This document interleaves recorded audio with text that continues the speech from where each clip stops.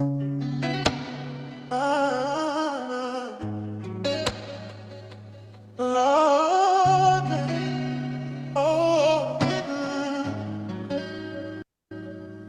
brought us to this country as a labor force.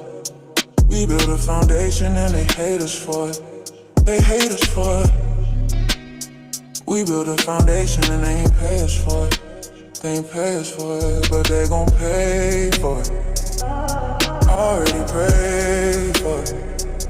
Non-believers didn't pray for us. Non-believers didn't pray for us. We're black and we built the foundation. Stone by stone, generation to generation. Vultures said we had no culture. Them vultures got a Jay-Z poster. Them vultures got a lacy culture. Vultures eat what they didn't kill. Vultures sleep what they didn't build. They brought us to this country as a labor force. We built the foundation and they hate us for it. We built the foundation and they ain't pay us for it. They ain't pay for it, but they gon' pay for it. Already paid for it. Not believe paid for it. Not believe in pray for us. Not believe in pray for us. We're black and we built the foundation. Stone by stone, generation to generation. Vultures said we had no culture. And vultures got a Jay-Z poster. Them vultures got a lacy poster.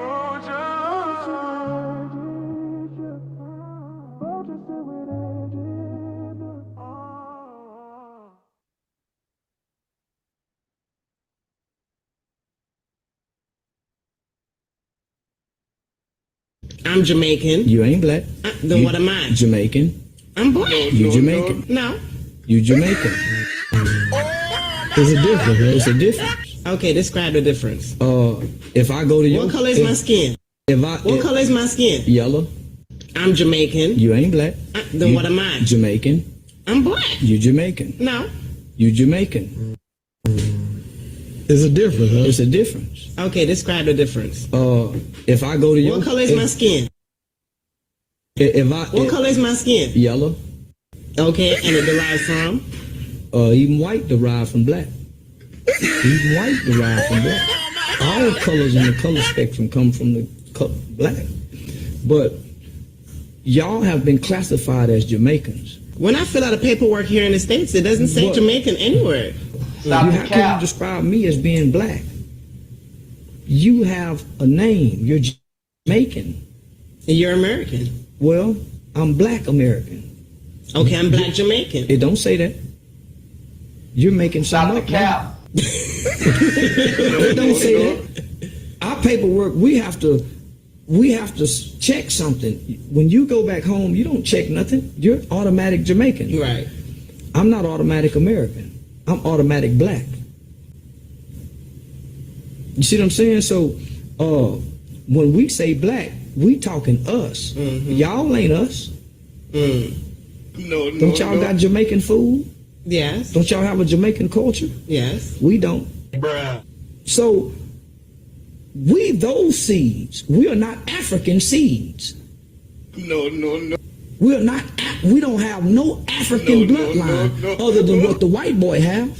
Because he does not understand the difference. Well, this story is one that has made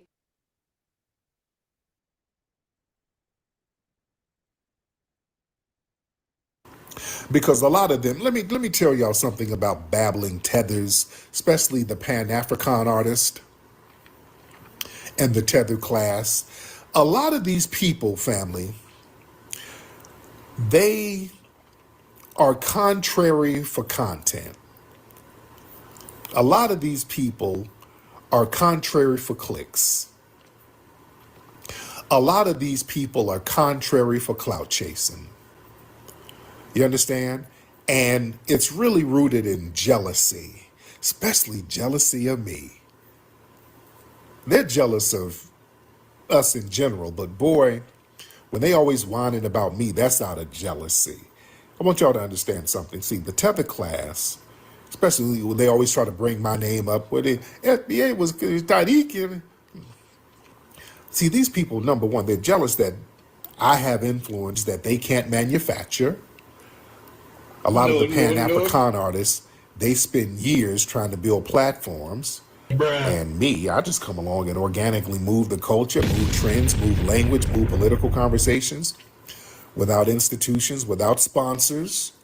And that level of organic influence, that breeds a lot of jealousy. So they'll try to fixate on me so they can basically try to ride my name to relevance. Because they see my name is in the algorithms. So they need my name for online traffic. Also, your lineage family, your lineage, everybody's talking about it. Foundational Black American and FBA, that's in all the algorithms. And they've realized, okay, we talk about foundational Black Americans, we can get clicks, we can get a little money. Yeah, there's like, what, 1,400 people here now, live. But they understand. Y'all see all these FBA spaces? They start talking about foundational Black Americans, they know that's going to get some clicks. You look on YouTube, all the channels using foundational Black American. There's people trying to get clicks, trying to get views. You understand? FBA discourse, that's one of the biggest Black topics online. And the Tethers and the Pan-African artists, they depend on that algorithm boost. So they're farming for engagement. Notice when they ain't talking about foundational Black Americans, their videos don't get no clicks. Don't nobody want to hear what they got to say.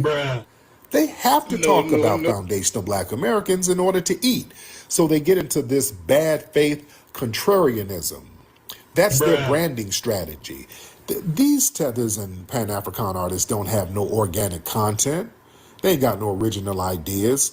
So their brand is basically whatever foundational Black Americans say, they're going to oppose it. You know, that's just them desperate for attention. You know, they're just being contrary just to be contrary. So whatever foundational Black Americans say, they're just going to be contrary. That's their whole brand. That's engagement farming. You know? Oh my God! And these Tethers and Pan-African artists, they know that me, I'm a cultural barometer. So they think attacking me makes them feel relevant. You don't attack irrelevant people. And people, they start using my name trying to clout chase because, you know, I'm in the center of a lot of cultural conversations. And a lot of these people, they are frustrated that their Pan-African projects never produce no damn results. Let's be real. For decades, these Pan-African artists, they promise unity, nation building, Akon City, African diasporic coalitions. Yeah, but it all remains theoretical, symbolic, and performative. These people don't have nothing. They ain't produce shit. You want to be real? No. And the hell, me alone, I done produced best-selling films. We got a damn museum out here. We done got rallies popping with thousands of people showing up, conferences with thousands of people showing up, best-selling books, the whole tangible outputs. So productivity sometimes, that triggers envy. Yeah? Oh my God! Come on now. Us looking at our lineage and people getting on the lineage wave, you know, that makes them feel like their whole Pan-African shit is just completely obsolete. Because see, Pan-Africanism is built on the idea that all Black people are just one big group. Stop the cap. Foundational Black American delineation, that shows that lineage, history, and political differences, that shows the cracks in the Pan-African cosplay. So the thing is, their obsession with our lineage, that shows that they need foundational Black American culture to survive online. Yeah, most of these people, they can't go viral unless they attach themselves to foundational Black American conversations. They don't create no waves. They cling to the waves that foundational Black Americans create. And if they ain't talking about me, or they ain't talking about our lineage, if they ain't talking about foundational Black Americans, their whole content crashes. They don't get no clicks and views.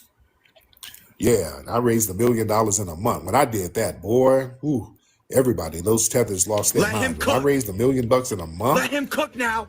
when that's when they start sending them feds on my ass.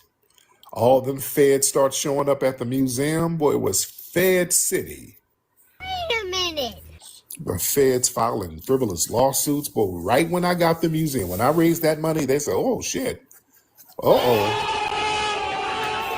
When they saw that, because that's powerful, to raise $1 million in a month.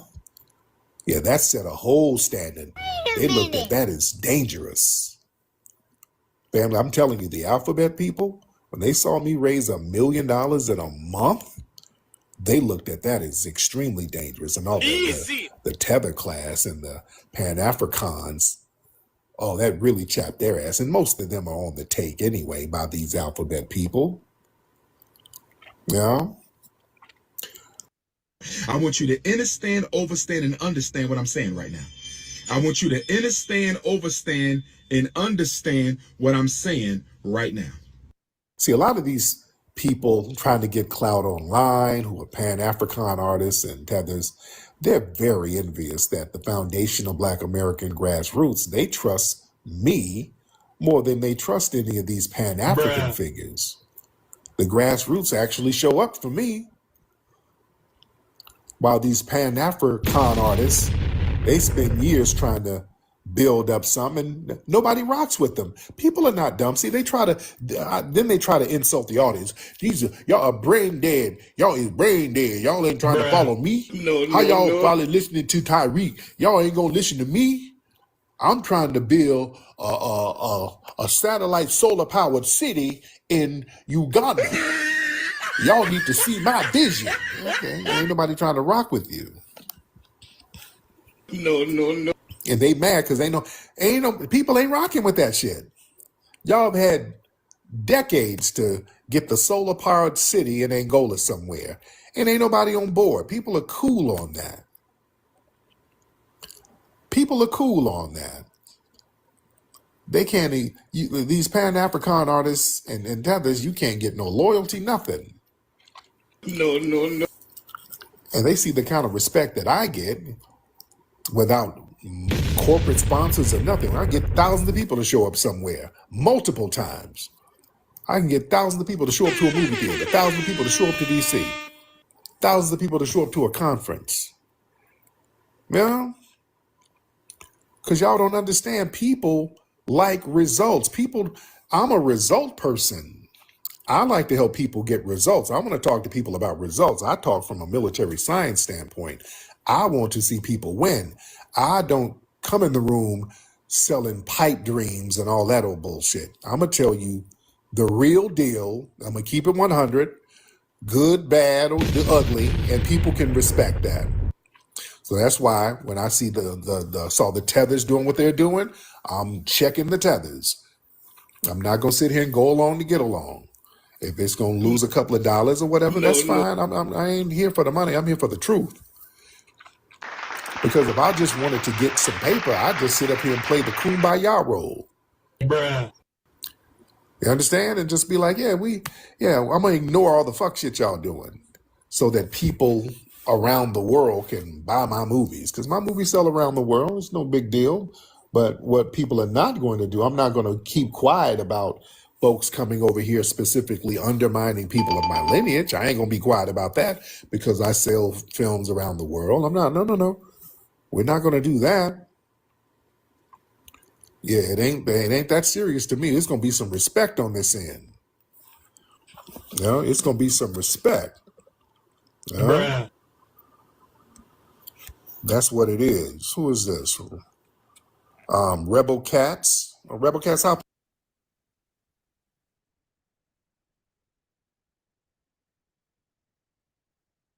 that has erupted into chaos with reports of foreigners being forced to flee for their lives. Yeah, fam. And guess what color the foreigners are?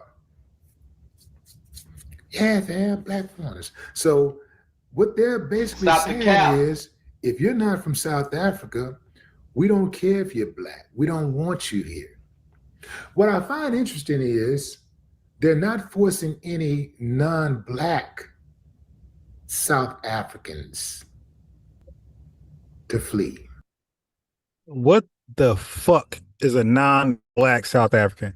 My God, you mean non-African South African. Stop calling Africans black. When we say we're black, they say, no, you're not, nigga, you're African. So they're not black. You dig? We're black. You guys are African. Be proud. Where's your I'm black and I'm African and I'm proud national continental song? Be proud to be African. We are telling you guys you're not black, nigga, you're African. Okay? Stop calling Africans black. They're African.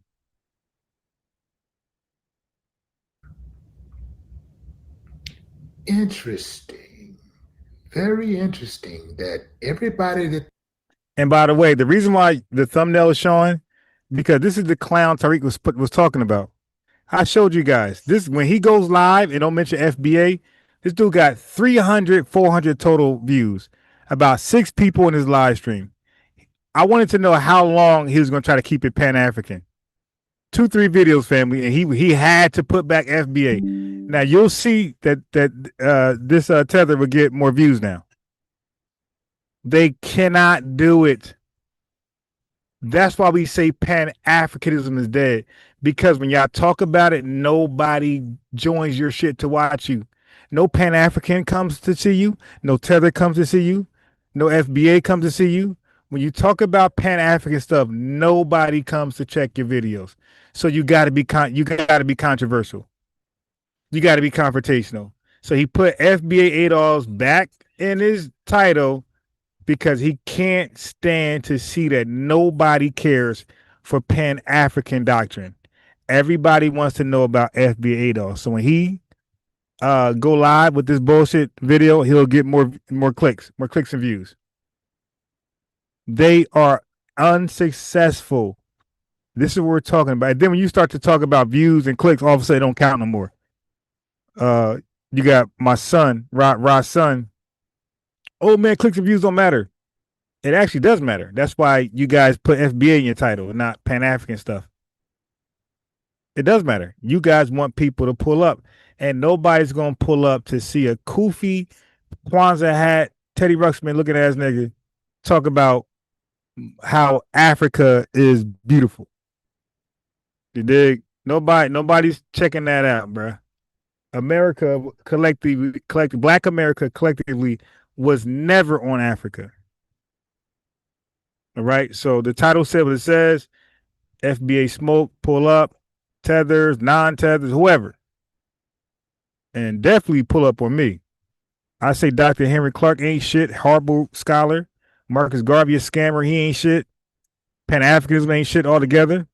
Tethers ain't shit. And it's all about FBA. And none of y'all black but FBAs. All right. So those are my talking points. So I'm gonna argue the indigenous thing here as well. So y'all got a whole bunch of ways to come at me.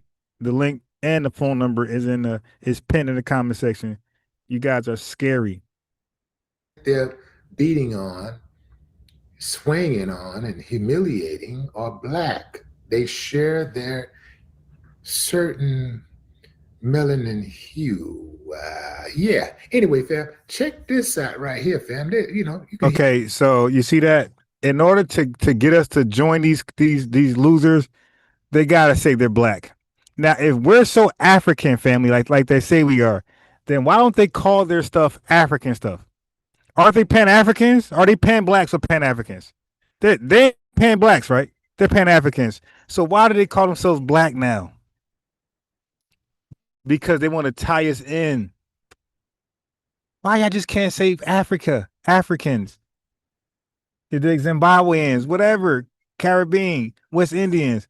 Why you guys are now saying why you guys are now saying black? Are you pan black or pan African? They know there's nothing there.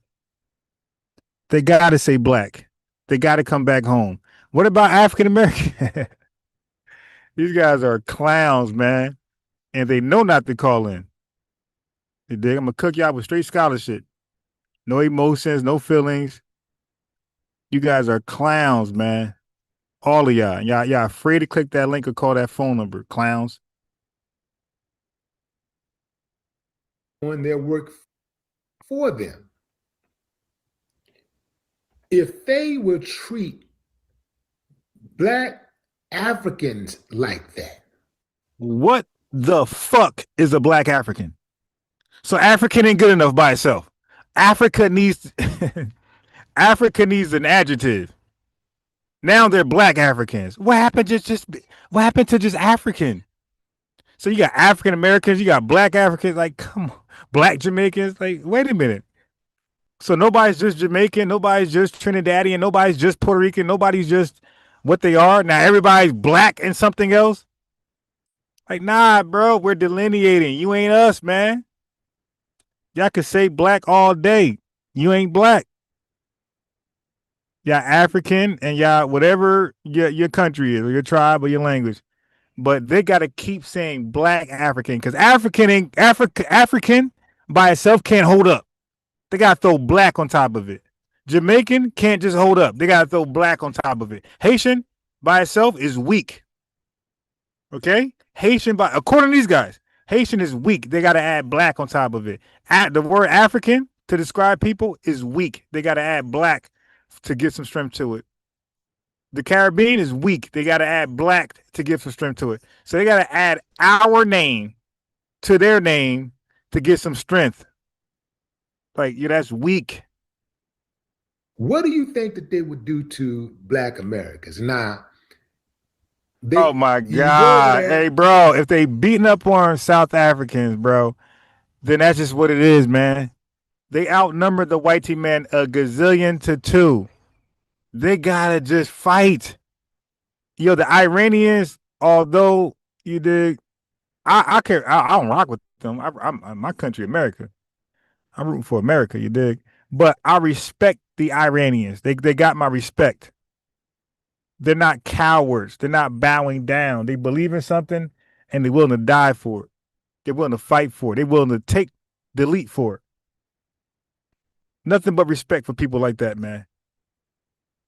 Yo, those Africans need to take a play out the playbook of the Iranians, those Muslim Middle Eastern countries, man. They never go out without a fight. But Africans, for some reason, these cowards will get their ass kicked, get smacked up by Chinese people, get smacked up by East Indians or whoever, and just keep walking. Dude, you outnumbered them a gazillion to 1, my guy. You gotta just fight. Iran right now is like, yo, Trump, you gotta just delete us all. You dig? Because we ain't, basically you gotta drop one on us. Because they like, yo, we ain't gonna bow down. You guys are a superpower because of Foundation of Black Americans, and guess what? We ain't gonna bow down. You gotta just drop one on top of us. And they're gonna go out in their shield. And they will go out in their shield. Yeah, because this country ain't fucking around. You dig? So you will go out the way you want to go out. Trust me. Y'all keep running your mouth, you will get one on top of you. And we're gonna keep moving on. But Africa gotta have those balls, man. Bunch of cowards. Talking about setting up shop and you think it's all sweet. Okay, say they can recognize that you're not coming over there to suck up their resources because you're coming over there and you got money. Fine, cool. But if they have the mentality to attack their own because they feel like their own is sucking up resources, What do you think they'll do to you if they think that you are taking some type of opportunity away that they could have had? It's the same thing that go on over here in the United States. It's just that they doing it to their own people. Have you noticed that the United States used to practice that? The United States used to give Irishmen and English and Italians hell. They used to give Sicilians, they used to give them hell. But they came to their senses and said, you know what? We need to stick together. And they started sticking together. They put them all in the police force, all in the city council. So when is Africa going to do that? You Pan-Africans, when you pussies going to do that? When you going to stick together? When is Ghana, Nigeria, and all those other coward countries, when are they going to stick together and say, you know what? We're 1 billion deep. You dig? No more resources. No. Yesterday's price ain't today's price. When are they going to do that? Bunch of cowards, man. 54 countries won't come together, a bunch of cowards. They everywhere now. And hey, even think about it. Now, if Iran can resist the way they're resisting, this small, tiny country, if they can cause issues for America, Israel, and hold on to what they're holding on to, closing the street, what can Africans do with resources? Think about that. If Iran could say, all right, bomb us up all you want, we closing the street. Oh, well. In America right now, look at our gas prices. You dig? It's working. So, Trump extended the, he extended the peace talks. It's working. This little ass country. So imagine what 54 countries can do with their natural resources. If they say, nah, nope, no more resources. Nope. Go find it somewhere else. But they're cowards. Did you see what Trump said when he started talking about South Africa? Oh, the white South Africans are being, he didn't give a damn about none of those black ones that's over there doing what they're doing right now in the streets. He only gave refuge to the white South Africans. And when you look at the immigrants, all right, that don't make any sense. He only gave refuge for the white South. Yeah, nigga, that's not their homeland. That made no sense. You supposed to give refuge to the white South Africans. They don't belong there. That's not their land. That's their colony. You dig? Why would you give refuge to Africans in South Africa? That's their homeland. Why would they leave? That don't make any sense. Why would a South African leave South Africa? That's his homeland. We get it. Why Europeans will leave? We get it. It ain't their homeland. They only give refuge to the Afrikaners. The South Afrikaners. They don't give refuge to the African South Africans. Yeah, they should stay in their homeland. Why would they leave? Listen, man. That's different energy. Link is there. Call in, get cooked. Communities that are targeted by the Trump administration. He's only targeting brown and black immigrant communities. He's not targeting the white immigrant. Bro, miss me with that. Black and brown. No, there's no such thing as black and brown. You got Latino immigrants, you got African immigrants, you got Asian immigrants, and you got Caribbean or whatever else, bro. Ain't no black and brown, bro. We don't do the color label in America, my guy. We don't do that. They don't have any problem coming over here. And they don't have any problem staying over here. You blacks in the diaspora better get it together. Y'all. Now, of course, he like 90 years old. You dig? Like, again, out-aged, out of touch. A lot of these guys that are anti-FBA, anti-Tariq, a lot of these guys are old. They're older than 35.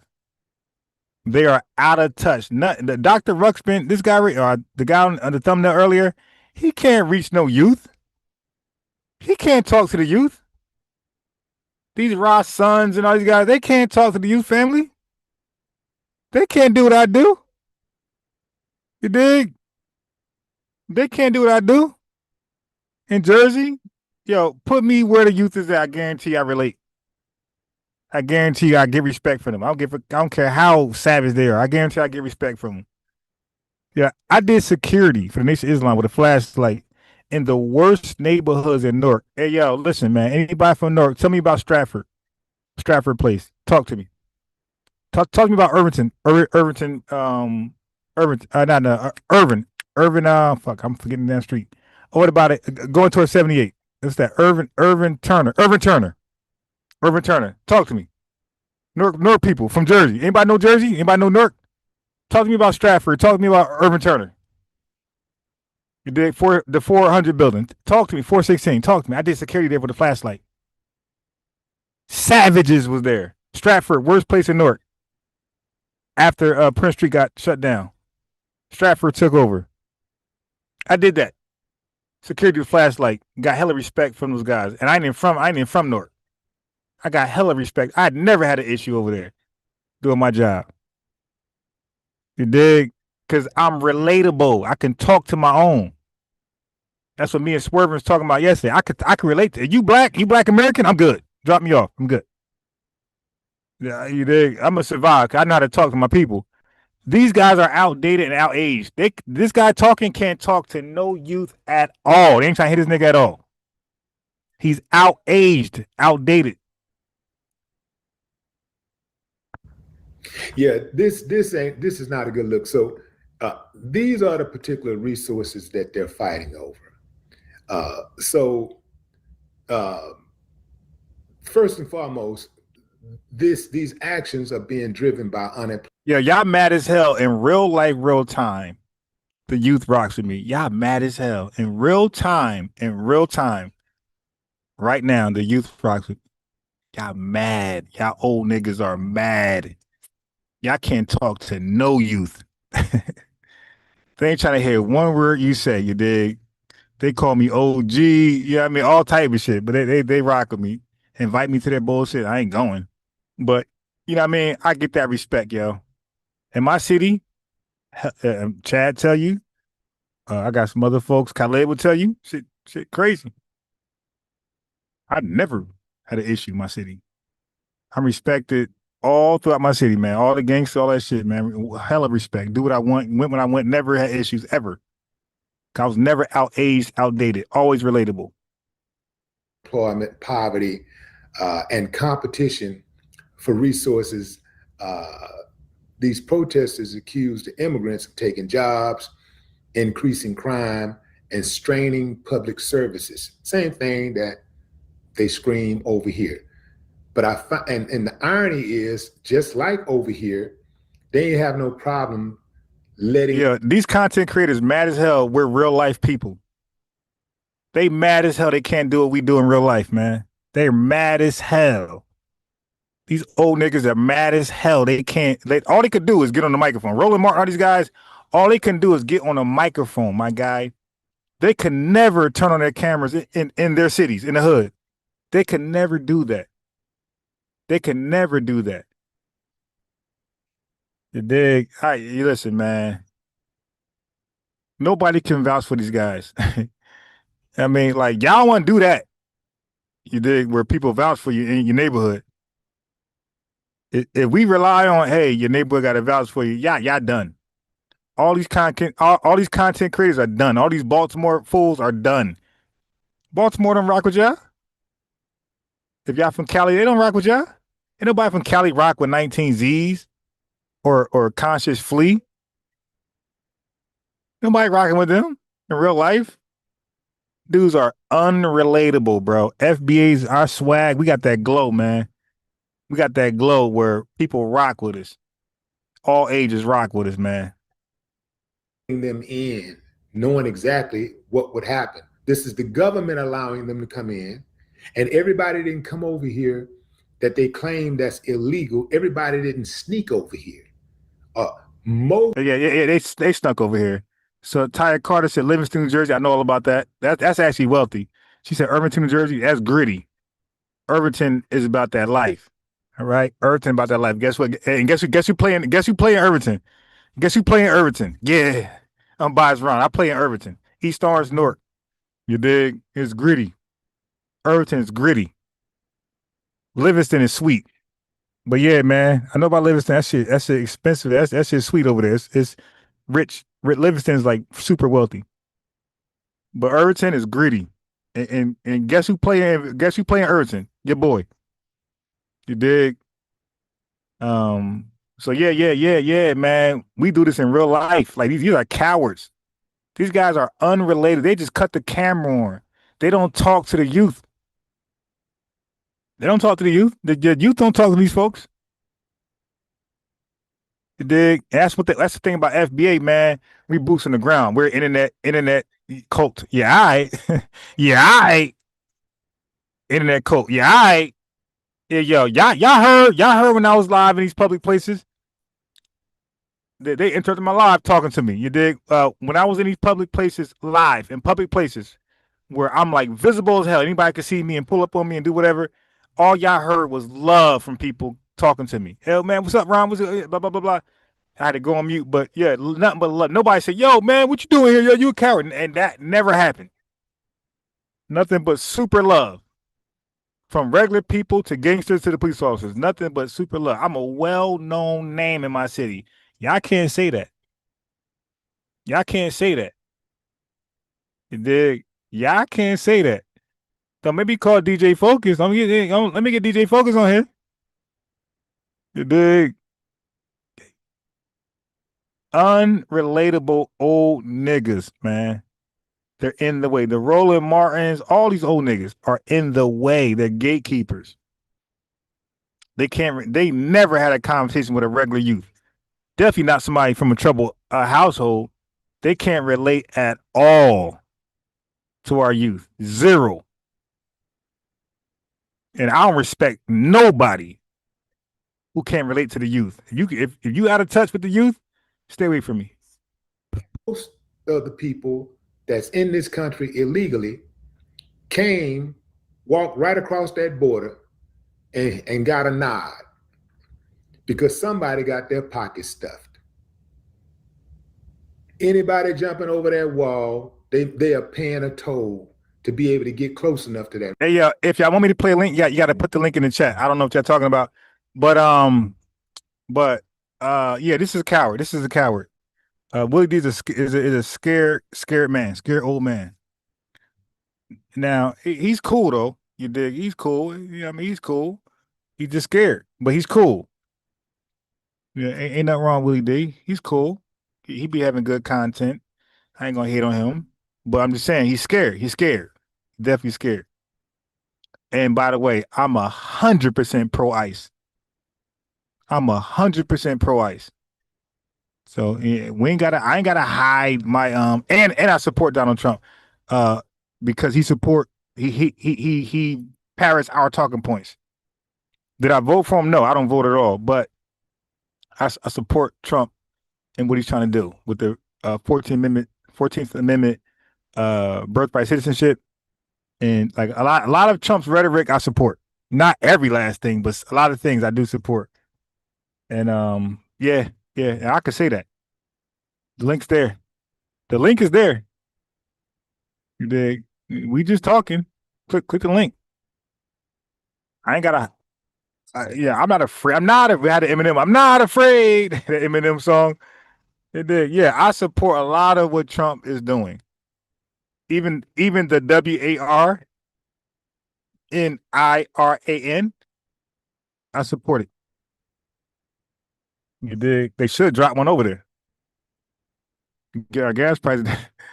You know, I was talking to my friend. I was talking to my friend. Hey, man, if they neutralize IRAN, I'm like, shit, I might, and that make that American territory. Shit, yeah, sign me up.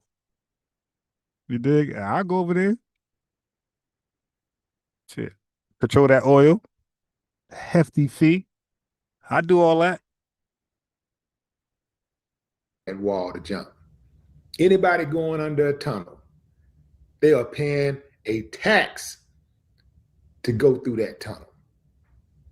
And Americans, people, or at least people who have American passports, are on the other side.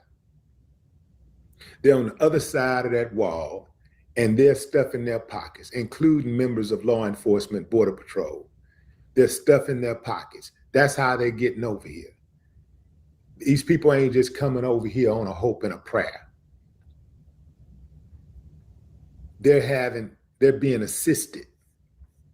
So if you South African uncivilized mutts who are beating on these Africans who are coming to South. Yeah, this guy says South. Hey, bro. Hey, Willie D, my guy. If you're FBA, you are a scared Negro. How the hell a majority will ever let a minority just beat on them? Bro, FBAs, we can't relate to that. We always been the minority. And look up our track record. Look up our track record. You see race riots all day long. You did. We on 10. We are on 10, my guy. Look up race riots. You'll see us being a minority with smoke with these white T devils. Straight up white T devils. You see smoke. We try to knock their goddamn head off, my guy. Imagine if we were the majority in America, family. There'll be no such thing as Jim Crow. There'll be no such thing as school to prison pipeline. You dig? Mass incarceration. If we're the majority? Eh? Fuck y'all talking about? It'd be no such thing as some of these Republican parties or even Democrats. We're the majority in America? Shit.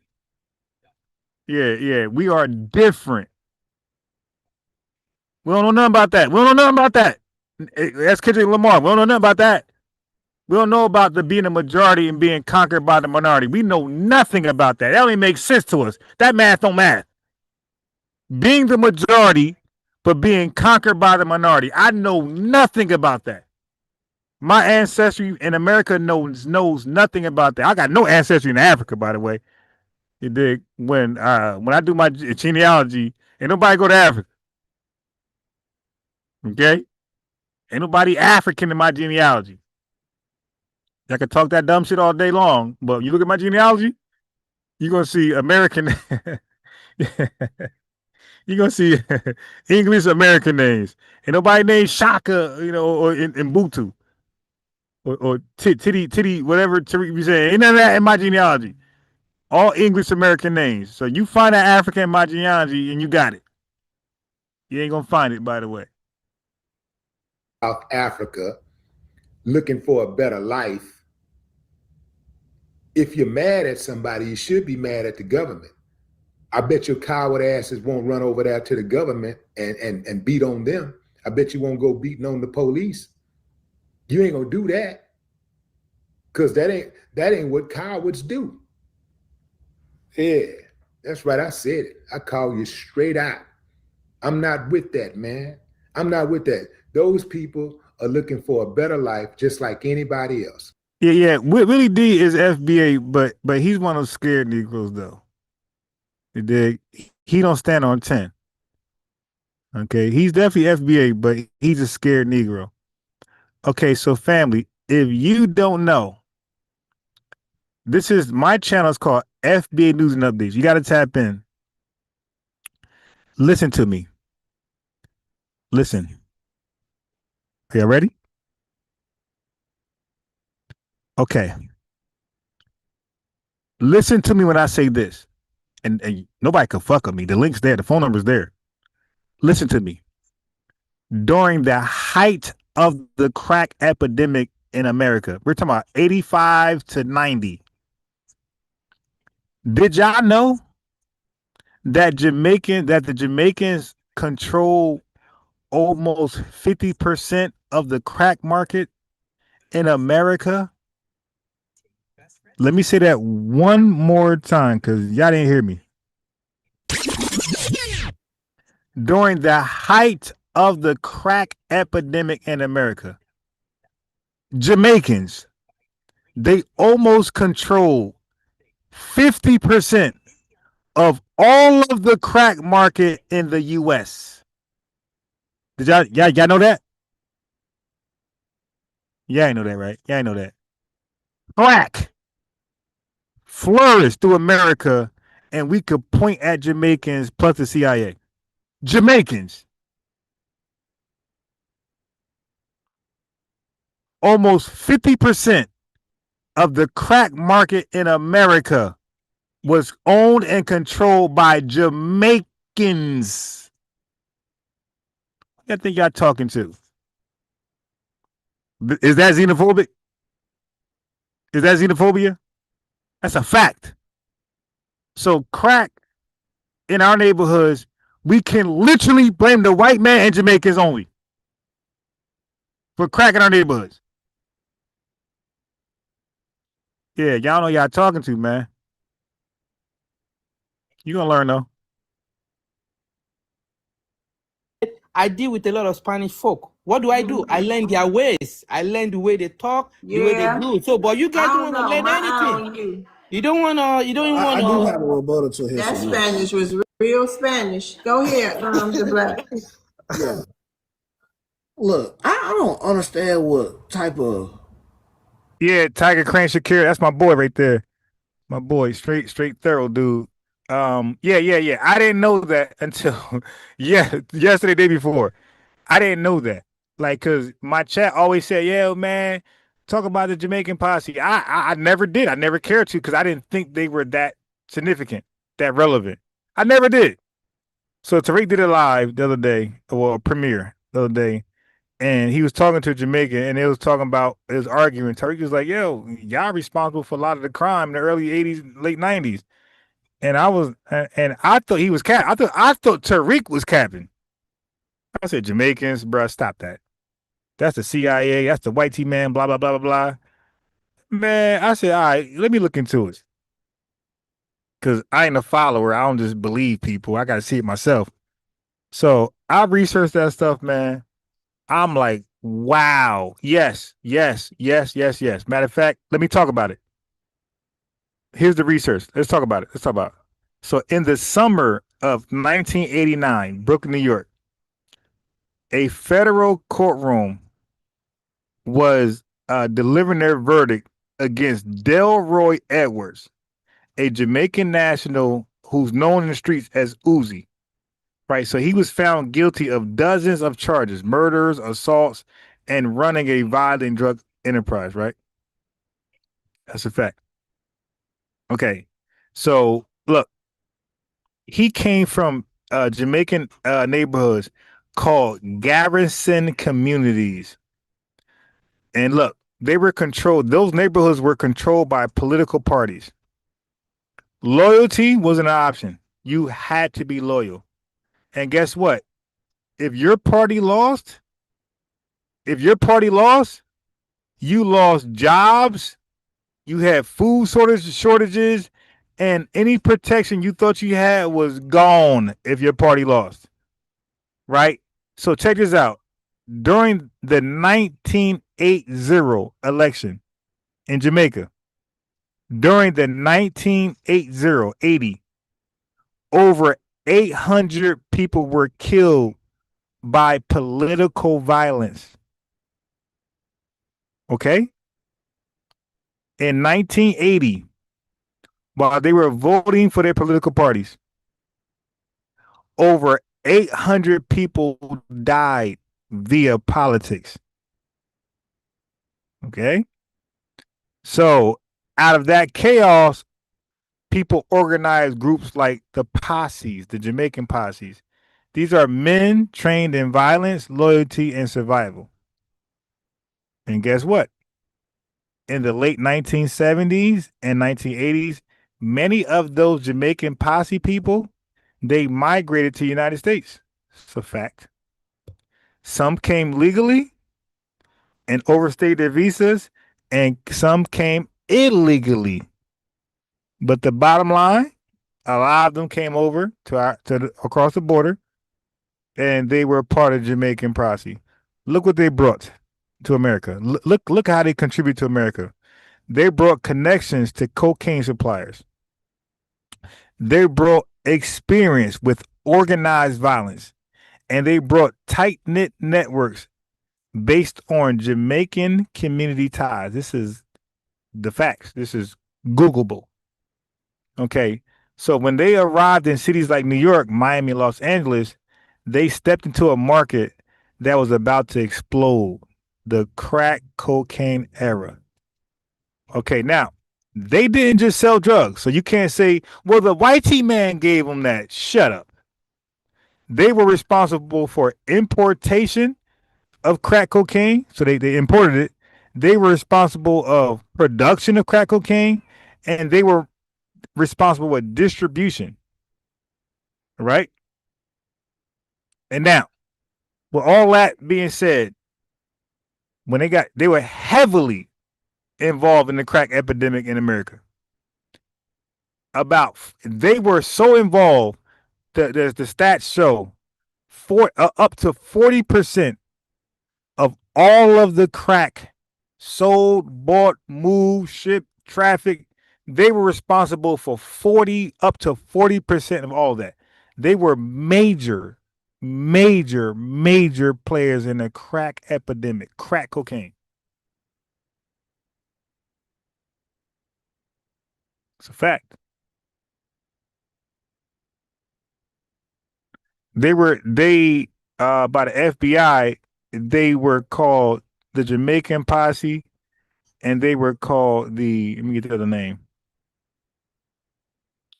They were called, hold on.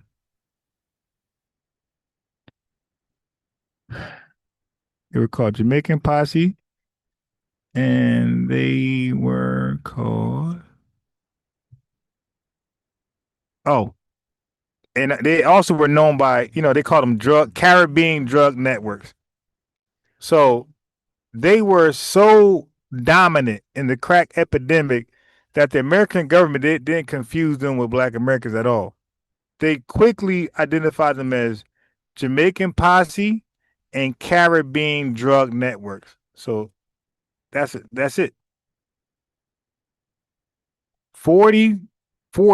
35 to 40%. Jamaican posses were almost 50% involved in everything surrounding crack during the crack epidemic. So when Black Americans get mad, we be like, yo, what the fuck? And we point at Jamaicans like, yo, yeah, that's it. When we say, hey man, you fucked our community, how can somebody say you're wrong? That's a fact. Y'all can Google that. Everything I say is Googleable. These other guys, I don't know what they do. But everything I say, you could look up on ChatGPT, Grok, Gemini. Everything I say, you can Google that. All right? Hey, look at this song.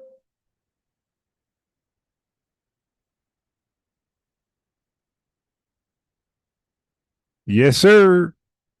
Unapologetically standing on the truth.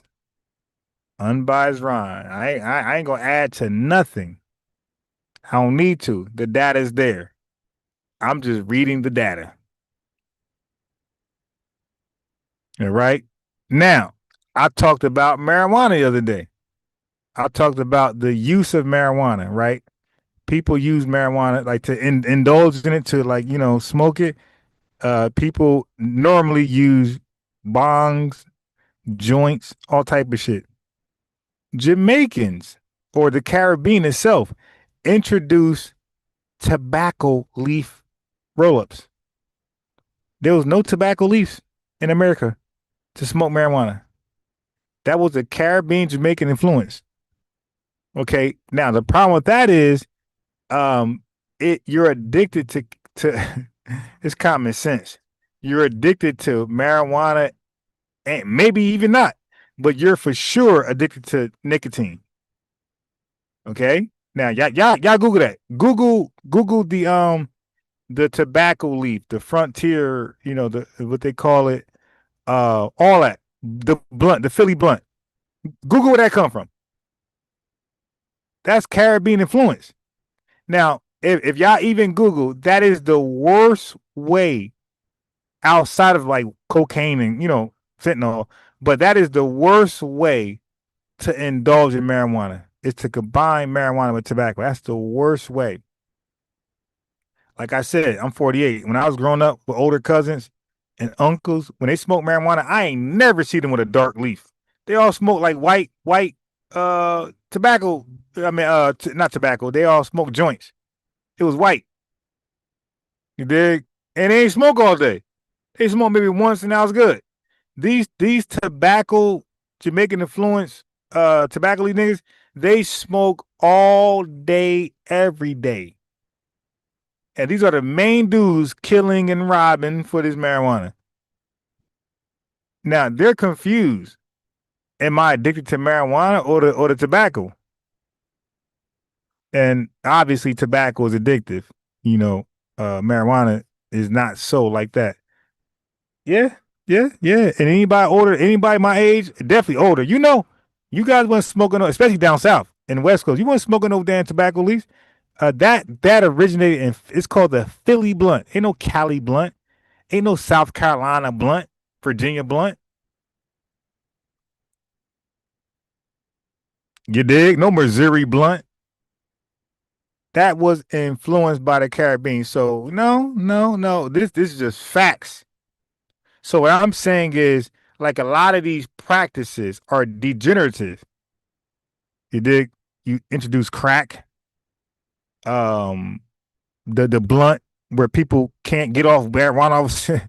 Like now the marijuana game is crack. If you roll your marijuana with a blunt leaf, you are basically on crack. Because you can't stop. You're smoking 6, 8, 10 blunts a day. You can't stop. All your money go there. You broke as hell because you're smoking all day. And guess what? These smokers can't go back to a bong. They can't do a plant-based, roll up. They can't do that because they don't get their nicotine fix.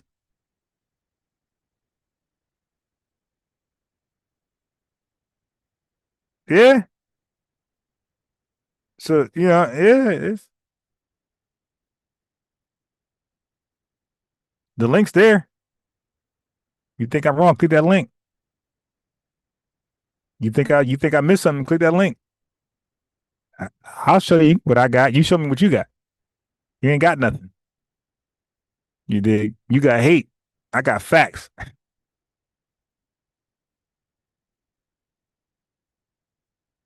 Okay, but I think we're working through it. People love to say like diaspora wars. I don't agree with that. War is what you see Iran doing with the United States. Yeah. We're not unaliving. We're not unaliving having a public other. discourse, and we are perfecting ourselves on each other. That's what I feel. I think we're going to come out of this, because this is not going to last forever, this discourse, but we will come out of this discourse on the other side with deeper understanding and rules of engagement. Now, I got to speak to this woman outside of Dr. Devil. She's going to be here in Color 6. Her name Dr. King, Nzinga, Dr. Devil, whatever you want to call her. I got to speak to the other lady without her. All right. This woman's a demon, and she don't deserve to be in here in Colors nothing. And that's okay. No, absolutely. Yeah. Absolutely. So it was a beautiful discussion with brother Tariq Nasheed. Like you said, he said, you're sharp. He said, when I was texting him, I said, I told you. I said, he said, you're the truth. I said, I told you she was sharp. He was like, she's the truth, so. I didn't want to bombard him, but I was just like, Yeah. But salute to brother Tariq Nasheed. And I tell people all the time, they be like, I'm gonna switch. A lot of those folks, people act like they really bad, they go in on them. And I'm like, man, we have ideological differences. We do. Right. I said, but that's my brother. You know what I mean? Like that's my brother. But we beef, family beef. We beef. We do it. You argue with your brothers. You argue with your sisters. You argue with your cousins, aunts, uncles, and you do that, But like I said, every time I call him up or send him a text message, it's always respectful. It's always love. You know what I mean? I do want to say this though. So Brother Doug put in a chat, he said Marcus Garvey was convicted of mail fraud and did meet with the KKK. And then he said on July the 25th, 2020, he met with Edward. So now I'm gonna tell you right now, this woman, she can't fuck with me when it comes to Marcus Garvey. Matter of fact, the average person can't fuck with me when it comes to Marcus Garvey. All right, I'm gonna say right now, the link's there, the phone number's there. Call in. Okay, I'm saying Marcus Garvey ain't shit, and so is Dr. John Henry Clark. Now, in Pan-African circles, they think Dr. John Henry Clark is the truth. They think this guy's a scholar. I'm saying he ain't shit, and you can't trust this guy. Okay, and I got receipts. So click that link and find out. With young Clark, an imperial wizard of the KKK in Atlanta. So could you give the people some context behind him meeting? Okay, so now this Dr. Devil woman, she wants to tell the the other woman, Dr. Wright, to give context to Marcus Garvey meeting with the Klan. It's like, yo, are you dumb? Like, what context can you give that we don't know about? What research, what source are you going to rely on that says different than what we know? So I was interested to see how she's going to spin this, but the answer is going to shock you. Check this out. Not the answer, the response is going to shock you. Check this out. It's going to definitely shock Dr. Devil. With the KKK and him getting convicted on mail fraud. So I don't know all the details of it. So I'm not a Garvey scholar. Let me be very clear about that. My area of expertise is, well, my area of expertise overall is the political history of Africa. Okay, and Black political thought in the United States. So that's So the laugh is for Dr. Devil, not the other sister. She thought the other Dr. Wright was going to make up some bullshit for why Garvey met with the Klan. Ma'am, there is no excuse for that. You dig? So yeah, that didn't work out for you. So she gave a disclaimer. Hey, I don't know nothing about that. You dig? That Garvey met with the Klan. That's some coon shit.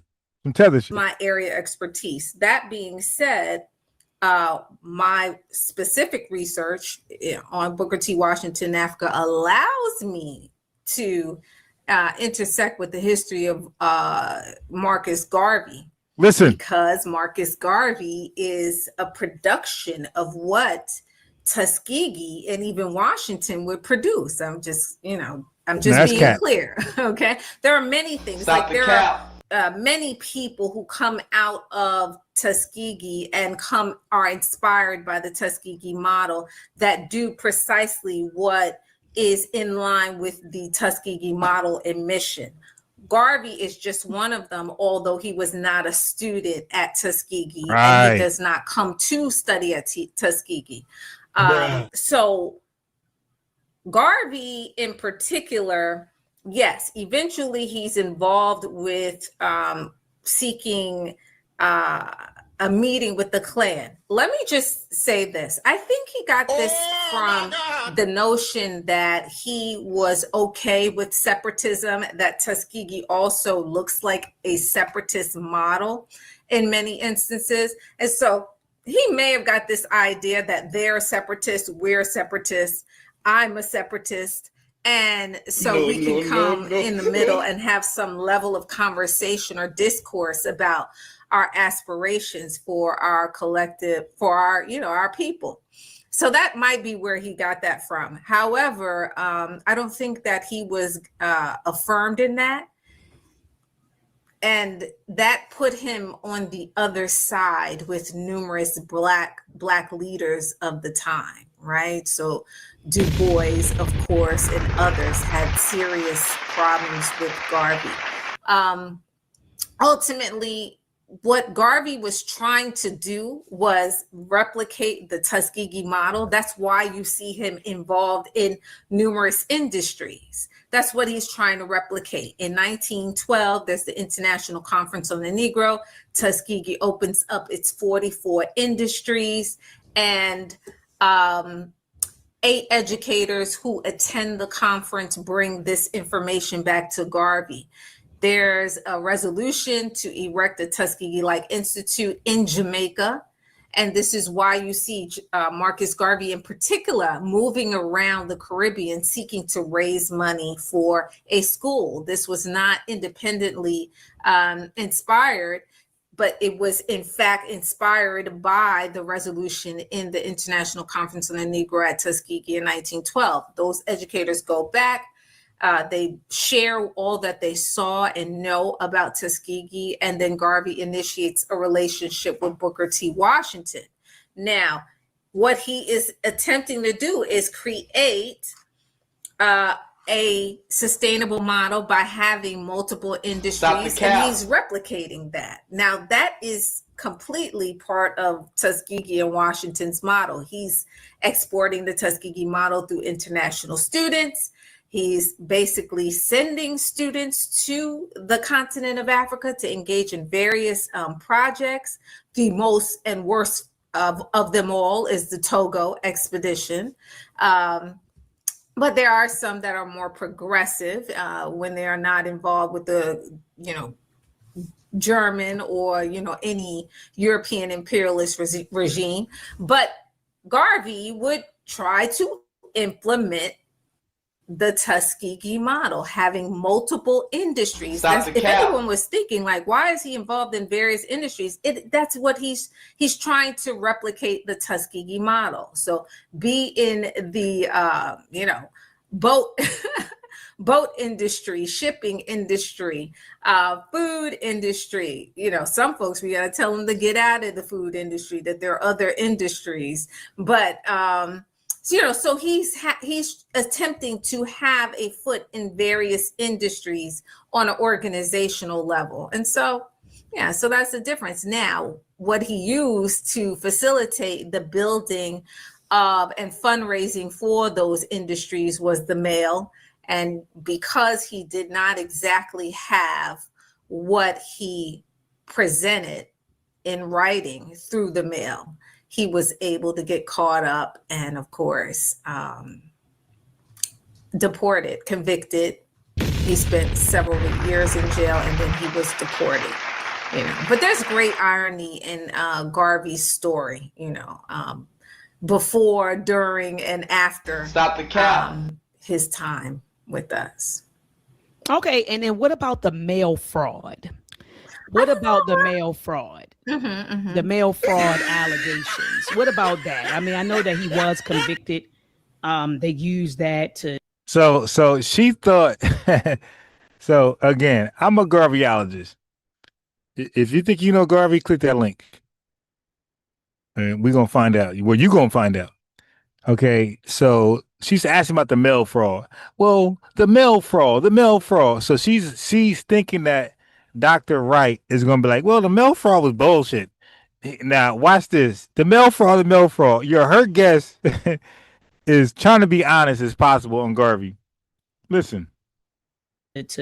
What about the mail fraud? The mail fraud allegations. What about that? I mean, I know that he was convicted. They used that to get him up out of here. So do you know anything about the case, Dr. Wright, or not? No, I don't know. I do not know anything specifically about the case, except for that, that's how the law would work then and now, to be quite frank with you, right? So that's how the law will work then and now. The law, Dr. Devil. Not sell people through the mail something that does not exist. Right. You heard that? You can't solicit stocks through the mail for something that does not exist. Don't miss what she said. Because Garvey was selling stocks to a ship that he did not own. So listen to what she said. She was being very honest. She said, you can't solicit stocks through mail for something that does not exist. That's scamming. Work then and now, to be quite frank with you, right? No, I do not know anything specifically about the case, except for that, that's how the law would work then and now, to be quite frank with you, right? You cannot sell people through the mail something that does not exist. Right. Did you hear her? You can't sell through the mail for something that does not exist.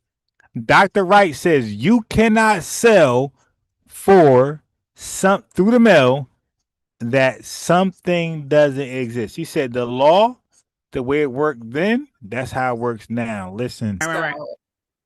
They use that to get them up out of here. So do you know anything about the case, Dr. Wright, or not? No, I don't know. I do not know anything specifically about the case, except for that, that's how the law would work then and now, to be quite frank with you, right? You cannot sell people through the mail something that does not exist. Right. So whatever vehicle you would have used, it would have, of course, then it would have been the mail, because there was no other way to do it at the time, either the internet or no. Absolutely. Absolutely. And I find it funny that people are quick to say Marcus Garvey met with the Ku Klux Klan, but so did Elijah Muhammad. He did so in 1961 in Magnolia. I want to say Magnolia. So you see this devil? Her co-host didn't explain away Marcus Garvey mail fraud. Okay, she went back to something else. That is a devil who don't deserve to be on HC6. I'm going to go backwards. Y'all can see what just happened. So her guest said, no, he was definitely defrauding his people and the government. You can't sell stocks for a ship that doesn't exist. And Dr. Maya, that disgusting devil sidestepped that and went back to something else. That's a disgusting dog that I don't want to watch on nothing, not even AC6. This is a disgusting dog who's fishing for explaining, but she didn't get explaining. Her co-host kept it real. No, the law, it works then, it works now. You cannot solicit stock sales for something that doesn't exist. And this dog went away from that and went back to something else. It would have been the mail, because there was no other way to use that, the mail fraud. And after his time with us. I'm going to take it to the top. Listen. Okay, and then what about the mail fraud? What about the mail fraud? The mail fraud allegations. What about that? I mean, I know that he was convicted. They used that to get him up out of here. So do you know anything about the case, Dr. Wright, or not? No, I don't know. I do not know anything specifically about the case, except for that, that's how the law would work then and now, to be quite frank with you, right? You cannot sell people through the mail something that does not exist. That's how the law would work then and now, to be quite frank with you, right? You cannot sell people through the mail something that does not exist. Right. So whatever vehicle you would have used, it would have, of course, then it would have been the mail, because there was no other way to do it at the time, either the internet or no. Absolutely. Absolutely. And I find it funny that people are quick to say Marcus Garvey met with the Ku Klux Klan, but so did Elijah Muhammad. He did so in 1961 in Magnolia. So you see this filthy devil dog? So she didn't get the answer she wanted. So she ran and tried to indict the Nation of Islam. This is a filthy, disgusting dog that does not deserve to be on AC6. I want to say Magnolia Hall in Atlanta. And so he also met with the KKK, and and nobody talks about that. So we condemn Marcus Garvey for meeting with the KKK and what they said 1922, but literally in 1961, so almost 40 years later, you had Elijah Muhammad meet with the KKK, and I believe. Okay, so listen, you disgusting devil. Listen, Elijah Muhammad, whatever his reasons were, he made it public. It's actually in his book. He didn't hide it. It's in Elijah Muhammad's first published book called The Message to the Black Man in America. He actually has that letter in his book. It wasn't hidden. It's public. He made it publicly accessible, you devil dog. Marcus Garvey, when he met with the Klan, that was a secret meeting. That was private. That was not made public. He was exposed because he's a fool. Trusting white people. You see the difference? Elijah Muhammad put the letter of him reaching out to the Klan in his book, his best-selling book, The Message to the Black Man in America. That letter is in the back of the book, reaching out to the Klan. He didn't hide it. He made it publicly accessible. Garvey privately met with the Klan. That's the difference, you devil dog. That it's for the same reason that you said. Look, you're separatists, we're separatists. You send your people over here. You encourage your people to go this way. I'll encourage my people to go that way. And I really think that that's what it's about. But what I notice with a lot of people who have these facts, they tend to lack context. So could you briefly, Dr. Wright, talk about the importance of historical context? Oh yeah, it's very important. So of course. So now this devil dog. Oh, context. All right, let's go with context. I mean, she's just trying to wiggle out. Just trying to wiggle out.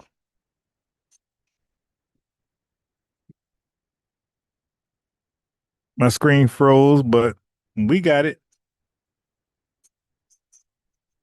Way I'll encourage my people to go that way. And I really think that that's what it's about. But what I notice with a lot of people who have these facts, they tend to lack context. So could you briefly, Dr. Wright, talk about the importance of historical context? Oh yeah, it's very important. So of course, let me know when, and I'll do the presentation. Absolutely, right after this. The slides.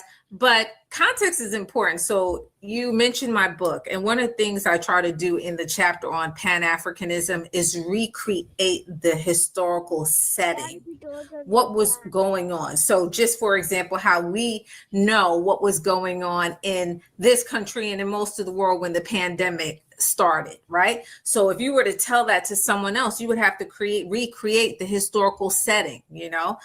This person was in office, this is what was going on, and when the pandemic happened. Well, for Pan-Africanism in particular, there were a lot of things going on simultaneously at that moment in time. So Henry Sylvester Williams, folks in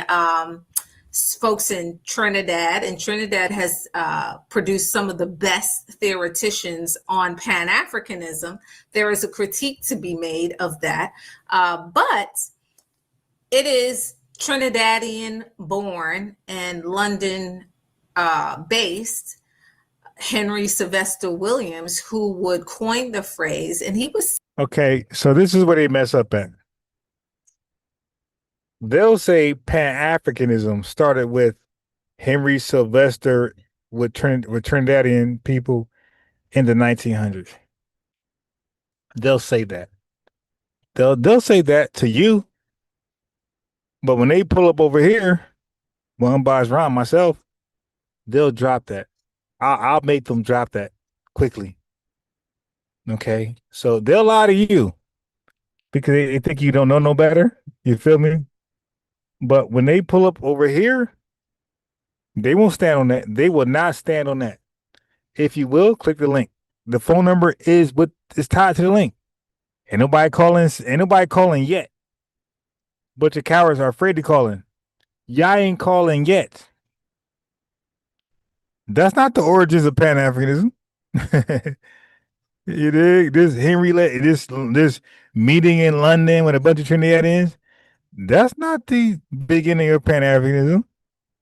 There are a lot of y'all, but somebody like me who know better, no. I say white people, the white T-man is the source of Pan-Africanism. Without white T-man, ain't no Pan-Africanism. Click that link and find out what I mean. They ain't gonna click it. Don't worry about it. Don't worry about it. They ain't gonna click it. Simply the secretary of the African Association. He was not the president of the African Association. And he would begin to write people like Booker T. Washington and others and tell them that they were planning to initiate a conference in 1900. Okay. And so you have him. I don't want to read to you all, but I am going to read just two blips so that you can get an understanding of what was happening in the world at that moment in time that made many people from around the world feel like Pan-Africanism is something that they had to pay attention to. And Booker T. Washington in particular was someone who called the first person to call Pan-Africanism a movement that was about to be put upon its way. So I think that's very important. But this consciousness that existed was in the Caribbean, Henry Sylvester Williams and alike, residing in London, thinking that we need to come together around our common condition. You had folks in Haiti at the time who were also, writing and pontificating about what independence, what freedom meant, particularly for them on the other side of their revolution. You had people in the United States who, as early as 1829, when I do the little slide presentation, you'll see I really start this conversation about Pan-Africanism with David Walker in 1829 with his address to the colored citizens of the world. The reason he writes it is to say that we have a glorious African past and we need to, once again, we need to unite. So you had so many factors buzzing throughout the African world, from the Caribbean, Central, South America, and the continent of Africa, that it was almost inevitable, to be quite frank, that we would organize in such a way. And so it is in 1900, provoked by the African Association, that the first Pan-African conference would happen. Let me just give you, I like the way that I actually give you all the little points going on throughout the world at that moment in time, in order to sort of recreate the energy that was 1900 and leading up to it. So it's with this level of developing consciousness that Booker T. Washington engaged the world. Shortly before the turn of the 20th century, he was formally exposed to the philosophy of Pan-Africanism, much in the same way as the rest of the world, through the coining of the phrase by the secretary of the African Association, Henry Sylvester Williams. On behalf of the African Association, Williams wrote to Booker T. Washington for the first time in September 1898 to solicit. All right, so she's just babbling right now. But yeah, CEO Task, I seen the link, I clicked it. He's one of those weirdos where you can't speak to him without subscribing. So I just subscribed, so I gotta wait like 5 minutes. But I'm gonna see if he's gonna join the channel. The average person does not know more about Marcus Garvey than me. Okay, I know a lot about Marcus Garvey. I even know about his court trials. The average person who claimed Marcus Garvey don't know about the court trials. Okay, and they don't know about a lot of his evil shit. This is why I cook them all when they call in. I did really in-depth research on Marcus Garvey. That's why I call myself a Marcus Garveyologist. Like, the average person does not know more than me. Believe it. And you got to be a scholar to like really, but even then, you still got to admit he's a scammer. Like that, whoever I talk to, they will admit he's a scammer. I never had one person leave this channel that didn't admit he was a scammer with honest dialogue. He scammed Black Americans and he defrauded the government. Like, that's irrefutable. So I got the link. I subscribed to him to invite him over here. He's a nothing burger. He gets no views. Nobody pulls up on his channel. But since that he wants to defend Garvey, he'll be another guy that I cook. Nobody left here defending Garvey that didn't get cooked. Everybody got cooked. So I just subscribed to his channel, and I'm waiting for you know, where I could text his goofy fat ass. That's all. You know, I'm just waiting because you guys, because he made it where you guys subscribe to reach out to him, like one of those weirdos. Do you understand that I can get access to the shit that y'all watch, but I don't want to watch it? Yeah, because you never heard about it. You don't. I don't want It's to like watch me it trying to because watch our Mexican people. stuff.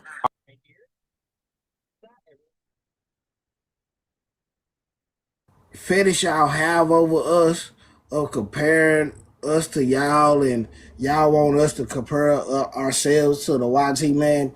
We don't care. We could care less about who's trying to compete with us because we are in our own lane. We have always been in our own lane. That's why everybody copy us. Ain't nobody copying y'all. Ain't nobody trying to copy the YT man. Ain't nobody copying everybody else. They are copying us. We are the blueprint. So y'all been upset because we walk around with some type of dignity and ethnic pride and respect about ourselves, and we ask and demand for the same. It's a you problem. Yes. That's why I got this picture up, because every time y'all come in this room, y'all cry to us like little babies, and all I hear in my head is, I see FBS. I'm tired of you FBA niggas. Like, leave us alone. All we ask is that leave us alone, get out our business. And if you can't do that, then yeah, we gonna slap you up a little bit, have a little fun, and move on. Does that look, what does that look like you as a baby, bro? What's going on? Did you Photoshop your own child, bro? Like, what's going on? Look, Same head shape, same those your eyes. African people. That's your African content creator. That's your little baby you playing with. You look like Stop that it, baby. man. It's What's you. wrong with It's these you. guys? See, hold on, guys, hold on. Be fun of yourself out there. See, the issue is this. I can tell you for a fact. When I see all this kind of image, when you guys call Africa Buddhist culture, I just laugh. Like, it seems like you guys are maybe educated. I'm sorry to say, but you have to, for you to be. I'm not trying to take dig at anybody, okay? For you to be able to have your way of life, okay, you have to have a purpose, okay. You have to show like you should be taken serious, okay. You see, when they blocked Trump from Twitter, you know what he did? He have a purpose. He went to open a retweet.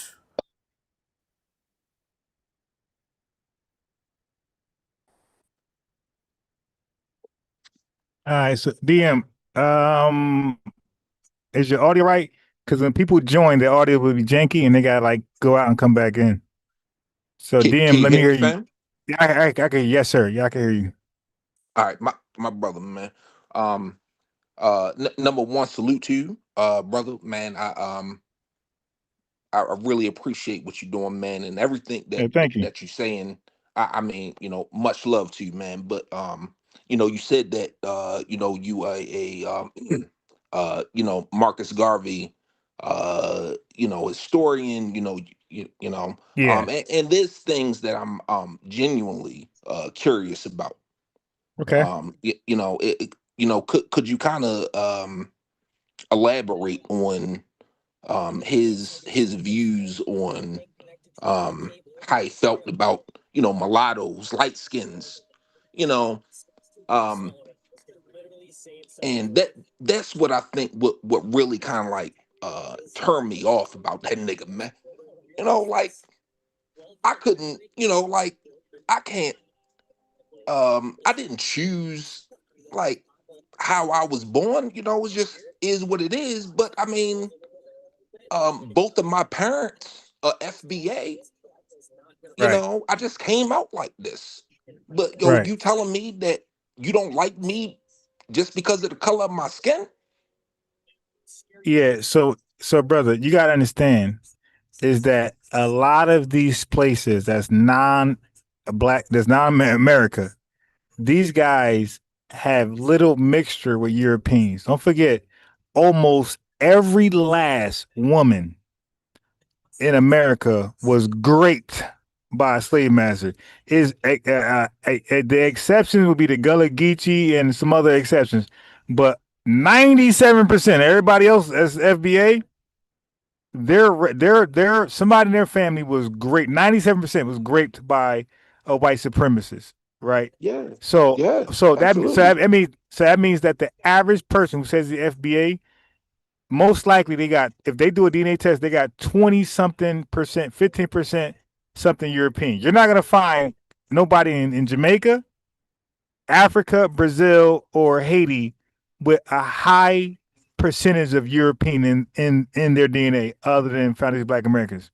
So they don't know. So that they come into our reality with these biases, like with this hatred for skin tone, because their whole island, their whole country, wherever they at, is all dark people. Like they don't know our experience over it. They don't know that the great process happened where we're mixed literally with Africans, Africans, European, and indigenous people. They don't know that because in their country they don't have no European at all. Basically, that's why it's so dark. They're jet dark. The average foundation Black American look like Denzel Washington. We're not jet dark, but you look at the average Haitian, average Jamaican, average person from Africa. They're black as midnight. Right. So they look at us the way they look at people in their country who's mixed, and the people in their country who's mixed. In those countries, they base shit off colorism. They got a hierarchy of colorism. So when they come to America and they see foundation Black Americans who are not jet black, in their mind, they're looking at us from their worldview. Oh, that must be a mulatto. He think he's better than me. Right? That's how they look at it. And I try to tell people, the Caribbean, Haitian, and Africa, their worldview is 100% different than ours.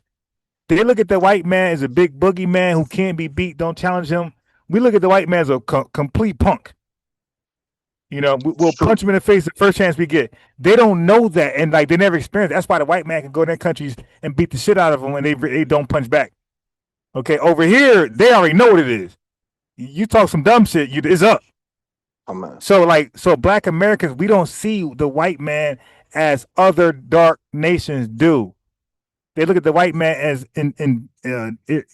he can't be beat, undefeated, and they look at him as a provider because he gives them rice and shelter. He builds their countries back up from a tornado or typhoon type shit. They go over there and build it back up. So they look at them as a savior, and that's why they worship white man. Right? We don't. We look at this nigga as a piece of shit.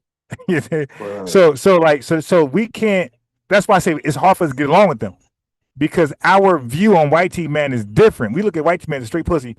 They look at white man as Floyd Mayweather, Mike Tyson. Like, dude, y'all scared of this guy? Yeah, man. Well, I appreciate you breaking that down, man. Because that has always bothered me about Garvey, and I don't understand why he always got so much praise. Me either. Yeah, man. Dude, a straight scammer. I never understood that, man. Dude, it's just a straight scammer, man. Straight up, man. You know what I'm saying? But listen, man, much love. Salute to the chat, man. Thank you for what you're doing, my brother. I'm continue to support.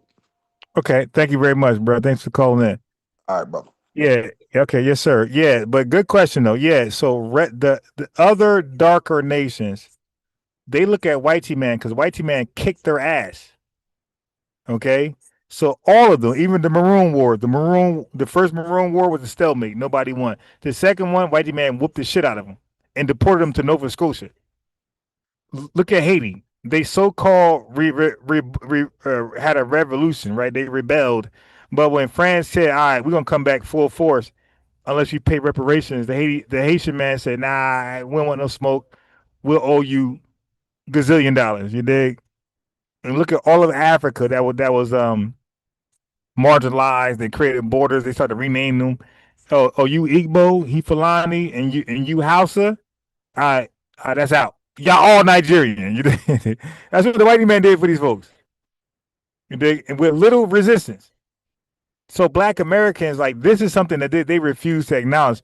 Black Americans, we don't know anything about that. We are the only melanated people who were outnumbered by the whitey man. Everywhere in the world where you see a whitey man, melanated population dynamic, the melanated population dominates in numbers over the whitey man. We're the only melanated population that's with whitey man where we are the minority. Look at South Africa. Those South Africans outnumber the whitey man a gazillion to one. We're the only minority that's melanated compared to whitey man. And we don't take no shit. So we can't relate to other darker nations bowing down to a white man, and the white man's a minority. We like, yo, what? Why y'all don't just crash out and just, oh no, we scared. No. You're like, yeah. We can't relate. That scary shit, yo, we can't relate, man. And that's a fact. And as a young man, as a young YN, I was like, why do you allow whitey man? Like, I just couldn't fathom that. Like, well, y'all like 1,000 deep. They one man. And I guess, I guess that's what, but I can't relate to that. I can't relate. Yeah, but Marcus Garvey was a fat tether, right? That was a scammer. And if anybody think different, click that link and let's have a discussion. Because I guarantee you they don't know more about Marcus Garvey than me. I guarantee that. It's going to be a learning lesson. Like the last guy I called in, that looked like the Saint in the Center. When he called in, it was a one-sided. He ain't no shit, but he's a Garveyite. He ain't no shit. Okay, yeah. So the link is there. If you're a supporter of Marcus Garvey, if you're a supporter of historian John Henry Clark, if you think FBAs are xenophobic, divisive, if you think delineation should not be the case, you think we're doing too much. If you think all those things, call in. If you think you're Black and you're not FBA, call in. The link is on it's tied to the comment section with the phone number, the link and phone number. I'm saying none of y'all are Black. The only Black people are foundational Black Americans. Everybody else are cosplaying as Black. Okay, you guys ain't Black. You guys are whatever your country and tribe is. That's what the fuck you are. You're Ashanti, you're Hausa, you're Shona tribe, you're Igbo. That's what you are. And you're Nigerian and whatever the fuck else. Zimbabwean, Ghana. You ain't Black. Nothing in your country you call yourself Black. And you want to talk about that noir Haitian shit? Come on and get cooked on that too. Okay, because none of y'all do the research I do. Because if you did, you would know that you're not Black. You would know that the only Black people on earth are foundational Black Americans. If you think you're Black and you're not, and you can't tie your lineage to U.S. chattel slavery, click that link and let me prove you're not Black. Okay, that's going to be very easy. If you're Black in any sense, it's because the white man said you were Black. Not because you said you were Black. It's because the white man said you were Black and you went with that. Because you're a scared coward and you bow down to the white man naming your ass. The white man can't name no Black American nothing. You did. We don't want nothing. We don't want none of his titles. You did. Yeah. So the white man can't name us. We named ourselves in the 1960s. And even Jesse Jackson, his bullshit title, but he still named us. We ain't taking no name from the white man. So again, like, we just can't relate to other people because they settle for shit we won't settle for. They bow out of shit that we will fight for. You dig? Y'all see what happened, Rodney King? These white people, you know what? These officers are not guilty, man. Fuck that white Rodney King black guy. They're not guilty. All right. As soon as that court decision was rendered, we commenced a beating for any white man in sight. So much so where they reversed the goddamn court decision. White cops, come back. Y'all guilty. Y'all guilty.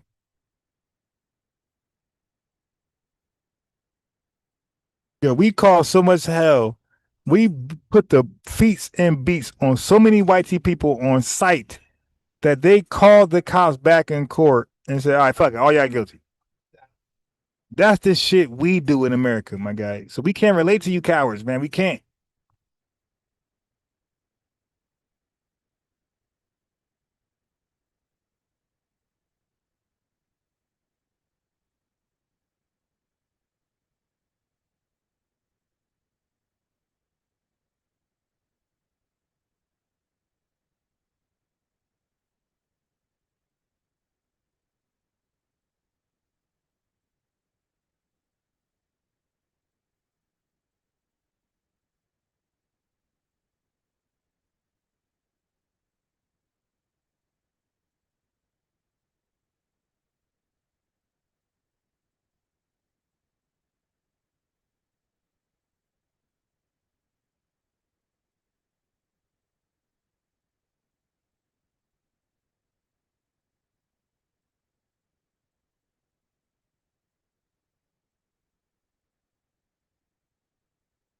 Hey, did you hear this stupid African tether? He said, you Google FBA, the first thing gonna come up is some African thing.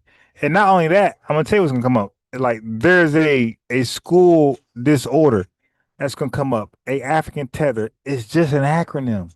It's an acronym, right? If you Google FBA, a bunch of shit's gonna come up that starts with FBA. You're gonna see fleeing bushmeat Africans also. Okay, so FBA is y'all too. FBA for you stands for fleeing bushmeat eating Africans. So yes, there's acronyms for a bunch of shit that starts with FBA. But type in FBA and type in Foundation Black American, it's gonna come right to us only. But FBA also stands for fleeing bushmeat eating Africans. Okay, so that ain't hit the way you thought it did.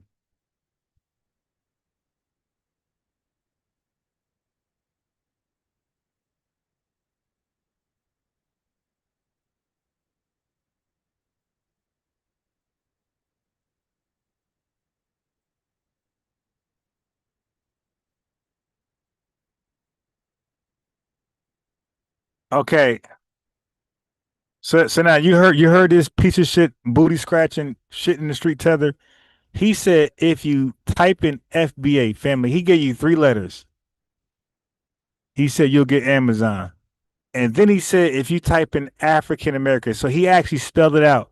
A fleeing bushmeat tether. Why you ain't say AA? If you type in AA, what you gonna get? So why do you hold us to our acronym? But then when you say Google African American, you say the whole name.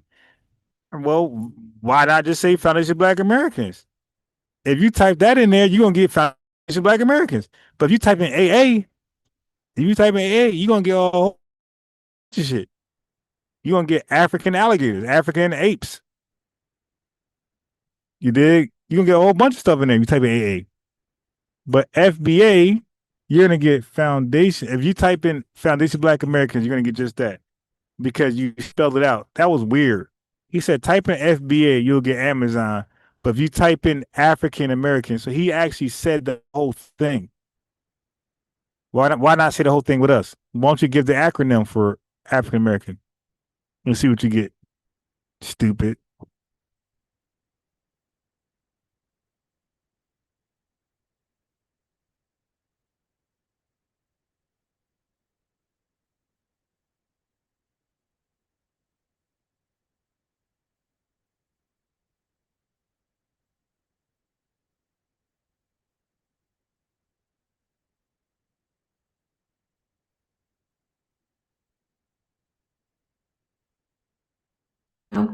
Okay, so FBA versus everybody, yes. And anybody could get it. All you sympathizers, all of that. And you African Americans, right? That be like, I'm not FBA. You know what y'all remind me of? Y'all the old back in the day TV. I'm taking this joke from a comedian. Y'all the type of TVs that got a little bad reception, and you know you knock them upside their head in order for them to get right. That's what that is with y'all. But we gonna deal with y'all in house, and we gonna respect y'all enough, cause y'all been playing with us too much with your little friends and stuff. You know, y'all like the young siblings. Alright, now go play with your friends, but don't act crazy when you get outside in this house. And that's the type of conversation we need to have with y'all. You know what I'm saying? Because at the end of the day, y'all still us. But y'all hoping the ops Africanize everything. Some things should be just reserved for us, period. I can understand you want to play with your little friends, but at 8 o'clock when the street lights come home, you know where home is. And at the end of the day, ain't nobody gonna ride for y'all like we do. And I think y'all know that, but y'all take that type of protection and understanding for granted. You know what I'm saying? I really think y'all do. And I think we needed to have a house meeting so we could, you know, put BTA, because y'all been out of pocket with your new friends. Now y'all wanna... We had a house meeting today. And who are you talking about? We had a house meeting today too, and it was good. It was about 2 hours, an hour and a half. But who are you talking about? Planning with what little friends? What are you talking about? The African Americans. Because we all are the same people. But since y'all want to be we not FBA, we just African American, and we want to just be African, and we want to be on this pan-goofy movement, and we want to allow Africans to say what they want to say. All right, now, you got to come home sooner or later. And you're going to have to deal with us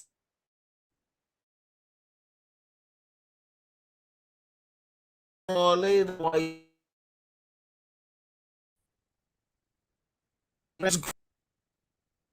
go home to their houses, because you don't respect for have one of those with them. They're not going to disrespect their parents and their ancestors for none of y'all. So what makes y'all think it's okay for y'all to do that to us? Mm-hmm. All right, now when them streets lights come on, you know where home is, and they ain't gonna save you when you come home. All right, land your plane. Let's see if you got some rebuttals. I'm sure you will have some. Yeah, most definitely. Okay, Franco. Anybody else have a rebuttal for Cha Cha? Yeah. And Remy? Okay, go ahead, Remy. I have no idea when people who say they're FBA start talking about home and start talking about a lineage. The lineage has existed for a long time before y'all had those three words, right? Before your founding father gave you those three words, the lineage existed. Malcolm X was making speeches calling himself an African in America. People were saying they're Black American, they're African American. Okay, so you see this right here? This is why, like, I hate panels where they let people just talk. This guy said Malcolm X was saying he's African American. My guy, Malcolm X ain't the leader. Like, you dig? However he feels, that's his testimony. But he also called himself a Black Muslim. So which one is it? Is he a Black Muslim, or is he an African in America? You dig? But guess what? That's what he is. If Malcolm X says he's an African in America, what the fuck that got to do with me? Okay, Malcolm X, you're an African in America. Okay. Okay. You're African in America. Not me. That's you. Now you want to take these words that were invented yesterday and you want to put it on everyone. Hey, where you from, real quick? I'll give you more time. I'm from Rwanda. I'm from Africa. Oh, you were from the continent too. Okay, you sounded a little Latino too for a minute. Okay, go ahead. What's up, John? Let me hear you. See if your microphone works. If it doesn't work, if your audio doesn't work, you just simply got to just go back out and come back in. It'll work. If it's not working, so John, just go back out. Come, wait, unmute. Let me see if I can hear you. Unmute, John.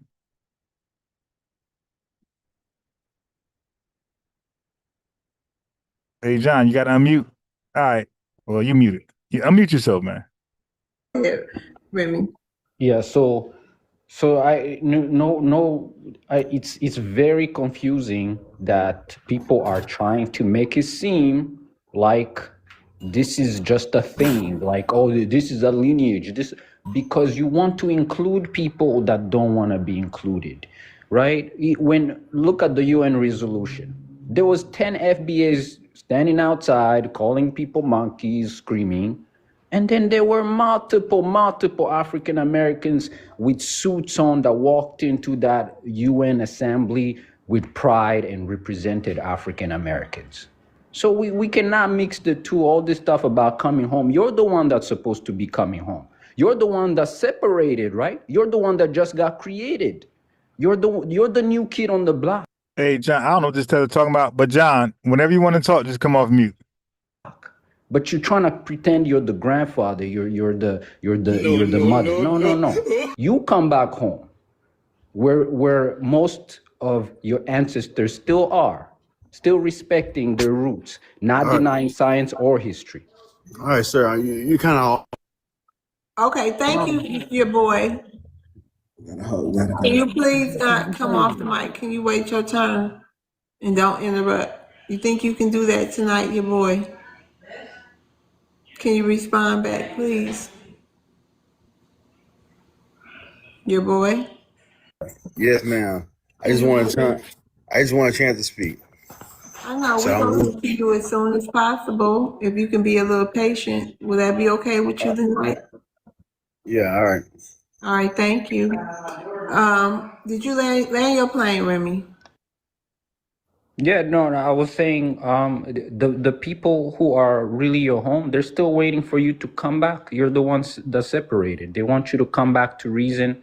They want you to start believing in history and in science again and not make. Yeah, so this platform that I usually like replay here, like I don't know why I they're young and dumb. Like they provide a platform where they allow Tethers to disrespect Foundation Black Americans uninterrupted.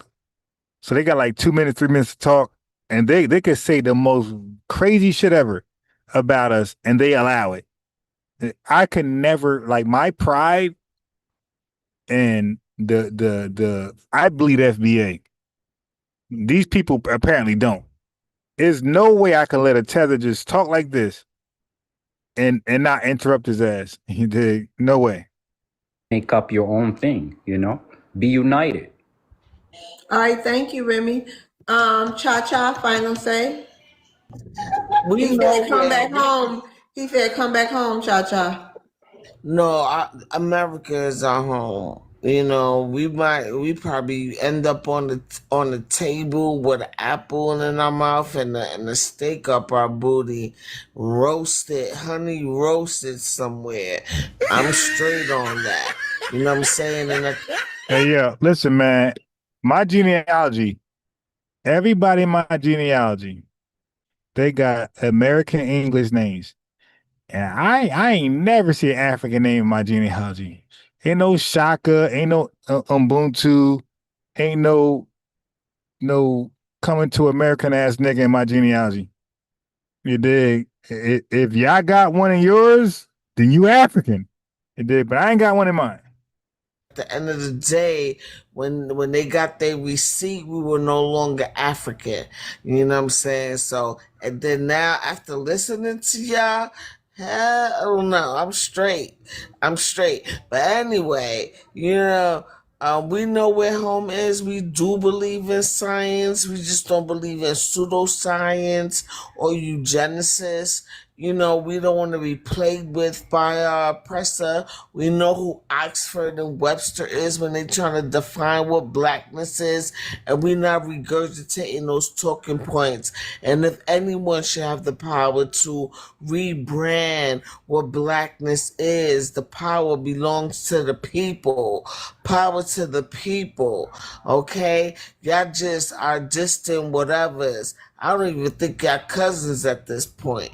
But, you know, we chilling over here in the Western Hemisphere, you know, and we good. Okay, And Cha-Cha. I want to leave it like that. Yeah, you got another rebuttal. Okay, go ahead, Franco. Like Helicopter said, third world IQ rebelling grown-up files, grown-up communication. Okay, you're a third world IQ, Cha-Cha. Third world IQ. Your IQ. All right, CH. John, I want to say nothing. CH, what's going on? What's going on, big dog? Can you hear me?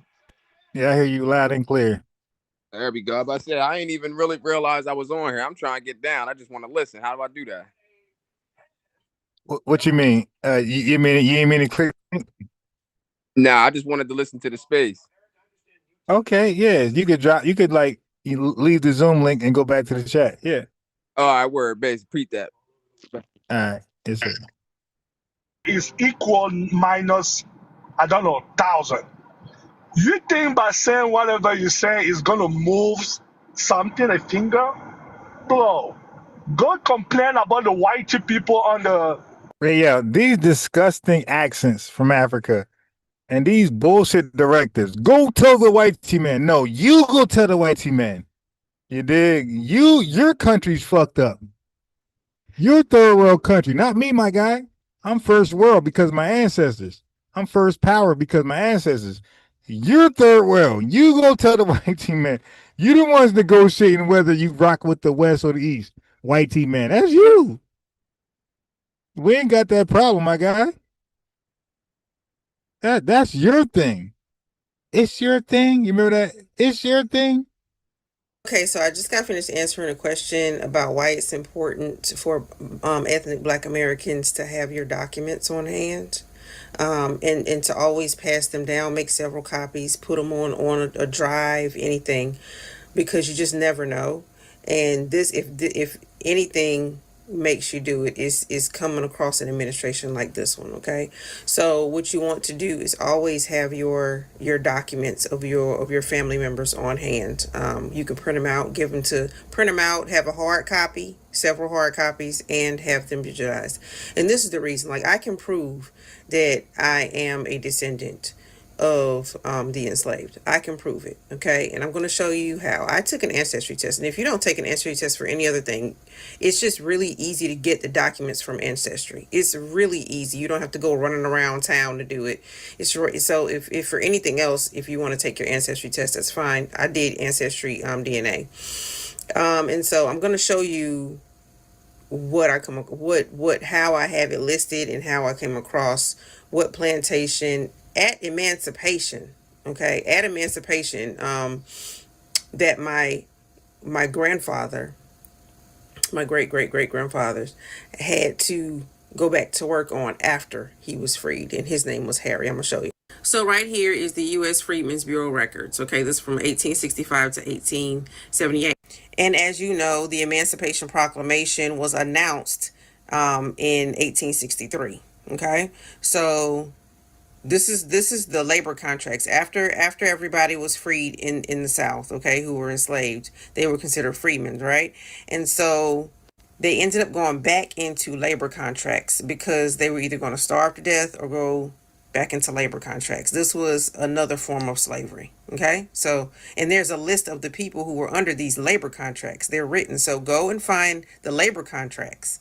Okay, if you can go back far enough, and you'll see the labor contracts, one of your forefathers are on there.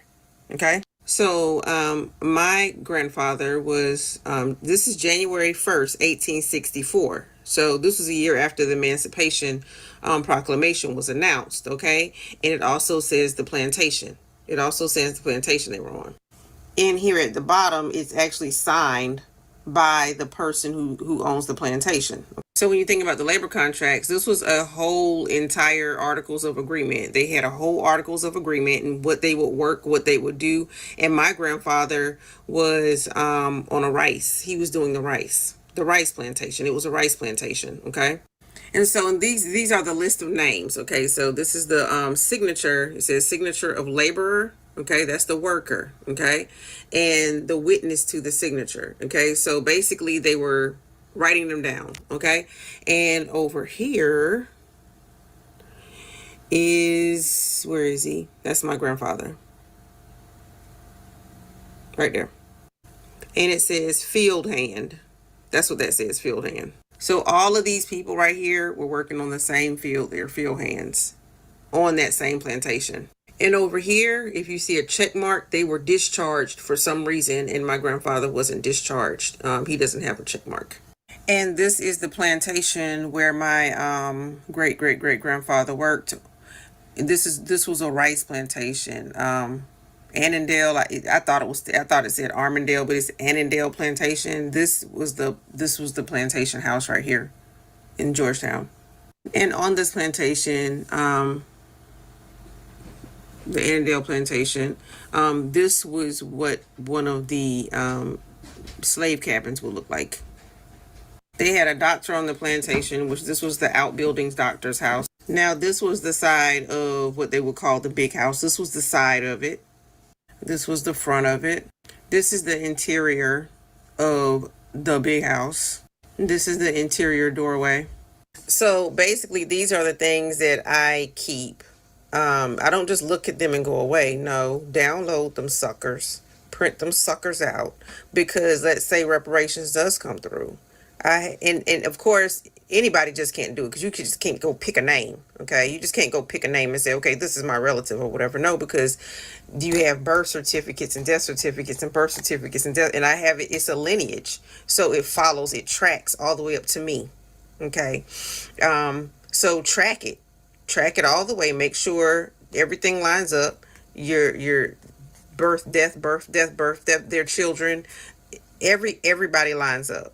Okay, everything is documented from that point on. See what I'm saying? So you can go all the way back. So I can prove mine. So make sure you're able to prove yours.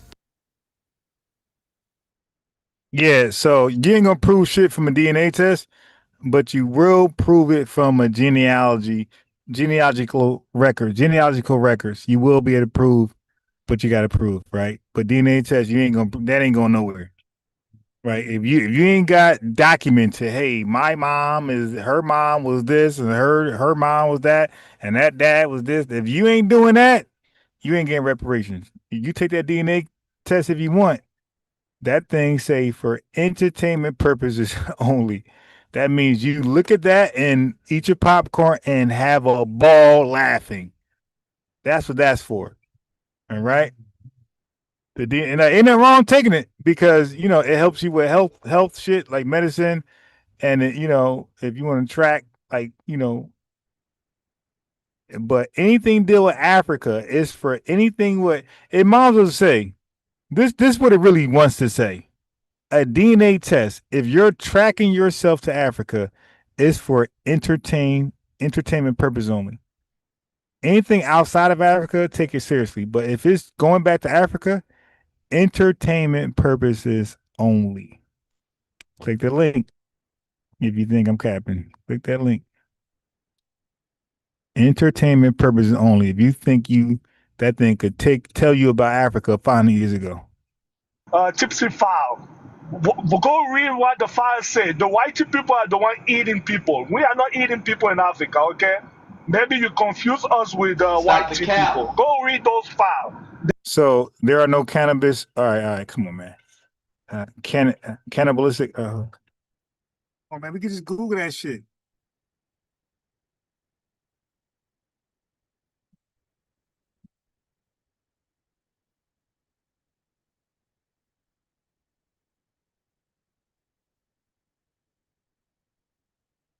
Historically, cannibalism was documented in parts of Central and West Africa. Who you think you talking to, man?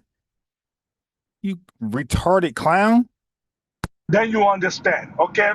We have nothing to do with whatever you're talking about. You need to focus on the debate, okay? You can't even debate, but you delineate it with nonsense. Can you debate? Can you address the prompt, what the prompt is talking about? That's what I want to hear. Talking real conversation, real IQ conversation, okay? Stop talking nonsense. I land my plane. I addressed everything. See, I could walk and chew gum at the same time, unlike y'all. I addressed the title and I addressed to everybody on this panel. I don't know where you've been, but welcome to the party. And everything that I was speaking on was already talked about before I even got up here. So I was responding to a lot of the stuff that your people or was already admitting that they practice in the culture. All right. So before you get on our one country, worry about why you can't go next door to the other 54 countries within your one continent. You know what I'm saying? Because I'm good in Cali. I'm good in Georgia. I'm good in Virginia. And those are just states. All right? So there's that. So, and I'm smarter and blacker than all of y'all. How about that? Awesome. Thank you, Cha Cha. Thank you for coming up. We're going to rotate the stage. Thank you. Come back up. Thank you, You're love, welcome. and I love your panel Aw, and all thank that. But you. watch out for these man eaters. You know what I'm saying? Don't give your personal information out. Oh, And wow. all. Can I just say it's 175 of us in here. Can we tap that screen and get to 150,000 likes if y'all don't mind? And shout out to my brother Helicopter. Cause Frenchie, if you gonna steal a saying that we use, I know we got influence. That's that cultural influence. You know what I'm saying? You've been around us a little bit. We say some catchy things, but you got to get it right. It's third world brain. You know what I'm saying? I know it's kind of a tongue twister. I changed to IQ You for be us, fumbling, African. We're but going it's to use third world IQ. brain. That what helicopter say. That what he call y'all. He call y'all third world brain. Know what I'm saying? Not what you said. You fumbled it all. And I got evidence don't work IQ. No. Okay, thanks, Franco. Remy, can you want to address the prompt? Yep. It's FBA versus everybody except the oppressor. That's what it is. FBA got a problem with everybody except their oppressor. Okay, you hear this dumb tether? The prompt says everyone is included is a the term analogy everyone. The word everyone is inclusive of the oppressor. How does everyone exclude the somebody should have asked this retarded dude, how does everyone exclude the oppressor? If we say everyone can get it, how does the oppressor becomes immune to that that wordplay? Everyone is everyone, you dumb tether.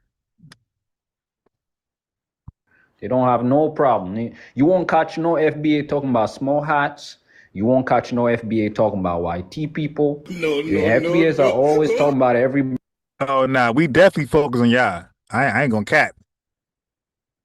Stop the cap. We are definitely focused on y'all right now. You guys become enemy number one. Okay? You're above the small hats. You're above the YT man. You tethers are enemy number one right now. And you ain't gonna redirect. You ain't gonna deflect. We on you. You dig? Like a pit bull, my guy. You ain't gonna shake us off by talking about somebody else. No, focus on you and your bullshit that we're calling out. Everybody else except the people that are actually actively harming them, right? It's who's deleting your history. It's Africans, but in reality, you look at who has been removing Black history out of schools, who has been trying to hide. Yeah, but who are they using for paper genocide? Who are they using for paper genocide? You immigrants, okay? Okay, you don't know about that. Hey, yo, fam, I can't wait till I come in contact with these dogs. I see they hot on TikTok. I can't do TikTok right now. Maybe later on tonight. I could, for some strange reason, like there's a rule you do TikTok with thousands of subscribers, but I can go TikTok on my account only on my iPad, and my son is using an iPad obviously for cartoons and bullshit. So once he gets settled in for good, I'm a later go on TikTok later today on the iPad, and hopefully these Africans call in, man. I can't wait to meet them. Black history, it's the oppressor, right? Or who's taking your job? Oh, it's the immigrant. No, it can be Oh, the no. oppressor. You are definitely taking our jobs. That's irrefutable proof. We ain't worried about that. Just messing your community up. It can be the oppressor discriminating against you. No, it's No, other but black. you are a tool. You are a willing tool of the oppressor, my guy. You are an extension of the oppressor. You guys are tied together. Yeah. So when we say white team man, we mean you. And when we say you, we're saying white team man. Y'all are together. Black people that are the issue, right? So that's why it's FBA versus everybody except the oppressor, and that's my issue with them. Like, what is your priority in life? Stop the cap. When you're Hey, too busy. it's white tea people up there. This everybody mean everybody. That means small hats. That mean white tea. That mean African. That mean Jamaican. That means everybody who ain't Black American. And it's not really that we verse. It's just that it's some understandings that need to be had. Okay, so don't. Sheesh. Somebody wake me up and show me where the FBAs who are talking about the oppressor are. We've been fighting white supremacy, proving to everybody. That No, means no, small no, hats. no. That mean white African tea. Americans That mean have. You guys were just born yesterday. Jamaican. That means they the same people. Okay, I see where you come from. because Okay, but we are all the same people. But go ahead. they did not call themselves what you call yourself. If a man who wasn't elected, who wasn't given permission, came along and decided. So they let this stupid tether talk about that. Hey, yo, man, Black been around longer than African American. Black American, hey, yo, FBA is one letter away from Black American. Black American been around since the 60s. African American was around since the 90s. So all we did was put the Wheezy F baby on Black American. So Black American is an old word. African American is actually the new word. You dig? But again, like these guys know what social media platforms to pull up on and do this foolishness. They don't do that. Okay. I went live on TikTok 2 days ago and I spoke to a Guyanese woman and it was curtains. She couldn't hang at all. She gave me praises. And for some reason, like I said, I can't go live unless it's my iPad and I can't even replay that on my phone or my laptop. I have to replay it from the iPad. So that means I got to go live and use the iPad to replay it, which probably, who knows, tomorrow, some shit. Or tonight, probably tomorrow. But yeah, they find out really fast. Like, no, I'm not one of them. I'm actually him. I'm a low key historian, and y'all find out faster than what you can imagine. So why I can't see the, yeah, why I can't comment? Yeah. What is that about? Hey, family, I can't even comment to my own. Let me see something. For some strange reason, I can't comment on my own live. I can see y'all stuff, but there's no space for me to comment. That's like really strange. It's really weird. So I'm trying to reply to somebody. I can't comment. So look, that's weird. I can't comment. So I can't comment chat. But let me respond to somebody, okay? Y'all mind, do ya? So there's a comment that happened. And I want you to click the link.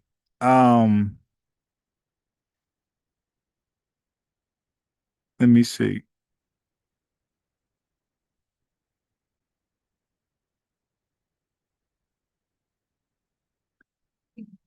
Merca C. I never heard of Merca C. But somebody said something. Damn. Somebody said blacks rule Europe. The person who said that, or the first Europeans were black, the person who said that, click the link. I need to learn more about that.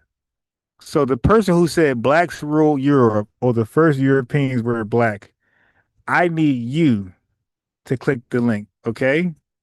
Click that link and tell us more about that. I never heard of that before. Blacks rule Europe, or the first blacks were European. I need you. You said that in the chat. I heard you loud and clear. I don't know how true that is. That sounds fishy. That sounds tetherish. But I'm giving you the opportunity to click the link and make that make sense. Yeah, so for family, for some reason I can't. All right. I think I gotta like go to my phone and restart my computer. Like I can't type in the chat at all. That shit is weird. Peace, Miss D. 6 Women's Sports. I see you out there. Okay, so that was Robert. Robert Mitchum said Europeans does not necessarily mean white tea. He said, remember, blacks ruled Europe at one time. You said, remember, with all due respect, Robert Mitchum, I have no remembrance of that. I have no remembrance of blacks ruling Europe at one time. I think that's fake news, but I'm giving you opportunity to click the link. And so in the what's pinned in the comment section is the link and phone number. So Robert Mitchum, I think that's fake news. You said blacks rule Europe. I think you made that up. Okay, so call in, click the link, and explain that. See, the thing is, family, y'all just can't say any old shit in the chat. Because I'm a low-key historian and I never read that. And if I never read that and that sounds fishy, that means it's fake news. It's babble. So hey Robert Mitchum, if you 10 toes on that, call in. But a lot of you guys be reading shit from Pan-Africans and you quote it over here and you don't really realize it come from a Pan-African space. Blacks ruling Europe, that's Pan-African babble, Robert Mitchum. So I'm challenging you. I'm calling you out. That's cap. Or really says, because I owe Ron the money, Ron must be erased. That's why they are. Yeah, exactly, man. I know exactly where you're coming from. But Robert Mitchum, what you just said is low key some tether shit, some Pan-Africanism tether shit. Blacks rule Europe. I've never read that in my life. So I need you or anybody to call in and explain that to me. You dig? Because that is 100% tether babble. Unless you can prove it to be true. You say it, you prove it. Otherwise, it's tether babble. To put 3 letters together and all of a sudden it's the name of a lineage. That's not how it works, right? People have to come together and decide this is gonna be our name. You don't just get to rebrand it because you used to make African American. Hold on, the black. You've been talking during my time. What's going on with you? Who are you talking to? The black. Okay, so the black my mind. But I didn't ask to be called the African American. I'm sorry, go ahead. I didn't ask to be called the African American. My mother, Niecy Fly. Okay. Hold on. Did you ask to be called the African? Hold on, mute your mic. Did you ask to be called the African American? No. Did your mother ask to be called the African American? No, they was mad about the situation. Okay, so thank you. You're welcome. And were you raised to be African American or black? I was raised to be black.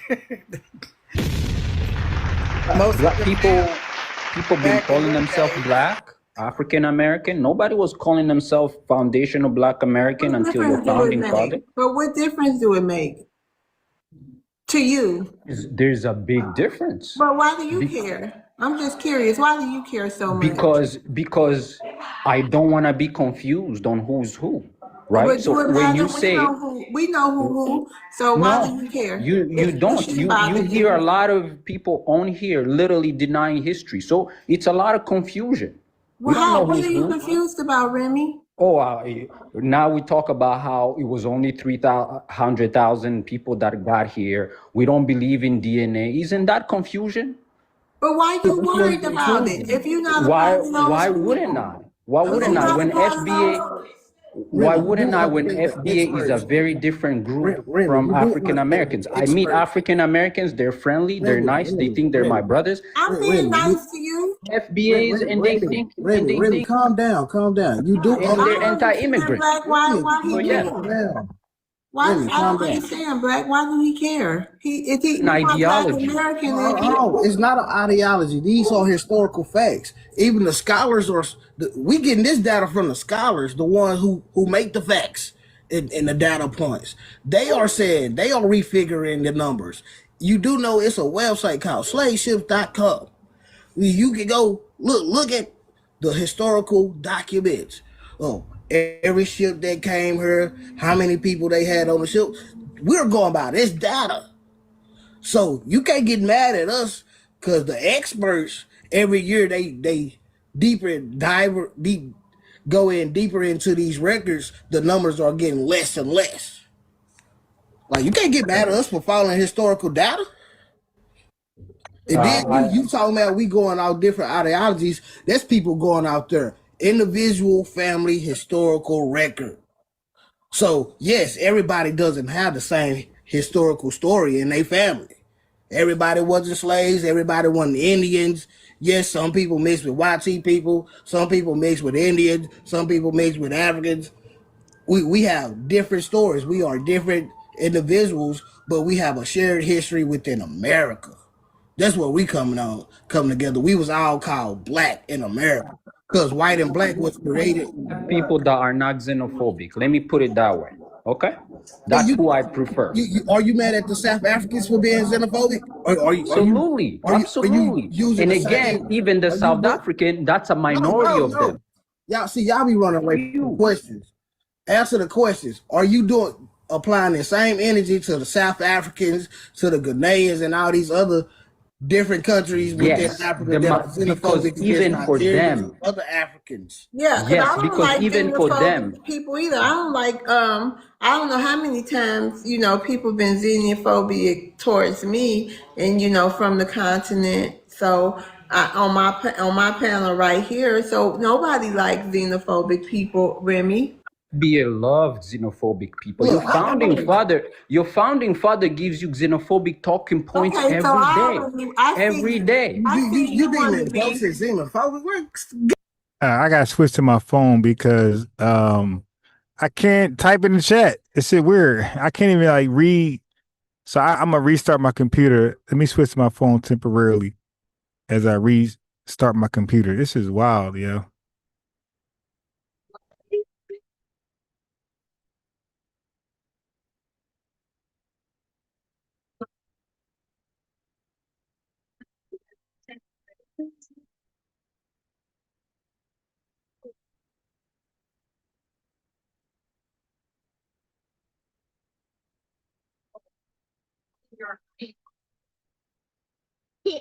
That's all FBA is about, doing for us and not taking our accomplishments away from us and trying to join in on what we started and what we accomplished. All right. And I never have a problem with anybody from the islands, anywhere else. All right. I have no problem with it. I have friends from Haiti, from Jamaica, and everywhere. That's the only thing FBA is about. This is our lineage. Kumbaya, huh? This is our lineage. So don't steal from us and give us our props. You understand that, sir? T-Man is the only one stealing from you. That's a fact. Well, guess what? African people are stealing too because they steal our culture. You should have allowed the guy to talk so you people can answer his. You're not allowing him. Well, I put it like this. You cannot steal culture. Listen, sir. I understand there was a movement in the U.S. at one point when we had. Listen, this is a nice Let me talk, sir. I'm talking. The black is Sir. so unfair. Don't cut That's me not off, a sir. debate. Don't cut me off, sir. Don't cut me off, sir. Hold on, it's your boy. I let you talk. I didn't say nothing. No. Why y'all interrupting the boy? Your boy. Hold on, Sheree. It wasn't your turn. You just got up here swinging. Come on now, Sheree. Yeah. Didn't I just say, Franco, what's going on with you and Sheree? But your boy already learned his plan. No, he didn't. The black is the problem. No, the black is the problem. Sheree. Okay, Sheree, you tripping. But your boy still, him and Remy having the back and forth. He said what he had to say, but Remy was about to respond or whatever. They was having the back and forth. So can we let them have a back and forth? Your boy been up here for a while and he haven't said anything. African Reality been up here talking. He been up here all day just about off and on. And you've been up here. Come on, let's give somebody else a chance to voice their opinion. Go ahead, your boy. Yeah, I lost my train of thought. I'm trying to figure out what I was talking about. But anyway, what you were saying now, what, Sheree? You were saying something to me? Yeah, no. So listen, on this is a nice platform. People come here for some reason, right? Because it's a fair platform. Since the black arrived, when he doesn't like what somebody is saying, he will chime in, he will disrupt, he will do all kinds of stupid things. We don't like that. There's a reason why people talk about this platform, right? There's a reason why there's 100,000 people. The black has a platform. It doesn't even get up to 10 people because of this stupid act. He disrupt. Listen, when somebody is talking, you allow them to talk and land, and then you come in with your facts. But when you don't like what the person is talking, then you have to disrupt. You have to come in. You have to. That's not debate. That's like childish. People are sitting here waiting. People are in the queue waiting. We'll take a look at that. Okay. All right, sir. We'll take a look at that. Go ahead, your boy. Yeah. We don't want to respond to Mama the Black. We don't. I'm just trying to understand what platform are you talking about? He's talking about MySpace, but we're gonna move on from there.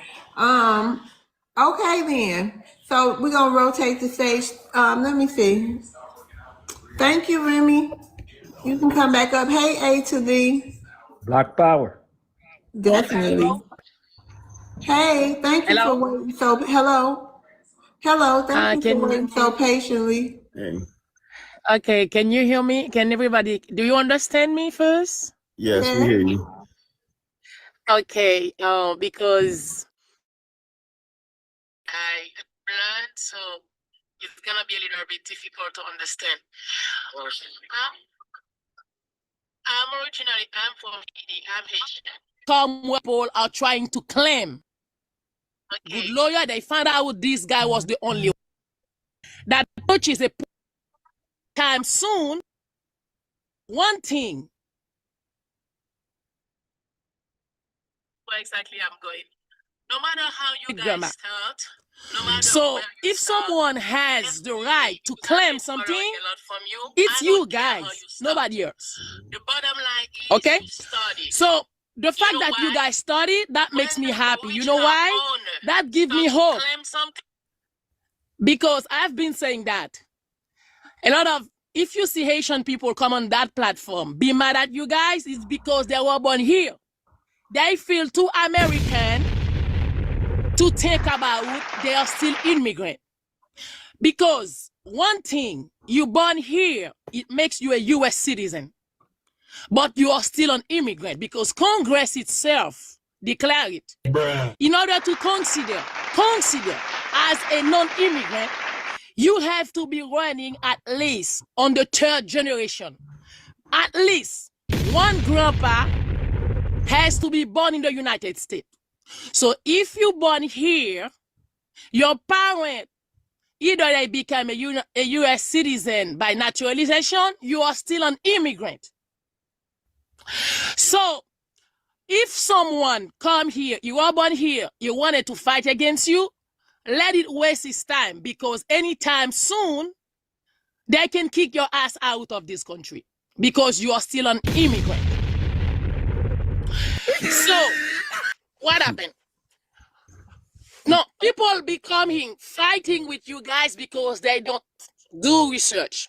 One of the things that started catching my attention, okay, wait a minute. What about all the Black Wall Street that existed?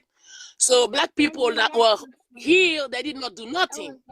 Then you start listening about Tulsa, Lake Lanier, and in 2021, they found a boy. It was 37 years old. This guy was the closest family member about a couple that purchased a property in the early 90s, which one was a beach property for Black people. The city or the county took that property and it made it become some kind of like state stuff, and just to let the property sit down there. After they fight, good lawyer, they found out this guy was the only one. So I would like to know, if you are African, you are Jamaican, you are Haitian, I don't know where you're from the island, can any of them have anything like that has anything that linked to them to the 1900 to the 1800? None of us as immigrants can do that. None of us has anything that link to this land. So if someone you wanna fight for something, go on your own panel as Haitian, go on your own panel as African, that go on somewhere else to fight for yourself. But do not come where people are trying to claim what is there. They have been here, you guys have been here. At least you can prove that for 100 years, 200 years. I'm saying if you see any Haitian come here to fight, to talk about you against what you're doing, they feel like to Americanize. This is a land of opportunity. They give it to you, you come, you take it, and you respect the owner. As a matter of fact, I live in Mexico 7 years. In Mexico, you cannot buy beach property. Even if you become a Mexican citizen, you cannot run your mouth in the politics in the country. No. You can't become nobody as a politician in Mexico. Here, everybody does. So now, if a group decide to start a fight for freedom, for liberty, to claim what belongs to you, it does not matter how you start, where you start. If you call yourself FBA, if you call yourself whatever, as long as you're trying to claim what belongs to you. And I'm here to say, I'm glad to hear that, because they only sell the Black American community as only in the entertainment business. But at the end of the day, you guys don't take the last decision. I don't like that. You know? So you guys, you start a fight, continue with it, keep it going. Because once you guys start to claim what is yours, I have hope my country can become better one day too. I need the honor, the original, like the one that really, you know, the good one, the real honor to claim it. Hey, yo, by the way, Robert Mitchum hauled ass. My man said Black people, he said some dumb shit in the chat. I called him to explain that Europeans does not necessarily mean white tea. He said, remember, Blacks ruled Europe at one time. I said, bro, click the link, you know, call the phone number and explain Black ruling Europe. I think that's okay. I said, hey, that sounds like cap. I said, bro, that's some Pan-African bullshit. Blacks ain't ruled no damn Europe. I said, maybe some Africans or Moors did that, but they're not black. Black only is reserved and preserved for foundational Black Americans, bro. You ain't gonna tie us to some Africans in Morocco or Libya or West Africa, East Africa, or South Africa. Black people don't know shit about Africa. Black people only know about America. Okay, we went through an ethnogenesis in America. We ain't never ruled Europe. Maybe the Moors did, maybe some other Tethers did, but we ain't never ruled Europe. So you trying to paint Black for Moors? Don't do that. Moors are Moors, and that's it. Libyans are Libyans. They ain't Black. None of them are Black. Don't give them our name. Okay, we ain't taking your name, African. Don't take our name, Black. We ain't wrote no damn Europe. And you see he hauled ass. He ain't clicked that link. It's fake news, my guy. Stop repeating bullshit.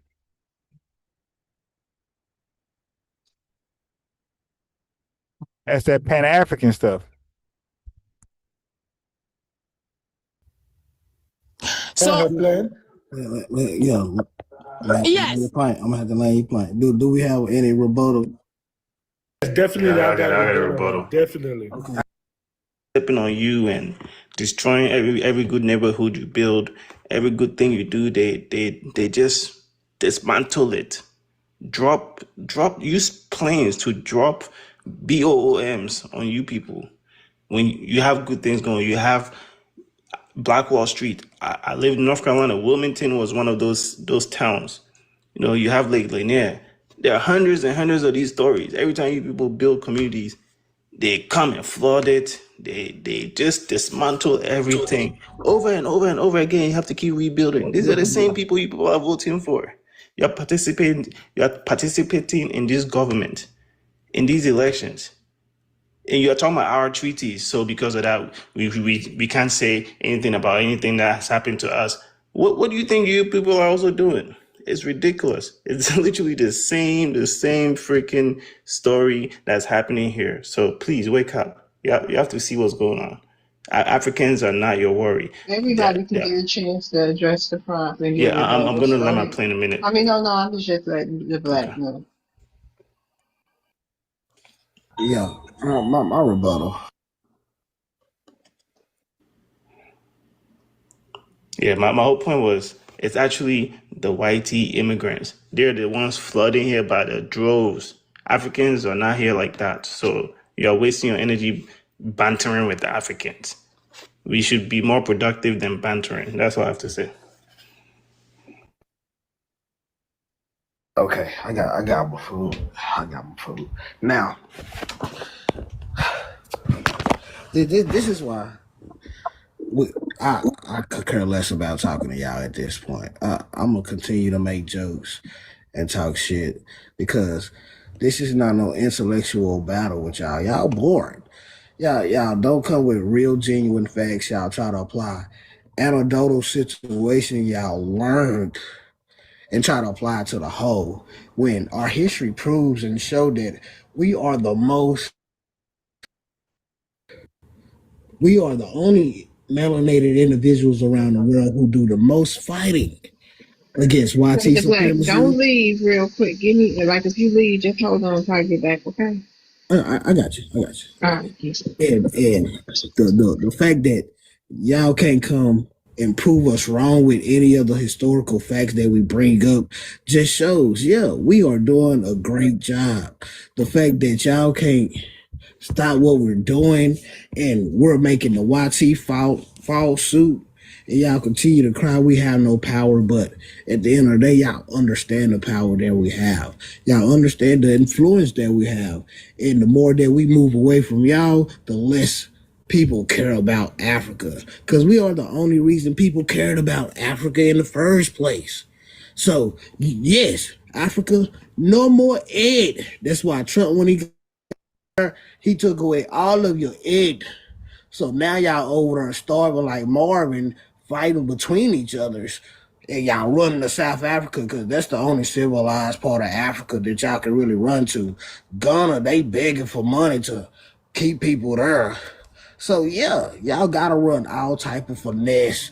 Y'all gotta come up with all type of begging schemes to make us stop delineating. We ain't gotta really say delineation no more, cause people already know. As soon as they hear y'all, they gonna ask you where you're from. Y'all get the trembling. I'm from Africa. Yeah. Then sooner we ask you what part of Africa, we really trying to pinpoint you, just like we do our own people in America.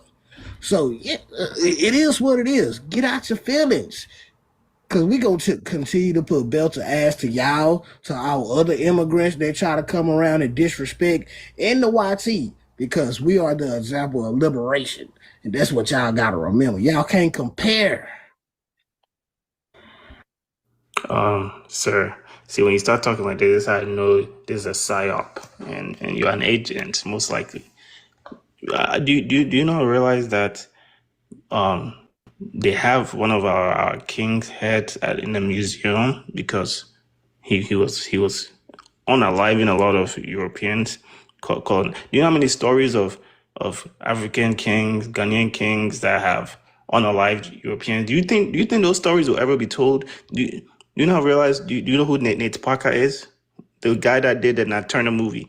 Do you know how long he lobbied for funding in Hollywood to tell that story? And everybody said, heck no. And he had to fund himself to be able to tell that story and make a movie about it. Do you really think these stories in Africa will come out? So you will sit here and spew nonsense about Africa. You have no clue what you're talking about. There's so many freedom fighters and warriors that try to fight off white people. So when you say you are the most revolutionary, okay, a lot of black people across the diaspora have been revolutionary, and those stories are never going to be told. So you're wrong there. I wish I had more time to rebuttal you, but I'll land my plane here. You do understand, we are the ones that's been telling y'all stories. Y'all ain't been telling y'all stories. We came over there. Y'all don't know no African stories. We came over there and found y'all history, wrote history books about it, and spread it to the world. That's why we are the creators of Pan-Africanism, and it's an ideal of Pan-Africanism. Get your facts straight. Get your history right. That's why y'all look up to us. We big brother. Get out of here, man. Look, Destiny, how you doing today, sir? Yeah, that's a fact. Hey, yo, most of these tethers, they learn their country. They learn about their country from John Kuhn, Henry Clark, and Dr. Ben Johannesburg and people like that. That's how they learn. They learn about Africa that way. They're not learning about Africa in Africa. If y'all still put me in the middle. I just feel like at this point I'm ready to defend home base at this point, and I don't want no disrespect, so I choose respect. So that's all I'm saying. Yeah, I wish y'all would do the same. If you say it's more productive to, be productive instead of trife, then do that.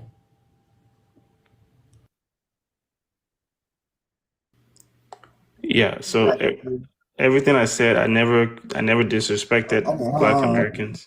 Hold on, 3D. Mr. Black came and started dissing Africa. Hold on. Ain't nobody dissing no Africa. Don't lie on my name, bro. Shut up. Are you done? To be talking to me? Is there any rebuttals to what Destiny said? Or are you done with your submission about the prompt? Yeah, but he had something to say. He supposed to be talking to me or you? He brought up my name. He's just a disgruntled tether. You having buyer's remorse. Well, that's all it is. He got swindled into coming to America. He had to learn that he had to work for the American dream. I have the black thing. You're a comedian. He's not funny at all. I got you, Africa. I'm gonna give you your time, sir. So I'm glad that you defended the homeland. So as I said, I don't have I don't have issue with FBA putting its race or ethnic first, as you call it. But the issue I'm just having is I can't even really understand you if you're talking to me. No dishes, It's okay. So it's fine. But you said you're gonna defend the homeland. I say I understand that. But the issue I'm having is FBA. Is it still same as Black American? Because when I talk about FBA, don't have I ain't said nothing about no FBA. I know. Are you talking to me? Yeah. I'm rebutting you. What's your question for me? You have a direct question because I didn't say nothing about no FBA to you. I was talking to FBA.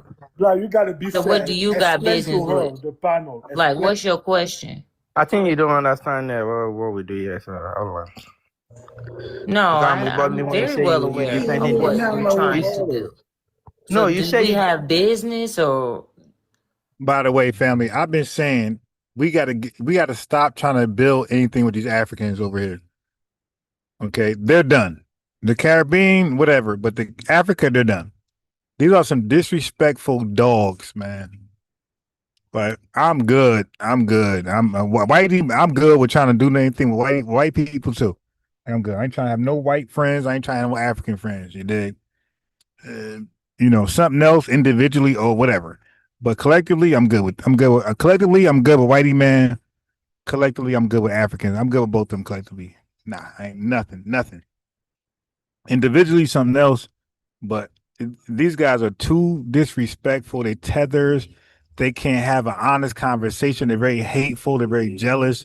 And they worship white people too much, man. The link is in the comment section along with the phone number if you want smoke. What are you saying?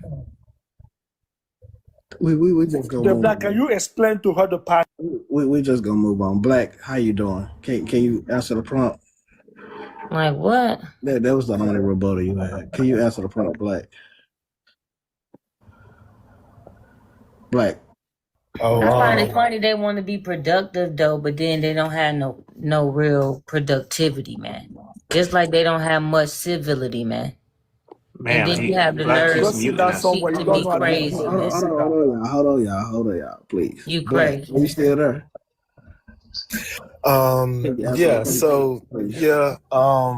The reason why it is us Black Americans against everyone is because they haven't created anything of their own in their own homelands that they fled from.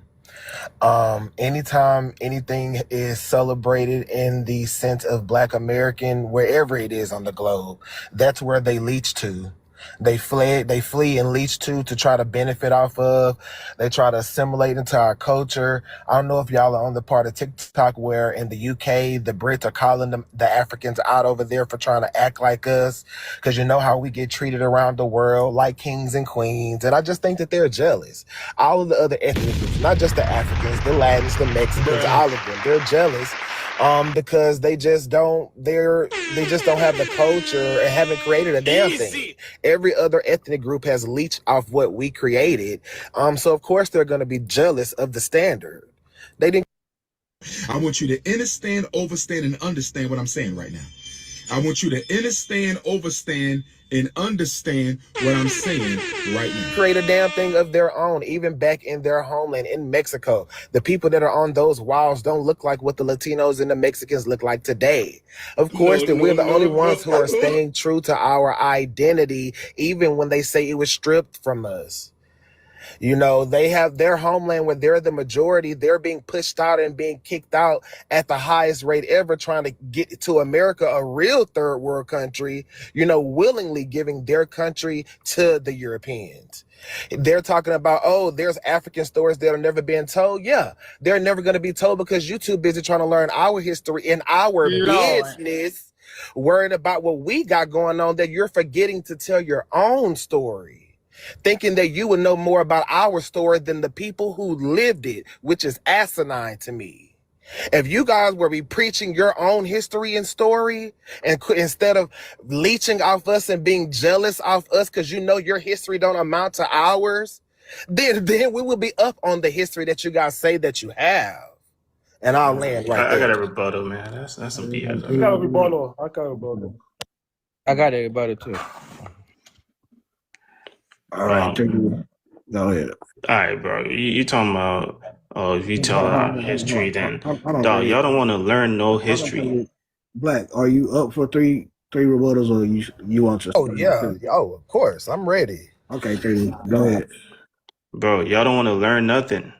All right, these spaces. Anytime someone try to give you some African history, y'all just tune out. I don't know. It just goes over your head. Y'all don't want to learn nothing. This is not nothing that you have to really dig. I just told you. Did you know that Ghana finally got the head of one of our kings' head back from the British? Like, this happened 2 weeks ago. This is somebody who was fighting them off and unaliving them. And they had his head. They had his head in family. He's talking about a Ghanaian slave trader. Dude. Listen, man, y'all know, family, there is no honor amongst thieves. These African musty, dusty tethers were stealing us. and selling us to the white man. So the white man did some bullshit to them. Yes, there is no honor amongst thieves. Now you're learning the lesson. You don't trust the whitey man, fool. Yeah, they cut that dude dome off, my guy. That's your problem, thief. Thief. Two thieves. The white man and the African. Which one is better? Right? Which one is your friend? You got an African thief and a white man thief. And Foundation Black Americans. Which thief is your friend? We don't befriend thieves, my guy. So what you crying about, that's personal. There's no honor amongst thieves. In a museum in Europe. We just got it back. Our president's been fighting to get it back. Y'all don't know this. Y'all not paying attention. It's our king to properly bury him. What do you mean to do what with? They had the head of a Ghanaian. That Ghanaian tether king was selling us left and right to the Dutch and Portuguese. Bro, knock it off. King in a museum sitting there for centuries. And we've been trying to get our artifacts and things that they took from us back. And we're getting them back. Because you know what? Ghana is economically one of the fastest rising countries economically. So you are clueless what's going on Hey, family, he can't even say it correctly. You know he's goddamn lying. Listen to this tether. Ghana is growing what? Our artifacts and things that they took from us back. And we're getting them back. Because you know what? Ghana is economically one of the fastest rising. Bro, say this shit right the first time, bro. Stop, man. Y'all GDP. Yo, don't make me look up Ghana's GDP. Man, let's do it. Ghana's GDP.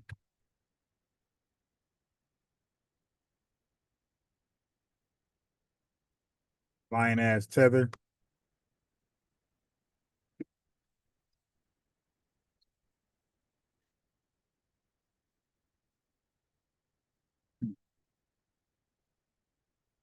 Okay, listen. 111 and to 118 billion. All right, watch this.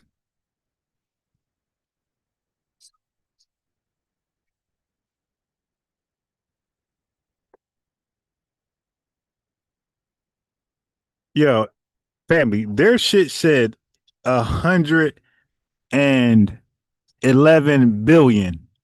America is at 24.1 trillion. And you know, Black America, we spend 1 point something trillion annually. Bro, you're not fucking with us? Tether? Countries economically. So you are clueless what's going on in geopolitics. You guys don't know nothing that's going on in Africa. You think you do. That's the funny part. But y'all are ignorant to what's going on.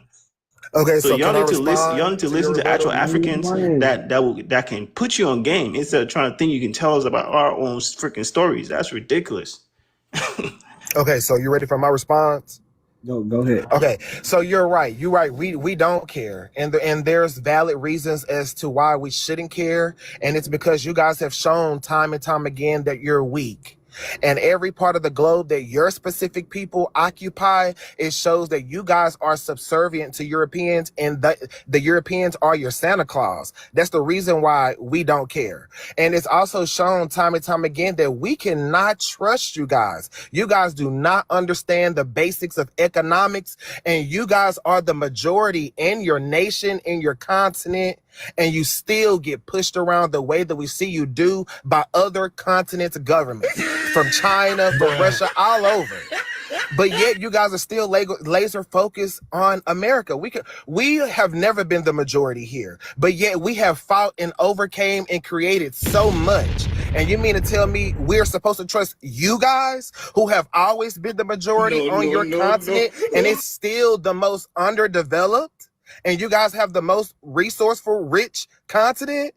Why would we want to care? That would be setting us backwards if we cared.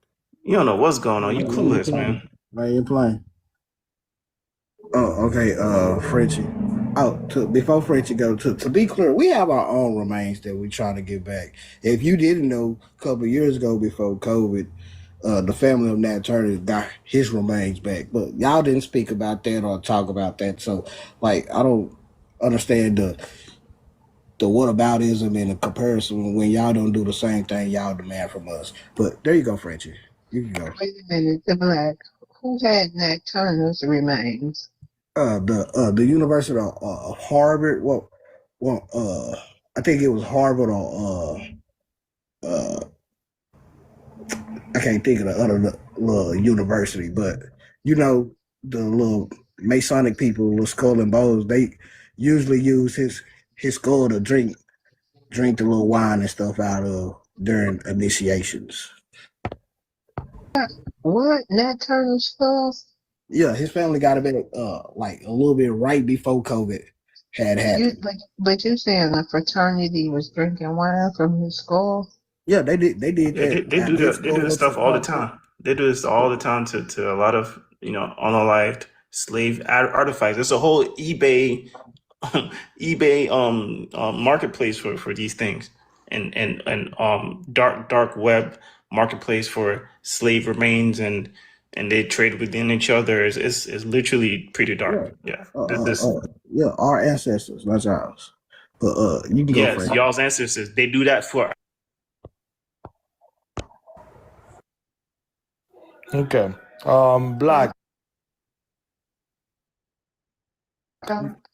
Yes, love war.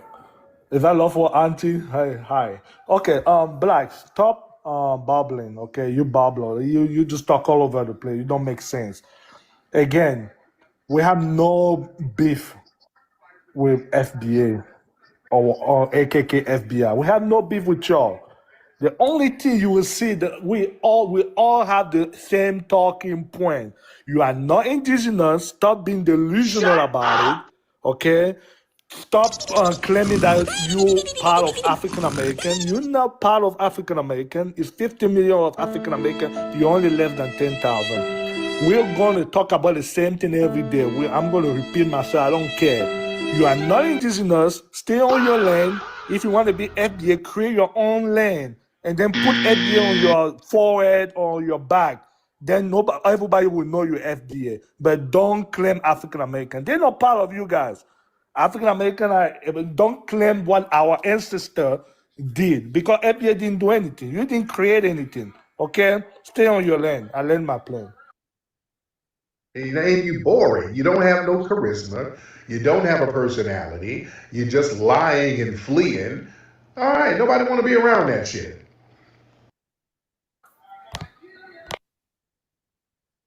Well, I will say you were right on. Rebuttals? Oh, that was it's still on. Oh, it's still on. Yeah, it's still on the heat. The second one. I will say that you were right on one thing is that we don't have the same ancestors. You're right. So please do not claim any of us here in America. You guys do not have any people that you can trace here to America. We do not look like you guys. We do not have the same phenotype or the same genetic makeup of you guys on the continent of Africa. So I will agree with you there. As far as Black Americans, you guys only recognize the African American as the reclassification because that's a tie. That's the only tie back to you guys outside the slave trade. But you guys never recognize the reclassifications that came before African American. Why is that? We know why. Because y'all are leeches. That's why. Africa. Yes, Black Creek or what is that name? So I understand the part that you're saying that Africa you don't have anything. Yes, I understand that Africa is a shito, as you said, but you have to be fair when you're bringing your point out. Thank you. Because if we talk about black, you're gonna say, "Oh, that's a black history." What do we need to associate with when we complain about some talking point that FBA talk about that is disgusting, that is beneath Black Americans? Because I'm pointing that out. When we're talking to FBA, we can know that this is the group we are talking point, because I cannot even see FBA anywhere other than TikTok. So you have to make it make sense. If you want to be taken serious again, Thank you, you have Mr. to Ray. Thank you. show that you are a serious person. And if you are say you are indigenous, get a form from the government. Make sure they put it on every form. So when we want to go get our license as a African, we can know what we're gonna click. And when you two go to we want to get any benefit from government, you have indigenous to tick, so you can get more benefit from government. Everything is about the system. If you are indigenous, as you said, go and talk to the government and let them start the delineation. It is important test, okay? No, you go to the damn So this would be government. a real Don't quick tell us response what for to do. you. This is what I mean by you guys are more worried about us and where we're from than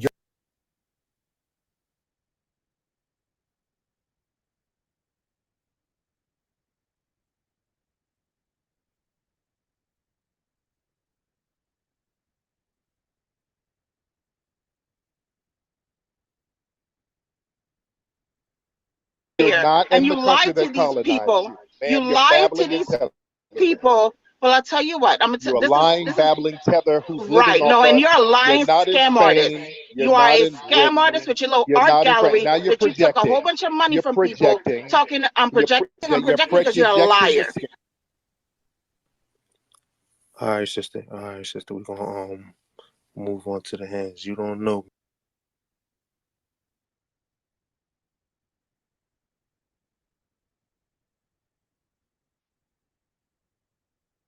your own well-being of your people back on the continent of Africa when they're holding great festivals and they currently what's going on in Congo and Rwanda and South Africa. Like, you're too busy worried about us when we have shown to be freedom fighters. We have shown that we can overcome. Your people have had a 400-year head start on us, just like the Europeans, and have not even accomplished half of what we have. So why are you guys, as Africans who fled the lands that you come from, where you are the majority, more worried about where Black Americans come from than yourself? Quit trying to make us immigrants like you guys. We are not. You guys saying that, oh, FBA is on tiki-taki. No, it's not only on tiki-taki. Foundational Black Americans are the foundation and the founders of America. Literally built this country. And everything that you guys love about it that caused you to want to flee to it, we are the creators of it. Like, we are. Which is the reason why they even allowed you to come here. We know the government brought every other immigrant group to America for you guys to be numbers against us. We know that. Like, it's the same rinse and repeat. He did it with the Japanese, the Asians, the Chinese, and now the Mexicans, the Afro-Caribbeans, and the Latinos. It's the same rinse and repeat that they do. So, yeah, it's not a beef. You're right. Why would we beef with people who we look at as less than us? You create half of what we create, and then you try to be on the equal footing of us. You guys coming to America to get your degrees and things like that, that doesn't put you on an equal footing of us. Check those patents at the creating office. Check at the inventions. Check those. Like, this, it's not a competition. We know that you guys are, because you guys are tribalistic, but worry about your own backyard. We worried about ours. We're not worried about y'all. Worry about what y'all have going on, and we will worry about us. You talking about indigenous. You don't even know what the hell indigenous is. Y'all ain't even indigenous to Africa, since you want to say that. Like, what are we talking about, dude? But you're indigenous to America with no rights? We're going on to the next. Internal Joy, how you doing today? You mind answering that phone? I'm fine. How are you? It says FBA versus everybody who's next. The thing is that what we have to realize is that when we flip into TikTok, you can see where they said that they had a TikTok video where the Somalis were attacking Black Americans. Out here where I live in Austin, the Mexicans were attacking Black American youth. We saw in the airport where Hispanics were attacking Black Americans. So whereas we thought that we were okay, we could still look at ourselves as being an endangered species in this country. The thing is that with these groups that come over here, they regurgitate the same talking points. They say the same thing. I know my mama used to say when I was coming up, she said, everybody wants you to be their Mississippi, because they know actually that they're on the bottom, but they want you to be on the bottom due to all the rhetoric that they've heard about Black Americans. So when they come here at their lowest of the low, that is what they assume that we are. And then when we push back and tell them that that's not us, and they see all our history, they still want to regurgitate that same thing because they don't want to be put as looking as the lower class. As for Africans, I think you all should stop with the rhetoric, because you're not going to fight YT supremacy. You know that they're not really listening to your voice in this country. Black Americans fought for you to be here, and we've told you that several times. You benefited off of our backs, and you know that. You check mark our identity. What more do you want? You marry Black American women, and you come over here, you have children for citizenship and all of that nature. You come to our HBCUs, you put businesses in our neighborhood. I don't think we're mad enough. And the thing that the word of the day is audacity. I think a lot of you have the audacity to come over here after Black Americans have fought the good fight, actually, after they have opened up the doors of opportunity for you to come over here. You come over here, you ungrateful. You don't realize our fight. You don't care because, as you said, you came over here for money, and we recognize that. But now that you come over here for money, let us be and let us fight the fight we need to fight. I'm a rebuttal.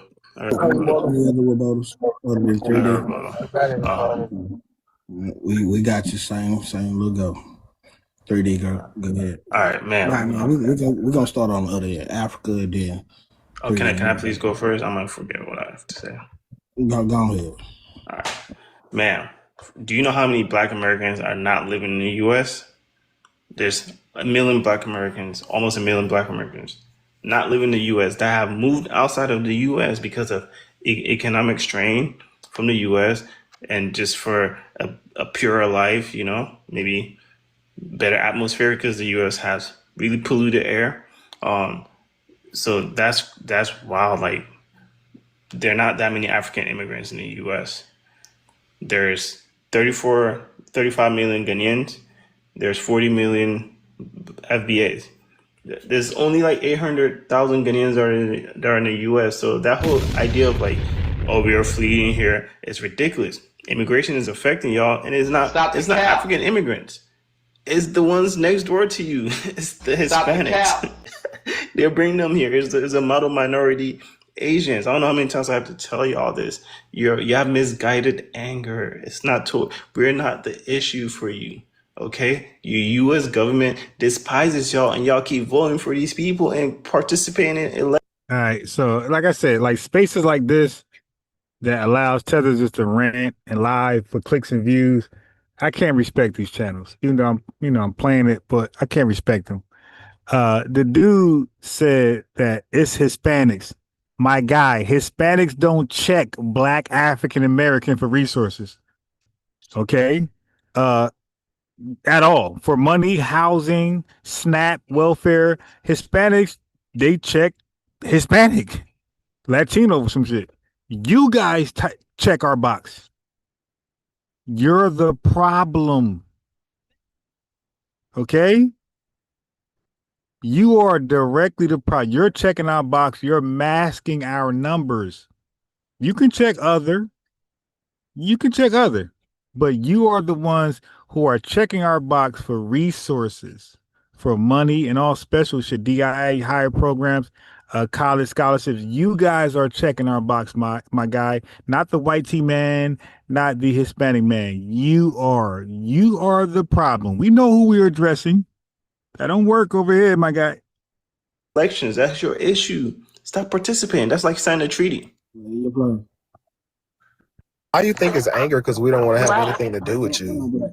Do I respond? Who cares? Do I respond to him? Yeah, you got the final. The thing is that we don't go anywhere without money, and you know that. So it's not our financial restraints. When we go to these places, we go with money. That's why Ghana was begging us to come for citizenship, because Black Americans have money everywhere we go. So the thing is that you're wrong on that. And another thing that you stated is that Mexicans are our issue. The thing is that you are the worst because you look like us. And then you check our identifier. And then you're on here fighting for our identifier. And then you're on here fighting against us. First, you have to move people out the way that. She literally said everything I just said. That's why I say these pages, I can't wait till I dominate TikTok. I have a presence. Because she said exactly what I said. Okay? But I'm not going to give a Tether 2 minutes just to lie. Look like you, that are trying to be you, and then you attack the others. And that's the thing that you're not understanding. We really don't care about you because you're 5 million to our probably 45 or 50, but you're in the way because you're little in number, but your voice is big. But it doesn't need to be. You really need to be quiet and stay out the way. Frenchie, you can go after. So are you telling me that immigrants in America, they have more rights more than Black Americans?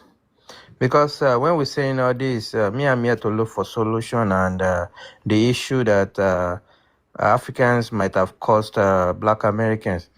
Because to my little knowledge, Africans, they come to America. Yes, thanks to what the history about the civil rights and all the history. But I just want to confirm, what did immigrants, or I mean Africans especially, so special about all the other immigrants? Because the immigration system is in place to make to create a competition within the minority in America already. So if you have an issue with immigrant as a whole, stop putting Africa in the middle of it every time. If you don't want immigration to America anymore, talk to your politicians. Tell them to stop immigration inflow in America. I learned. The thing is that if you want us to stop, you stop. So family, okay, listen. That's exactly what we're doing. That's why we're delineating. Delineation is tackling that. Okay, because they're funneling, and it's not all immigrants, because you got immigrants that's called hyper-selective who are not a burden in our societies, but they are being masked. They are problems still, but not the major problem. The major problem aren't the hyper-selective immigrants. The major problem are the humanitarian immigrants, the ones who come over here as refugees, asylees, and evacuees. Okay, these are the people who directly come to our neighborhoods and they pull from our resources that's already limited.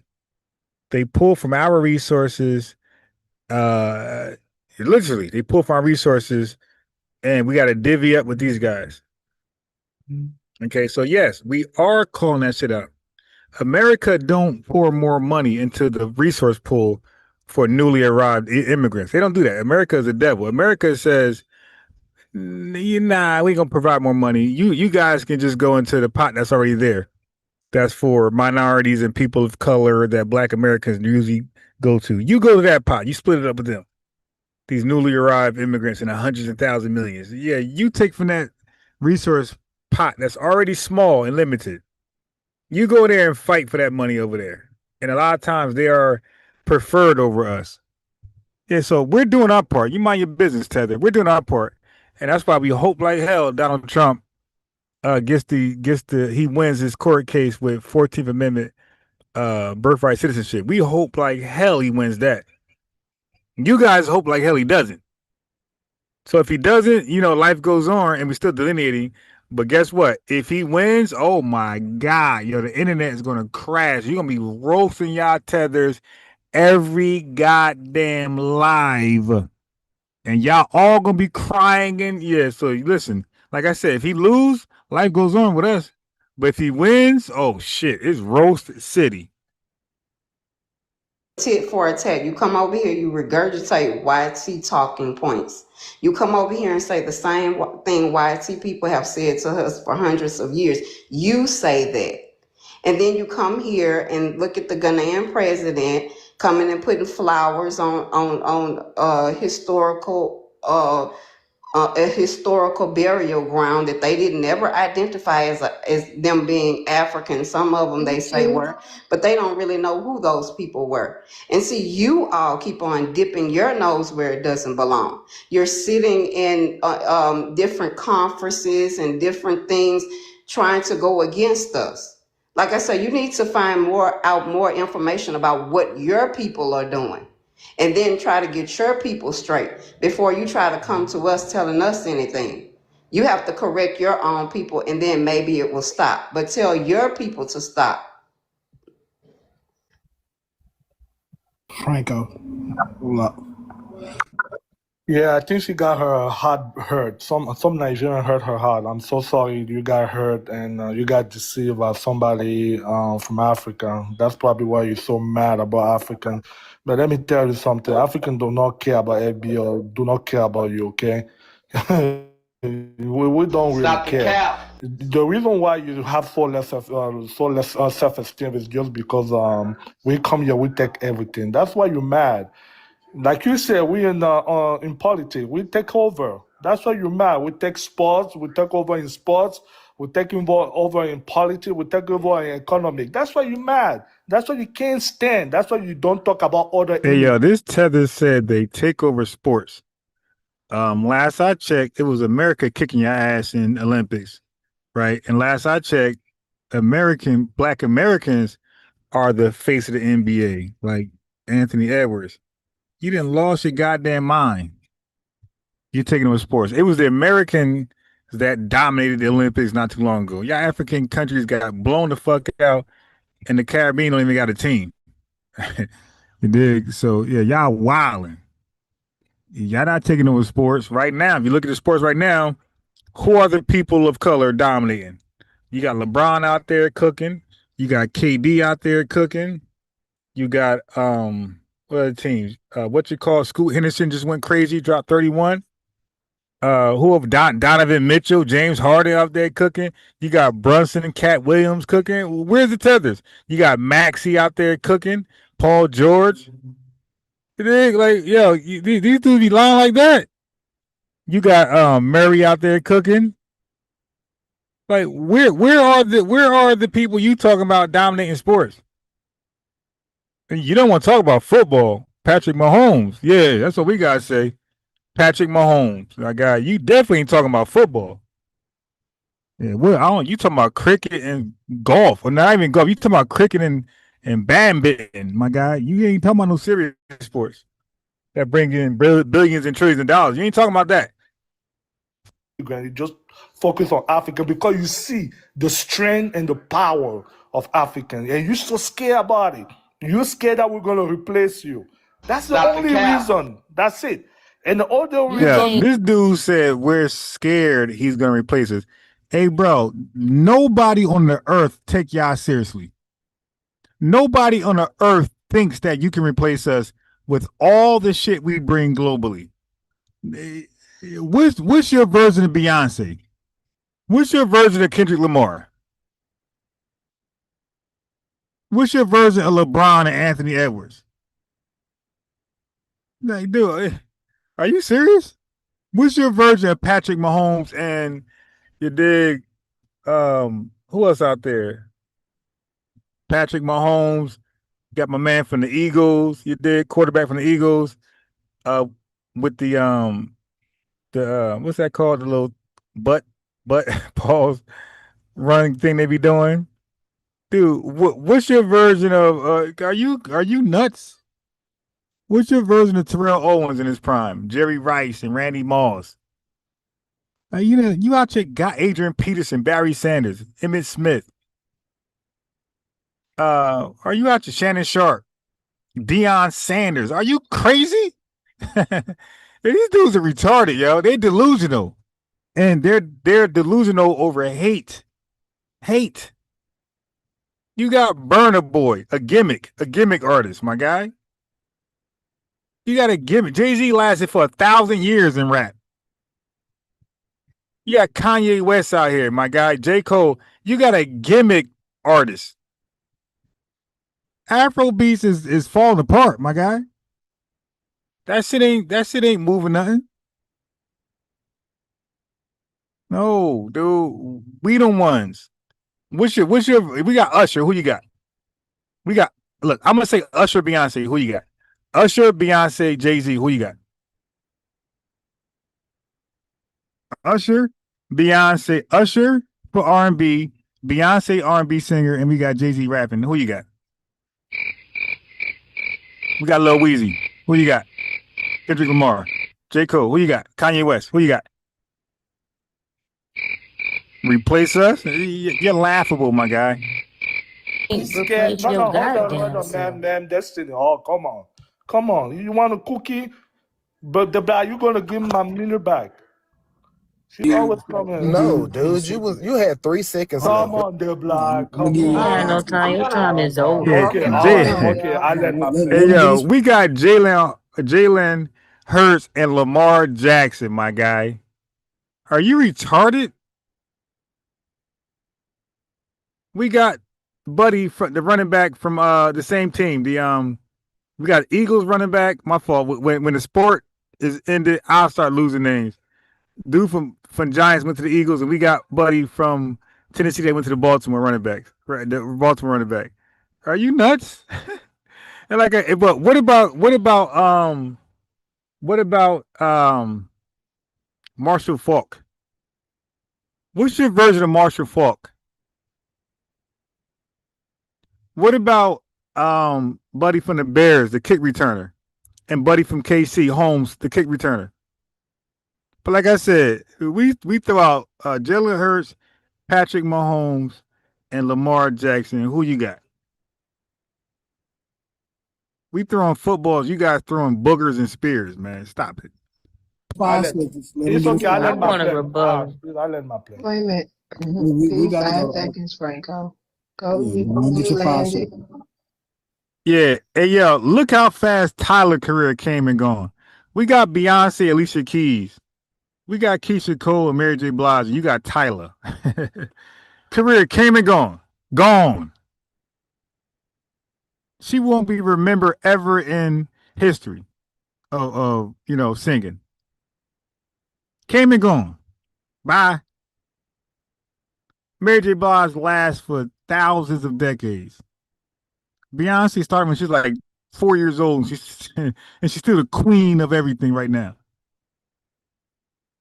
It lost their goddamn mind. Michael Jackson is still one of the famous names ever when it comes to entertainment. Michael Jordan, Mayweather, and Mike Tyson. You were running your damn mouth. Okay, you want me to learn? Can I learn? I said, go and get your 5 seconds. Okay, all right then. All right.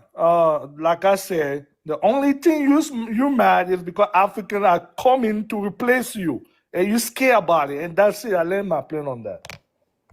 Let's turn the final say.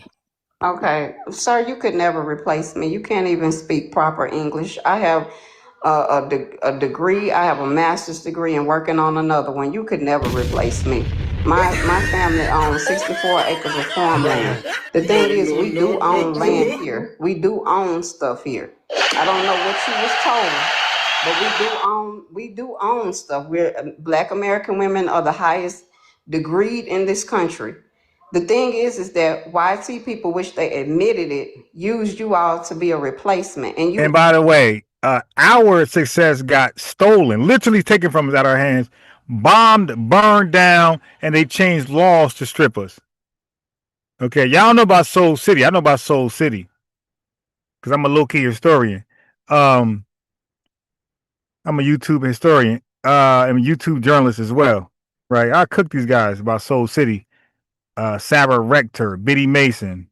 And you done lost Biddy Mason, millionaire real estate agent in the late 1800s. How you talking about? And she won her case. For freedom from slavery against her enslavers, her owners. She won her case and she was granted freedom 1 year before the Dred Scott case. Y'all ain't touching me with this. Like I said, I'm a YouTube journalist, YouTube researcher, historian. I beat the brakes off these tethers. Right. And that's why I'm doing the TikTok takeover. Unbiased Ron is the TikTok takeover name. Unbiased Ron. And in fact, let me show you. Okay. Let me show you. I don't know what this is right here, but right here. That's Marcel kick. Okay, follow back and boom. So we got the family pulling up on me. Let me follow everybody back. You see what I'm saying? Let me follow everybody back. We try and get to 1,000. Dig up my name. FBA News Updates and it's unbiased Ron right here. So FBA News and Updates, unbiased Ron. We had 294. We're getting there. We're getting there. I'm getting some love. It's like 300 something, 80, 283. We getting there. 144, 155. You know, slowly but surely, we're getting there. That's the TikTok. You dig? And it's a TikTok takeover, man. Enjoy doing it. And that's why you're getting the pushback. That's why you're getting the fight. You can say all these disparaging words you want, but we will still remain to look at you all as poverty. Every time you come over here in America, we look at you as you are the face of poverty. And you don't want to admit that. You want someone to be your Mississippi, and we are just not that. And you need to go look up our history. You know it, but you don't want to know it because you want someone to be beneath you. And that's all I have to say. I know one thing. History has proven if we all get together and talk we could be at 175,000 likes, you know? But let's continue. Miss Real quick. I want to thank everybody for the gifts. I really appreciate y'all. Thanks for gifting the panelists too. Thank y'all. Yeah, how you doing, Mr. Russo? Hey, the Black. FBA versus everybody who's next. What's your issue? So I like I'm in here listening to these guys, and you know, thanks to Love's World for providing a space for them. No. We're not going to do YouTube. Come on now. Us looking at our lineage and people getting on the lineage wave. You're trying to have our swag, sir. They don't really ask that they can't manufacture. A lot of the Pan-African artists, they spend years trying to build platforms. And me, I just come along and organically move the culture, move trends, move language, move political conversations without institutions, without sponsors. And that level of organic influence, that breeds a lot of jealousy. So they'll try to fixate on me so they can basically try to ride my name to relevance because they see my name is in the algorithms. So they need my name for online traffic. Also, your lineage, family, your lineage, everybody's talking about it. Foundational Black American and FBA, that's in all the algorithms. And they've realized, okay, we talk about foundational Black Americans, we can get clicks, we can get a little money. Yeah, there's like, what, 1,400 people here now, live. But they understand. Y'all see all these FBA spaces? They start talking about foundational Black Americans, they know that's going to get some clicks. You look on YouTube, all the channels using foundational Black American. There's people trying to get clicks, trying to get views. You understand? FBA discourse, that's one of the biggest Black topics online. And the Tethers and the Pan-African artists, they depend on that algorithm boost. So they're farming for engagement. Notice when they ain't talking about foundational Black Americans, their videos don't get no clicks. Don't nobody want to hear what they got to say.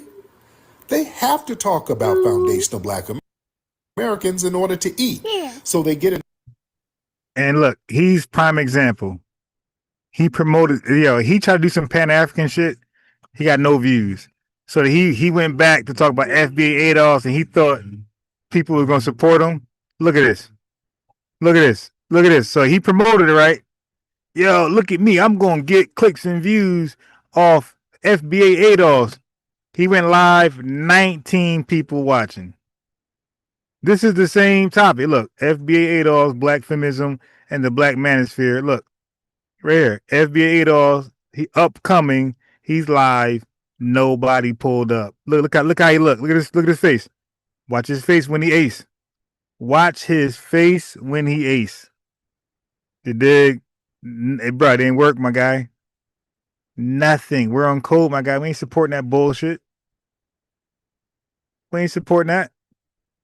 To just talk this nonsense, because these people literally let another government burn down destroy their homeland, destabilize their country, and agreed to go build that person's country up. And now they bragging about it. They've been kicked off their land. We have never been kicked off of our land. The Native Americans were kicked off the reservations, but foundational Black Americans have never been kicked off American soil. And none of y'all can say that. So when we tell you what the issue is we call you ungrateful, it's because we're literally grieving the loss of what we have to do to correct your bad behavior. You are literally people who, in order to get a good education, you had to get on a list, save up your money, and run to another country to be educated. And then you have the gall to come in a Black space and tell Black people about the language you agreed to speak when you got that blue passport. So yeah, you ungrateful. The reason why we're focused on you, because you don't know how to stay out of harm's way. And so now, in order for us to get to the person we trying to get to, we got to come through you. And it's hurting. It hurts us. It's disheartening to us. Yeah, and by the way, the link is in the comment section. It's pinned, and so is the phone number. Okay, you got questions, comments, concern statements, testimonies, all that's acceptable. Letting your plane get off is there. Okay, and if you want to question my talking points is that FBAs are the only Black people. There's no such thing as Black Africans, Black Jamaicans, Black Caribbean, Black Haitians, Black Brazilians. It's only Black Americans. Secondly, delineation is needed. It's not divisive. It's not xenophobic. Thirdly, John Henry Clark ain't shit. He's a poor historian. Marcus Garvey's a scammer. And that's pretty much right now. If y'all got a problem with that, call in. Let's talk about it. We don't like that. But you keep offering yourself up to be served on the menu, and Black folks, foundational Black Americans, have great taste in food. We can cook it, we kill it, we skin it, we understand it, we respect it. So if you don't want to have your asses on foundational Black Americans menu, understand what it is we're trying to do, because you're in the way. Talk about how the UK, Reform UK, is getting ready to, if anybody from any of those African nations try and go over to the UK or any of those European Union countries and ask for reparations, your visa will stop. You will not have access to that country anymore. I sat here and listened to all of you all spew misinformation, and because that's who you are. That's exactly who you are. You're in a Black space spewing misinformation that people who have done. Okay, I'll go. Let them go. I got a rebuttal. Because you know they want to get. I got it. Africa, you can go first. When you say Africans are spewing it, or however you said it, But the main HATE. oh I love HATE. TikTok Yeah. stuff. Yeah. So when you say that something is missing in that comment, you say you're gonna run through Africans. How you gonna do that? I just want to know, because me, I'm down for it too. I'm even at this point, maybe I'm gonna be calling myself African FBA, because your agenda, I'm on board with it. But it just saddens me that I'm not seeing Hey, bro, you ain't FBA shit. Unless FBA stands for Fleeing Bushmeat Africans, you ain't FBA. real plan. I want to see. I will today, if you can, if before the midtime, if FBA can be able to bring the agenda out that all immigrant or even all African to leave America, I will vote for any candidate that support that. I land on that.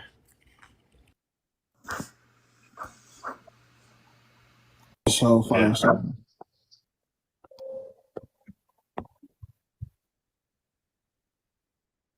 Yeah. So thank you, African, for giving that half-ass. I want to support you all. We are educating you. The people on this panel have been literally telling you all exactly what it is we are trying to do. And you keep telling us about the global economy. We are trying to deal with issues on American soil. If they took the head of your king, you should have been on a spirit flight over there to get the head back. Not in Love's world space telling us we don't know our history for a galaxy. Because, see, we know how to handle business with our people. When we come get our stuff, we going to run right through you. I promise you that. And I ain't going to land. I'm going to jump the fuck out of this motherfucker because it's burning. Okay. Can I go next? All right. Go ahead, So she about to go. Let me remove her. No, I'm here. I'm here still. I'm just going. I'm just, yeah. I was being dramatic. I was testing that line out.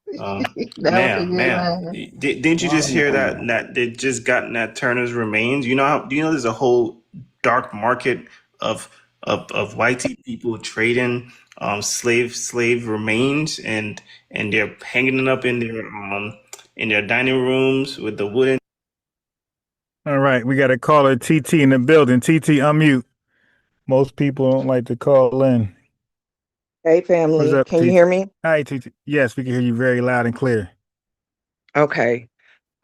This is what I want to say, because I'm so sick and tired of you Africans and you Tethers and everything. If y'all took the time to focus up on your homelands instead of worried about what we got going on, then your homelands will look a whole lot better. We don't want to unite with you guys. You had over 60 years to be able to unite with us. I'm not understanding why is it for 2 whole years we have been the talk on everybody's social media.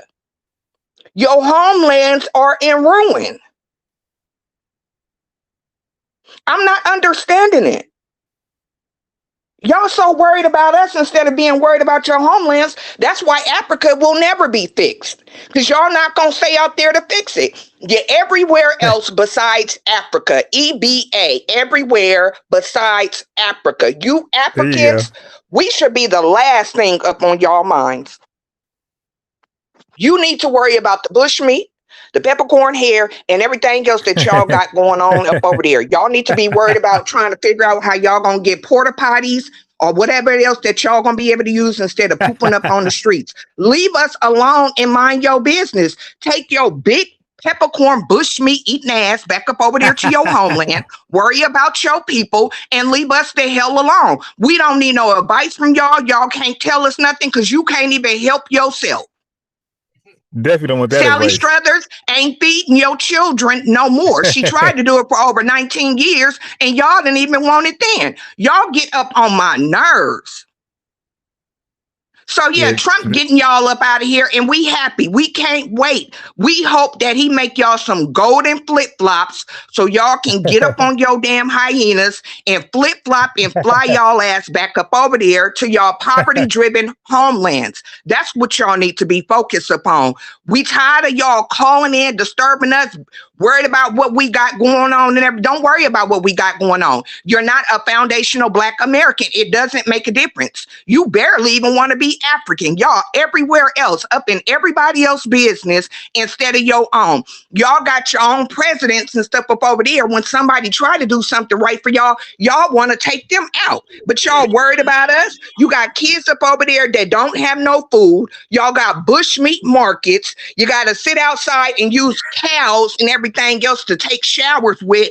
We should be the least of y'all problem. What y'all got going on right now, y'all don't need to be worried about us. We need for y'all to contact Mufasa, Simba, Nala, Rafiki, and whoever else and tell they ass to fly up over here and get y'all, keep y'all up over there. I am so sick and tired. I took 2 weeks off of social media, but I am tired of you damn tethers. All y'all do is sit up here, you complain, you want to scam, and then you want everybody else to do the job for you because you're too scary to be able to do it. We don't want to hear nothing about no damn unity. Y'all not even united up over there up on the continent. It's 54 countries and y'all still up in poverty. 54. Globally, everybody has helped y'all. Worry about getting that shithole together and leave us alone. Damn, this don't even make no sense. Shit, y'all damn hair so nappy, even just for me, can't help y'all do nothing. Yeah, it rejects it. Back.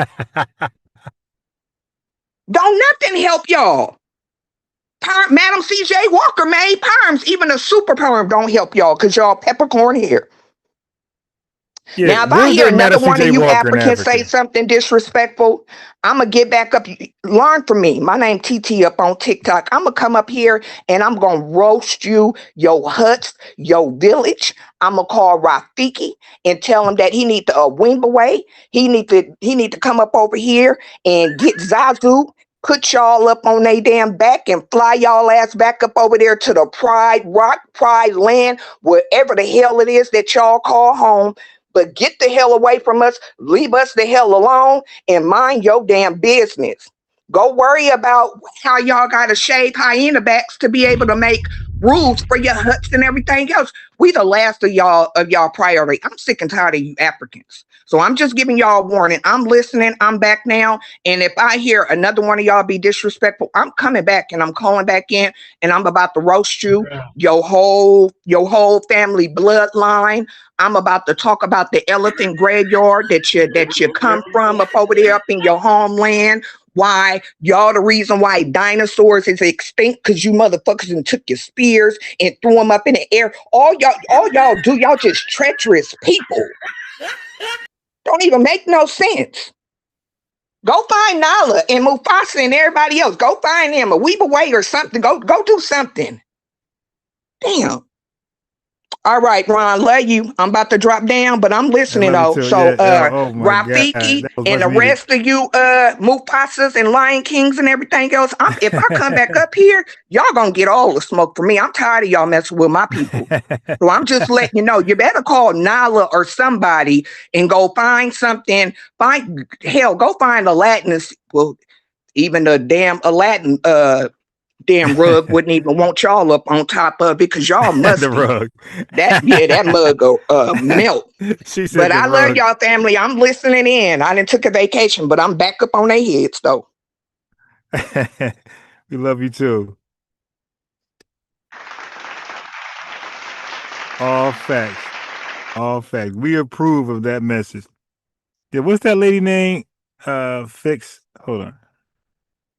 Fix my shit.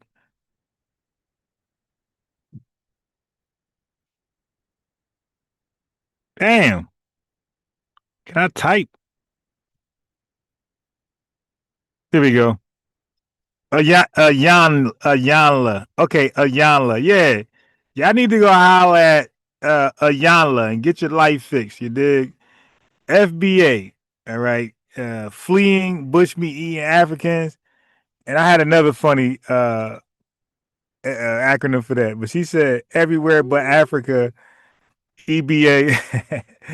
I had another one. Oh, damn. I had another one for FBA. It was funny as hell. It was, was it Damn, it was a funny one. It'll come back. I had a funny acronym for FBA when Africans want to be FBA, but one is fleeing bushmeat Africans. I had a funnier one. All right, it'll come back to mine in a second. Thank you. Hang 1 second. Put it down.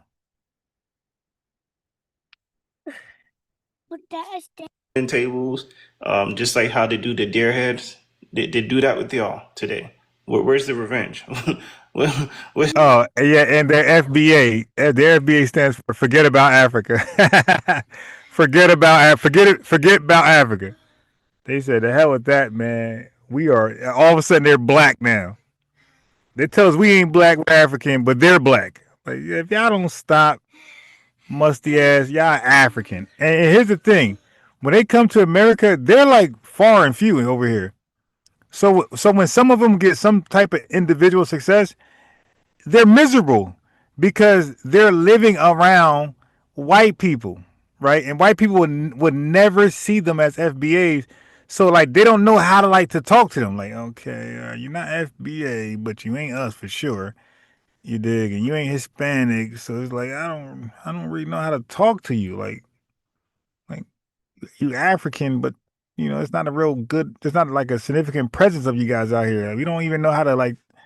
Do we rock with y'all? That's how this is the white T supremacist mind state. Like, yo, we don't know how to deal with y'all because y'all by yourself. Y'all ain't FBA, but you're trying to cosplay as them, but you hate FBAs. It's like, I don't know. And that's why white T man usually take them in the woods to go hunting. Everybody come back alive but them. Where's the run up in them? All right, and like Homeboy said earlier, look, we the civil rights that y'all keep bragging about, that y'all fought for the civil rights, and so you can make a way for Africans to come here. There's 1.5 billion Africans on the continent. There's a fraction of Africans here, like 0.5%. All right, right, and y'all are doing 1,000 times better than everybody left on that continent. So he's proven our point. We provided a way where Africans can finally sniff success. They could finally get out of poverty. They could finally stop showering with a cow over their head and shower with a water hose with a damn shower room, a shower head over them. Okay? Right. We're the reason why you guys got African pride. Without us, you stuck on the continent and y'all suffering and failing. Okay? So some of y'all look good. You cleaned up. Who watched A Thin Line Between Love and Hate? When that sister fixed up Bobby Brown. That's the African for us. You dig? We fixed y'all up. Y'all look half decent now. And y'all became like Bobby Brown. Y'all got all conceited and thought you fixed yourself up. And y'all running y'all mouth, but man, y'all better hope like hell Trump don't win that birthright citizenship case. Y'all better hope like hell. That's over y'all head right now. Because I'm the main one going to troll y'all. And man, let the courts agree with any part of that. You dig? I'm a troll y'all like hell. Right, and the civil rights bill we all know was a lot of misdirection. You know, more benefits white T women and LGBT. Oh, let me give shout outs to the super sticker, FBA Lineage and Culture, and we got a $2 super chat from Kiel Bonner. Appreciate it. Thank you very much.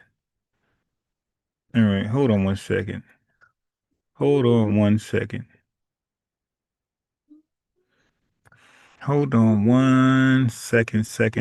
Chief. Hold on one second, Chief.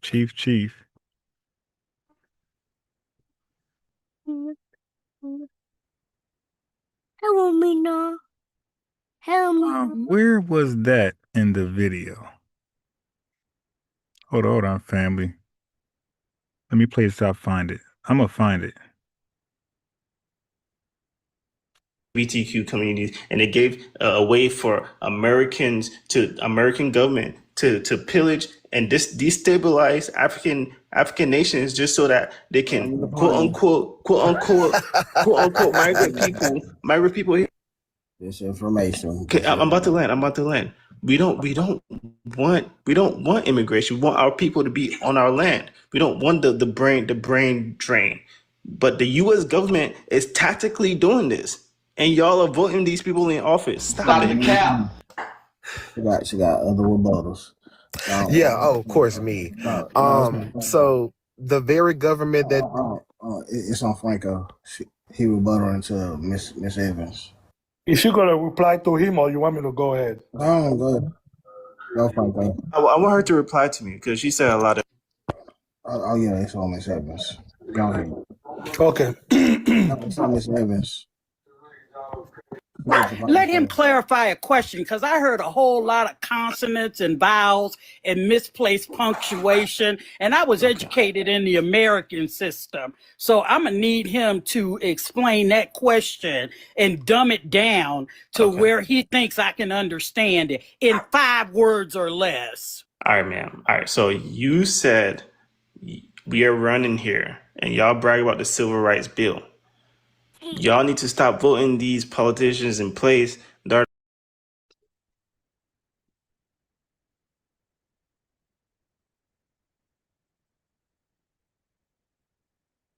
Hello, poo-poo. Hello, poo-poo. Hello, poo-poo.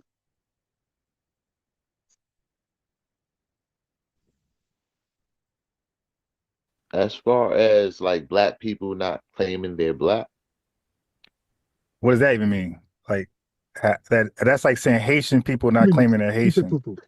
Like, what does that mean? Black people not claiming they're black. so to me, I mean, things are, because this is a globe, this is the earth, people see things different ways and interpret things different ways. But just in going by color, and I could do it 2 ways, going by the, color, black is black, white is white. And then in white people's perspective, the other way I can go at it, in white people's perspective, if you're not white, then you're black, or you're something else. You're just definitely not white. Do you want crackers or muffins? It's like, you're basically going to be seen as black if you're not white. So it's like, it's up to you if you claim it or not. Wait, slow down. So when because white people did have that mentality, but so did Arabs too, right? Arabs also had that. If you're not us, because they look at their skin and they can clearly see they're dark, right? So they're like, okay, you're not us. We're Arabs. And so listen, what I'm saying is, we're talking about Europeans, not white people. White people weren't around at that time. Europeans and Arabs, they looked at dark-skinned people, preferably from Africa, and they said, "You're not us, and we won't even we won't even dignify who you are. We're gonna call you black because black." Now, when they call people black, that was dark, right? What definition did they have in mind? Was it something favorable to those people or disfavorable, like a slur? Disfavorable. Right. So hold on. But before, wait. Before wait, that, hold on. distinction. Okay, hold on. Listen to what I'm saying, bro. If they got a disfavorable definition, why they calling you black? Why would and by the way, while they calling them black, did those recipients have their own name for themselves? Probably. What you mean probably? If people walk around nameless? They should have. I mean, okay, hey bro, listen. Let's have an honest conversation. So there are no human beings that was walking around nameless. Every human being that had a communicable language, they identify themselves as something. Case in point, Arabs called the Kushites, the Nubians. Okay, they called the Mali. They called them Balad al-Sudan. Now they already had a name: Kushites, Nubians, Mali. So those names so they already called themselves something. That's called an endonym. The inner people call themselves something and they agree to it. The outer people don't respect that because they don't want to dignify them. They don't want to respect them. So they call them their name. You're black. Well, they didn't say by the way, they didn't speak English. So there was no English word black at the time. They called them, that's why I say Black Al Sudan. That's Arabic. So they called them Spanish terms, Arabic terms, and those terms came with definitions. So when Arab people called you Bilal al-Sudan, right, for the sake of argument, black, it came with sinner, people who's always lamenting. Like these are the definitions that came with that word, Balad Asudan. So it was completely negative, derogatory sense. When Europeans call people Negro, right? That had a definition behind it. It's how they seen you. Is the world perspective when they seen you as them as lazy, less than, inferior, deserving of hardship, labor, and forced shit like that. So why would people who named themselves and their definitions was something great when they call themselves Igbo or whatever, that was pride behind those Nubian Kushite. It was pride, a sense of accomplishment behind those names. Why would they drop that name that they named themselves, but came with pride, dignity, and to take on a European or Arabic name that had no good intentions for them? I think the reason is I think it's what structure you're under. So if I'm not before the around my structure, before the structure, I'm saying just logically, which name would fit them better? The name they call themselves or the name their ops call them? For Yugi, Daddy gonna surprise you. The name they call themselves. Right. So that's Right. called I mean, all that's clearly understood, and we get all of that. Like we clearly understand everything. It's negative and it's not. Wait, hold on. We're gonna get to it. Just slow down. I'm not going nowhere. I'm here. I'm saying that terminology is called an exonym. An exonym is when an outsider name you. When people call Negro, Nigger, all those terms, gorilla, monkey boy, whatever, those are exonyms. And an exonym is always normally negative. But go ahead. So now we have a people who already identify themselves as something, and and even when white people call on those terms, the people still call themselves what they called themselves originally, right? So, some people didn't. Like the Kushites got tricked, right? They end up calling themselves Bilal Al Sudan, which is Sudanese today. So they got tricked and called themselves Sudanese. So they got an exonymic term. That's their label. It's a disrespectful label. So when they call themselves Sudanese people, that terminology comes with that definition that the Arabics has. So it's like no self-respect when that's like us saying we're Negroes today. There's like no respect for that term. Now, when the Europeans call people of Africa Negro, the Africans never took that terminology. They kept their names. That's why they're Igbo today, Zulu, Shona, Ashanti. They never kept those names. There's only few people in history that kept the exonymic names. Okay? So even though white people call them Negro, the point is they didn't call themselves Negro. They stuck to their tribal names back then and now. Hey, bro, you was always good. So they never acknowledged that really those terminologies, those definitions, those derogatory. They never acknowledged it. They still call themselves their nationality and their tribal names today. That's right. So are we clear right there? Yeah, I understood that.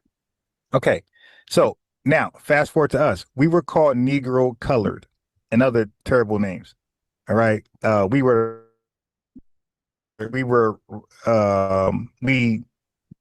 embraced it. That's an exonym. Then we rejected it after our freedom. Once we got freedom, once we fought for and deleted for our freedom, we at some point decided to rename ourselves. We knew we couldn't call ourselves Negro and get black. So take on an English word. Well, we had a couple. We had American Negro. We had an Afro-American, and we decided BLACK works better. Right, so we went with that. That's called an endonym. That's when the inside group calls themselves something and then redefines it. So we gave our own definition to that word. Now, based on that, at that time in 1960s, there are no people on earth who are calling themselves BLACK besides us in America.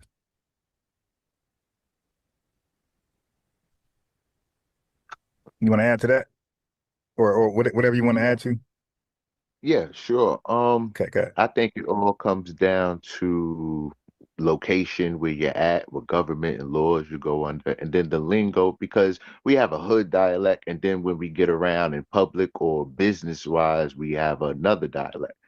So, and then when we go to fill out a job application, it for my character or being or how I'm known, in this establishment, what do I mark? You know, and so we universally say, okay, you know, what's given, the options given is, you know, Black, African American, like you were saying, Negro, and things like that. So that's what I've always, you know, being in America, that's what I've always identified as and always known myself to be.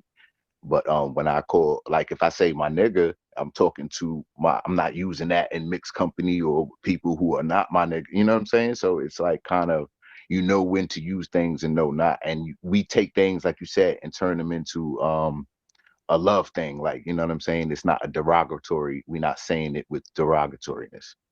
We're saying it in love. Yeah, I no problem with that. But you jump 40, 50 years ahead from what I was talking from. I was saying 1960. In 1960, the African descent representation in America was 99.9% Black American. So when we called ourselves Black, like nobody on earth was calling themselves BLACK besides us. The rest of the world was calling themselves what they always called themselves. If they had a newly formed term, they called themselves that. Right. Ghana, you know, Ghanaians, right? They even though Kwame Ture called himself, well, he said Black Power over here. When he went to Ghana, Kwame Nkrumah didn't adopt that, right? They was talking about Ghanaian power. They didn't say nothing about no Black power there. So even they knew that was limited in America. So now, when you say the forms, now you're talking about 30 years after established Black was an endonym.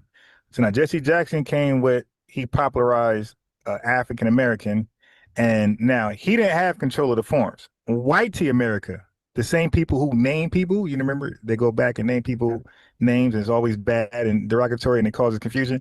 White T people came after Jesse Jackson and had forms. And because, again, even then, the representation of people from Africa and the Caribbean America is very, very tiny. Okay, so now they got forms to getting ready for this influx, right? This influx. And they want to now group them on race because they knew they can't come here and call themselves Black or African Americans, because both of those terms were exclusively used as ethnicities, right? So you can't just come to my country part of an ethnicity. It's not how that works. So they came with race, the social construct race. And they said, we're going to group everybody of African descent with this term race. And then coincidentally, they chose our ethnicity. They didn't even choose a separate term, a separate name for race. They chose what we called ourselves exclusively. That's like saying Haitian is a new race for all people of African descent. That's like saying Igbo is the new term for people. Like everybody will be highly offended. That's like saying Egyptian is a new term for, you know, the Middle Eastern people. They will be highly offended. Everybody likes their identity to be exclusive to them because we dealt with Black Reconstruction, Black Wall Street. So people saying they're calling themselves Black. When the dude Husmar was asking about Black things, they didn't know. It's like, wait a minute. So how you Black then? And you're not taught, especially in America, you don't know anything about Black Wall Street, nothing, Black Reconstruction. You know, everything Black in America, you don't know about. So the question is, in what sense are you Black? But back to the racial construct, white people say, okay, everybody's gonna call themselves Black African American that comes to this country to get citizenship. You're now Black African American as a race. Okay, that's the confusion right there. Because you're only that on paper. You're not that in society. So that means Jamaicans, Haitians, and Africans of any country, any tribe that comes to America, they only call themselves Black African American on paper. In their daily lives, their social lives, they go back to Jamaican brother, Haitian brother, or Igbo or Ghanaian. They go back to that in their daily language, daily communications. Only on paper, they're African American Black. Okay. Yeah, we do the same thing. That's what I was talking about. I was relating to that. What's the same thing? What's the same thing? Like I'll say my on a job or right on paper in public, you know what I'm saying, in the right setting, I'll just refer to you as Black. But then outside of that, I'm be like, yo, what up, my nigga? No. You said we. That's what you do. Yeah, I'm saying that's right. As a like you were just saying about those other people or how they do when they. Yeah, but I'm telling you, okay, bro, I mean that's a horrible comparison. first of all, in order for me to paint a better picture, what state do you live in right now? I live in New York. Okay. Have you ever lived in the South? Yes. Okay. Are they going around saying my nigga? Uh, No. No, they're not. Okay. not And like and that. and Not like right. No, no, no, of course not. But the South is the black representation. Most people black live in the South. Okay, like so when we up here up north or in the west, that's a small, not small, but that don't make up the most of us are in the South, still in the South. Most of our home ownership is in the South. Most of our land ownership, everything we do, pass down and keep the records close, genealogy records, that's all in the South. We become diluted, mixed around, confused when we spread abroad. But the South has no idea of our foods, our dishes, all Southern. And then they come to New York, they come to the West Coast, Midwest, whatever. But they all of our culture and everything starts from the South. Even like the Black Wall Street, all of our greatness, all of our South, the Selma, that's the South. All of our greatest achievements come from the South. So the whole my nigga thing, that's a New York thing, my guy. And that's why in New York, you don't only just say that, but so does Indians. I'm in New Jersey, I know. So does Indians, Chinese people, white people. Everybody say my nigga. It ain't just an I'm African thinking the descent thing. whole South. Yeah, I'm thinking the whole South says my nigga too. Like Hey, it's bro, not that's why I like asked you. Hey, bro, that's why I asked you, man. Have you ever lived in the South? Like you're just yes, talking. I I lived in. lived in Okay, Tennessee. No. I what state? personally have lived in Tennessee.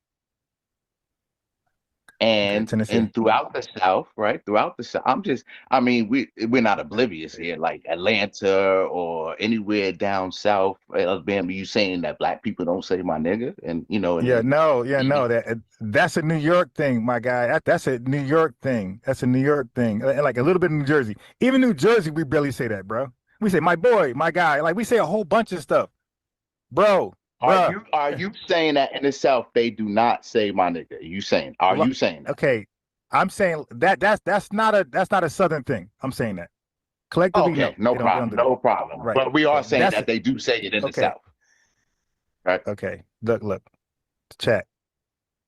That's why levels to this. He's doing a exception thing, bro. We don't do that as FBAs. We don't grab the exception and plaster it as the rule.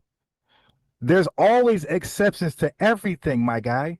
But you don't use the exception unless you're tethering. You don't use the exception as the rule. You use the exception as the exception, and it stays in the exception realm. Stays there, and that's it.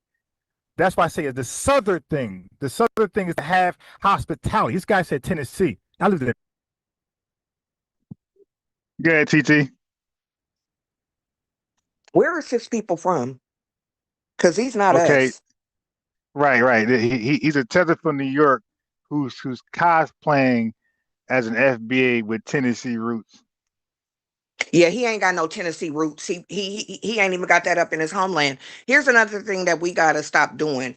We got to stop giving these people so much information, because what we do is we tell them more about our history. They really don't care about our history. They just need enough information so that way they can use it and they can cosplay us. What he's Yeah, that's been true. doing is on social media, when they hear about us and our roots, and they hear that a lot of us is from the South. Now a lot of Right. them are talking about they're from Virginia, they're from North Carolina, they're from all these Yep. different places, but South they don't know Carolina. our history. Right. And so what they do is they get onto panels and they listen, and then they Yep. ask certain questions, and then we start And to then they break down learn. stuff. Yeah. And then they learn. Right. I know. I know. And look, this Yeah. is why. This is why. I mean, to be honest, there ain't much you can do about that, because even if we talk amongst ourselves, they're still listening. They're still writing it down. Now, look, but here's the thing, though. Even though they do all that and they cosplay as one of us, they're gonna always. Wait, stop. They're gonna always stand out because they're never gonna agree with delineation. Right. Right. So that is the thing. So there's certain questions you still ask them. You ask about Garvey, they're gonna act like he's a great man, Tether. You ask about the slave trade, they're gonna talk about white people came there and stole us, Africans. So it's little things they're gonna say where we still like, okay, got you, Tether, got you. But if you got to look at it from their point of view too, if you looked at their homelands, would you want to delineate? Right. No, I listen, I get it, because I I share a lot of information here. I know how they come Mm-hmm. over. I know how they are added into our resource pools. I do great scholarship on that, and I give it to the family. I know exactly how they Mm-hmm. tether onto our resources. DIA programs, right? So this is their survival mode. I get why they're desperate and they're saying the things they saying. I get it because if it's exclusively for us, right? Because listen, when they come over here as refugees, asylees, evacuees, there's no more money that get thrown in that resource pool for people of color and people and minorities, right? The money is the money. So they come in and they add to the pot, but no more money's added there. So the money becomes thinner, right? So now, if we delineate, then that money will be just for us, those who are intended for. So now when they come over here, they're gonna come over here with that $1.75 and nothing else. No DEI, no affirmative action, no school scholarship. They gotta really pull it from the mud. So so they holding on for dear life. It's like hell no, don't delineate because then the resources will be specifically for you. And now we gotta beg politicians for money for us separately, right? So we get all that. That's not our problem because here's the thing. These people have had over 60 years to try to unite. They tell us that we have no culture, we ain't nobody, we ain't all this stuff, right? So now that we saying, okay, we've been hearing y'all disrespect, we have seen y'all disrespect, we about to do everything that y'all told us that we need to do. We about to focus on ourselves and focus on our Right, community, and we about to delineate from everybody and just focus upon us. Now all of right, a sudden, everybody, we've been telling these people for the longest, everything that we do, y'all watch, everything that we create, y'all try to take it and y'all try to sabotage it and y'all try to make it seem like it's y'all for 2 whole years. 2 whole years, we have been the topic of discussion for everybody. Everybody. You want to get mad talking about, oh, well, you guys need to, what about unity? When was there? We ain't never had no unity with nobody else. Y'all want the promise, but you don't want the struggle. And now y'all mad because now we telling y'all fight your own problems and y'all don't know how to do it. Y'all some cowards because you won't even fight up in your homeland. And this is what they not letting us know is this. Number one, these people that came up over here, they made a deal with these white tea supremacists. The deal was they signed the contract with the devil, and now the devil is time for them to be able to pay on what they owe. What they crashing out about is because everything that we've been trying to warn them about, they starting to see it now. But see, we dealing with people that praise these white tea people while we have always systematically fought against them. We have always been their shield. Since we have backed up and we ain't been nobody's shield, everybody is crashing out. Let them, whatever it is that they want to say about us, we ain't never fled, we ain't never fled. And matter of fact, y'all got the freedoms that you got up over here because of us and because of our ancestors. We done went through it hard too. Don't nobody want to hear about what you got going on up in your homeland. Do you even know our history and what we had to fight through and sacrifice? We so tough with it to where we fought and paved the way for y'all to be able to come up over here. And y'all think that if we ain't gonna take it from these white tea people, you think that we gonna take it from y'all because y'all melanated? All skin folk ain't kin folk. We equal opportunity. Anybody can get it. Whether or not you're white, whether or not you're a bushmeat African, whether or not you're a poom poom Jamaican, I don't give a damn where you're from because you're not my people and y'all been disrespectful towards us for too damn long. So I'm up on everybody head. Mind your business. Worry about your homelands. Fix that up. You don't need to know about our history. You need to be worried about your history. But a lot of y'all, you can't learn nothing about your history because y'all don't even have nothing to research. You don't have no birth certificates. A lot of you Africans, y'all birthdays is January 1st. Everybody birthday January 1st. You don't even know where your great-great-grandmother, where she come from, what hut, what tribe, what village, what animal enclosure. Y'all don't know nothing. Worry about your people. Don't worry about us, what we got going on. Don't worry about our history. Just know that we some riders and we gonna continue to ride for us and for our people. Y'all time is up. Ain't no need for y'all to continue to call up here and go back and forth with us. It ain't none of your damn business. We up in our homeland. Focus up on your homeland.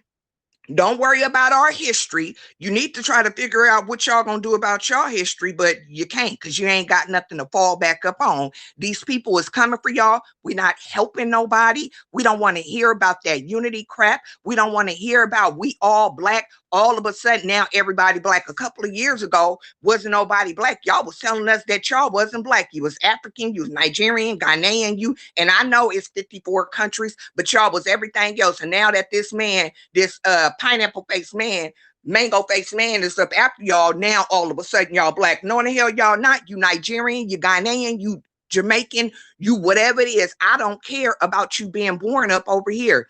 Your citizenship can be denaturalized. You're an anchor baby. That's what you are. And we are rooting for And maybe birthright an illegal citizenship. one.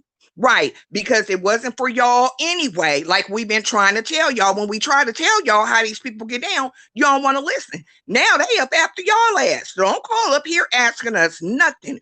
You need to be trying to call the immigration office and see what you can do to get the first plane flip-flop on back to your homeland. Find one of them animals that y'all used up in y'all homeland. Call them, send up a backfly signal, whatever the hell it is that y'all got to do, and go ahead and ride y'all ass back to y'all homeland and fix y'all homeland and worry about y'all people. Y'all worried about the wrong thing. That show us right then and there that we can't do nothing with y'all because you'll leave your own people for you to be able to have freedom. We didn't pick up and run. We stood here and fight. We still fight. Every single generation we have had to fight, not only for our rights, but for the rights of everybody else. Them days is over with. Y'all didn't appreciate it when we was doing it. So now it's up and it's stuck. We worried about us and only us. We don't care. I hope ICE generates 7,962 more ICE centers, and I hope they run all damn night. And if I find out that you ain't from here, I'm gonna be up on the hotline so much that they phone gonna melt. I'm gonna report everybody. I think what they need to start doing though, see, they lucky I ain't the president because I done made it an executive order. If you come up over here from another country, you got to go up on the front lines for 20 years. I don't give a damn if you just have a baby. You, the baby, the grandma, the grandpa, everybody got to go up on the front line so that way you can show that you about the American country because we are Americans. So everybody got to go. Teach the baby how to use this bottle and sling it, but be able to everybody go to war. I don't give a damn who you are. Your grandma, she could use her cane, her walker, put some tennis balls up on there. You damn Africans, y'all got one up on everybody else because y'all can use spears and your little sheets and everything else. Y'all can use them as slingshots in y'all armpits. That's a nuclear weapon by its damn self. So y'all already are prepared for anything to come. So that's my proposal. And matter of fact, I'm gonna send a message to Trump and them tomorrow, and I'm gonna tell them everybody that come from the continent and one of these the Caribbeans and everything else, this is what y'all do. Put it up in the, since they want to come up over here, put their ass up on the front line. Send their ass up over there to Iran. Let them sit up Oh on yeah, the yeah, front yeah, line for yeah. 20. Yeah, That's the next thing you for 'em. gotta. Yeah, you gotta be able to prove your point. If you want to come to America, baby, it ain't free. It's gonna cost you. Right. We don't give a Yeah. damn. That's a We good take idea. babies in the NICU and everything else. The baby got to be able to prove its damn self too. I'm tired of all y'all. The grandparents The tell baby got to prove grandpa itself. tell grandpa wrap his ass up in one of them African sheets. You might as well get ready to fight too, grandpa, grandma, the babies, the daddies, everybody for the first 20 years. For the first 20 years, that baby gonna be up on the front line. If that baby got a little walker, push their ass up on the front line and let's see how big and bad and bold the baby and the rest of the family can get to. So I'm about to get up off of here. But y'all, we got to be careful at how much information that we give them because they listening. And then what they do is they take certain parts and then they'll call in and be like, oh, well, yeah, I'm from the South. And then when you get to asking them more questions, then it's like, oh, well, I don't know. Or either I didn't grow up with my family. I was adopted. No, you wasn't adopted. Your ass fled. You's a fleer.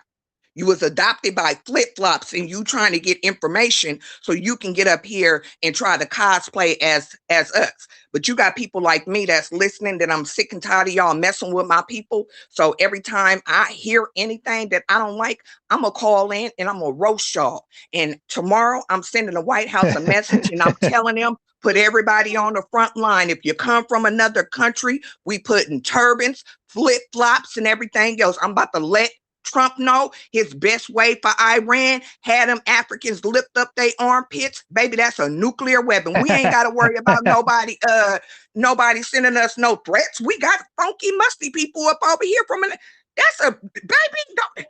That right there is a pandemic. They armpits is pandemics. Yeah, so I'm calling. Don't worry about it, people, family. I told y'all I've been gone for a couple weeks, but I'm up on them now. But to you funky, musty tethers, just know I'm sending Trump a message tomorrow, him and the vice president, because you can contact them on the White House, and I've done it before, and I'm going to give him some information. I'm tell him, sign y'all up, use y'all armpits for nuclear weapons against Iran and anybody else, and we going to be good to go. Leave my people alone, because we the wrong ones. All right. I'm gonna jump down, family. I'm still listening. Love y'all. Yeah, I should lift her arm. They mad at you. Yeah, they mad at you. Uh-oh, you about to be public enemy #1.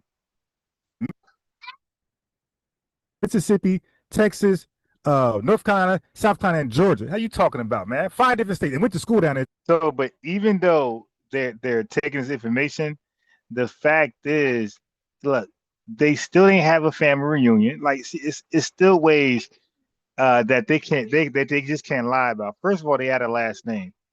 All right. So we can ask them, hey, what part of the South, what's your last name? I mean, so okay, wait. So go. So when the lies they gotta try to remember is like passing the SAT test all over again. You dig? Because that's the question. It's just overwhelming. Where are you from? You from South Carolina? That's interesting. What part? Okay, you went to school down there? What school? Okay, where was it the teachers? How was that? And who was your neighbors? Like it's just so much. I lived in Dallas, Texas. I lived in Mississippi, North Carolina, South Carolina, and Georgia. Like you can't lie about a place you never lived at. We're gonna ask you questions because you gotta name a city. Right? You got to name a city in one of these states, and one of us is going to be from that city, and you're not going to be able to answer those questions. So to remember everything we saying, like, God damn, like, you dig? You want to remember all these talking points, and you still going to fail because we didn't ask about the church. We didn't ask about your genealogy because at some point we're going to say, hey, pull up your genealogy. You dig? So, like, it's no way for them to lie and cosplay if we take it really seriously. There's no way to do that. So they can take our information and regurgitate it and have fun with us. But if we really, really, really, like I'm getting this guy, if we really, really want to take it there, they'll flop. They'll flop. Because certain cities, your last name is your last name. If nobody know who you are, I know you're not going to lie about Jersey with your last name. You dig? Because we're going to ask you who's so-and-so and who is so-and-so and what school. We know all that shit. We're going to get yearbook. You know what I mean? You know we can get yearbooks, right? So you can't lie. We'll pull your yearbook up. Okay, where you at? You said your last name Williams. Here's all the Williams. What year? 94? Okay. Here's 94 yearbook for that school. Where you at? Here's all the Williams. Where you at? You feel me? So yeah, and then what's your oh, that's you? Okay, show me your Facebook. You feel me? Like they gotta go through so much to keep the lie. Is that it's gonna fumble. Like some of us are that good. Like you're not gonna get away with it. You dig? So 5 different states. There's Southern hospitality. Where's the hospitality saying, my nigga? That's disrespectful. Matter of fact, you get your ass kicked calling the FBA guy. You could be FBA all you want. You get your ass kicked trying that New York stuff. Yo, what up, my nigga? You be stomped out somewhere trying that, and everybody knows that. Everybody knows that. I don't think nobody approaches. Yeah, I don't think we approach nobody. Yeah, but once hold on. I'm saying the rule. I'm going back to the rule, not the exception. The rule in down south is hospitality. It's an adjustment you got to get used to if you're up north. People are going to wave at you all day long. That's not how it is out here, New Jersey, New York. Nobody waving at your ass, and you better not wave at nobody you don't know. You better keep it moving. Down south, if you don't wave back, that's disrespectful. It's the opposite. So what I'm saying is, there's a Southern approach to things. Then there's a New York, there's a Midwest, there's a West Coast approach, and to deny that or act like it doesn't exist, it's being disingenuous. No, that's not a Southern thing to say, my nigga. That's a New York thing, and Philly don't even do that. Philly bull and all types of shit they do in Philly. So that's mainly a New York thing. In New Jersey, sometimes we say it too, but New York, and we know because I'm from Jersey and I deal with New Yorkers. We talk differently. We do. We talk differently. We say different shit. We dress differently. We behave differently. Like we know a New Yorker, and y'all know a New Jersey guy right away. Like, okay, that's that Jersey shit.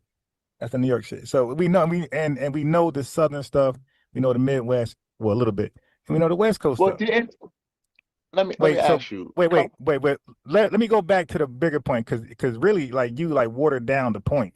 The point was you chose to say my nigga, okay, and I was comparing that to a form that people check. So I was saying that they are Black African American only on paper. That's the whole point. They're only that on paper. I agreed. We said the same thing. Like when we go to a job or when we, you know. No. No. I'm not saying that. You're saying that. That's a bad analogy. That's a false equivalence, actually. What resources come with that? If you got a job, say my nigga, what tangibles come with that? Well, these are now. I mean, you're going into a lot of different. No. I'm not. Okay, so what tangibles come with selecting that Black African American box? Any incentives at all? That they know that when they talking about me and they say my name and they know what, that it distinguishes me from everybody else, that my check comes to me. Wait, no. I'm saying on regular forms, college, jobs, housing, what tangibles come with checking Black African American? What tangibles come with it? I don't know. Wow. Shelter, benefits, SNAP, college admissions, scholarships. Now, what comes with saying my nigga? So I'm pointing, bro. You guys say that's the thing about calling in platforms, family. Calling to be right, and then calling in just to have a good conversation, right? So had you called in and had a good conversation, you can't. How you miss that? Now so people are incentivized to select Black African American. You're not incentivized to say, what's up, my nigga? So you compared it to, again, that's a horrible equivalence. I mean, anybody can take this conversation, run it to AI, and it's going to laugh at them. Like, yo, what? Those two don't go, they're not hand in hand. That's a horrible. So if I say, what up, my brother? What's up, my brother? Peace King, or whatever. Yeah, but even still, what incentivized you to do that? You could easily not say that, but to get those resources, you ain't getting them without checking that box. Okay. Yeah, right. So yeah, that's just a bad analogy. But anyway, let's get back to where we were, because we went down a couple rabbit holes. So based on everything I said, right? Black. BLACK. Are there any Black people in the world you could point to outside of Black people in America? Other countries, can you point to Black people? Based on my knowledge of what Black is, yes. What country? Anywhere that I could see. Just give me one. Just give me one country. Just one. That I could point out Black people. Australia. Yeah. Okay. So now, are they known as Aborigines, Australians, or Black people there? Aborigines. Right. So do they call them? So that now you're placing something on them. That's all X in them. Like that. That's the colonizer behavior, to call somebody something they don't call themselves. Right. We just said the people themselves. I wouldn't do that personally, but no. But you're doing it now. Identify as Black. I was just making it. But you're doing it now. Why not just call them what they are? See, that was the whole point. The whole point is, I would not go to them, hey, Black guy, or what I'm saying. But you're doing it now. But this is live. Hey, bro, this is live. I would not ever call anybody outside their name. Like, period. So you're gonna do it in private? I don't play slang with people. I'm just saying the context here. Right? Hold on, real quick. The context here is, who do you see as Black?